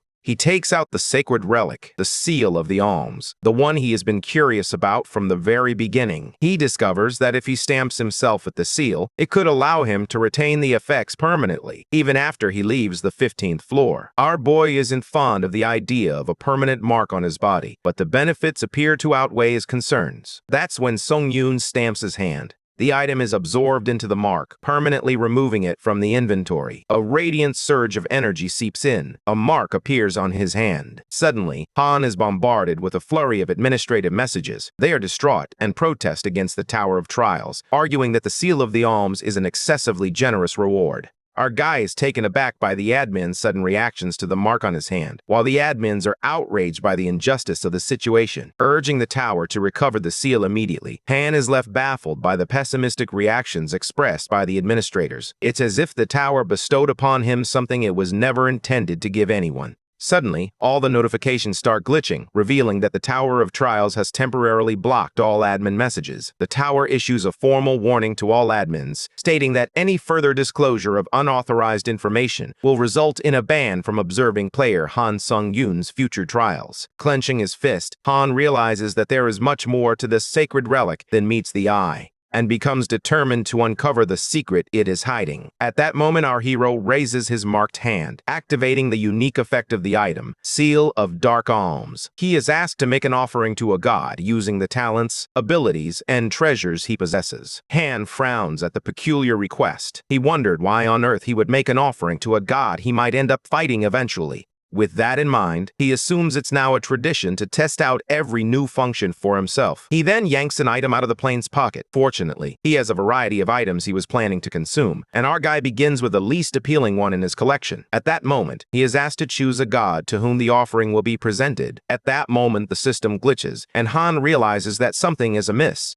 It seems that no evidence of another god has been confirmed in his holy energy. Han is acknowledged as an independent possessor of divinity, which is why he presents himself with the offering. The little sorcerer's staff is accepted by him, and the next moment leaves Han's eyes wide open in astonishment. The item that was accepted transforms into holy energy, which is stored in his heart. A bright light shines from his chest, leaving him utterly baffled. He struggles to understand how he made an offering to himself. But one thing is clear. Han can essentially harvest all the holy energy on his own. Although he doesn't use it often, he believes he'll discover new ways to utilize it as he learns more myths. For now, he collects as much holy energy as he can. As for the other sacred relic, the Ember of Night Shroud, he keeps it close at hand. Han believes there must be a reason the tower provided him with these items in the first place. He is confident that a moment will arise when he will need to rely on them. And just like that, each day brought a new battle. Soon, Han had amassed an impressive number of victories. His mercenary and priesthood allies experienced unprecedented morale, yet they remained largely adrift without him. It turns out our guy was worrying for nothing. At this rate, the entire trial will be over in no time. Suddenly, the horizon is enveloped in a red aura, capturing everyone's attention as they gaze intently at the sky. At that moment, the red energy cascades violently, descending upon its target.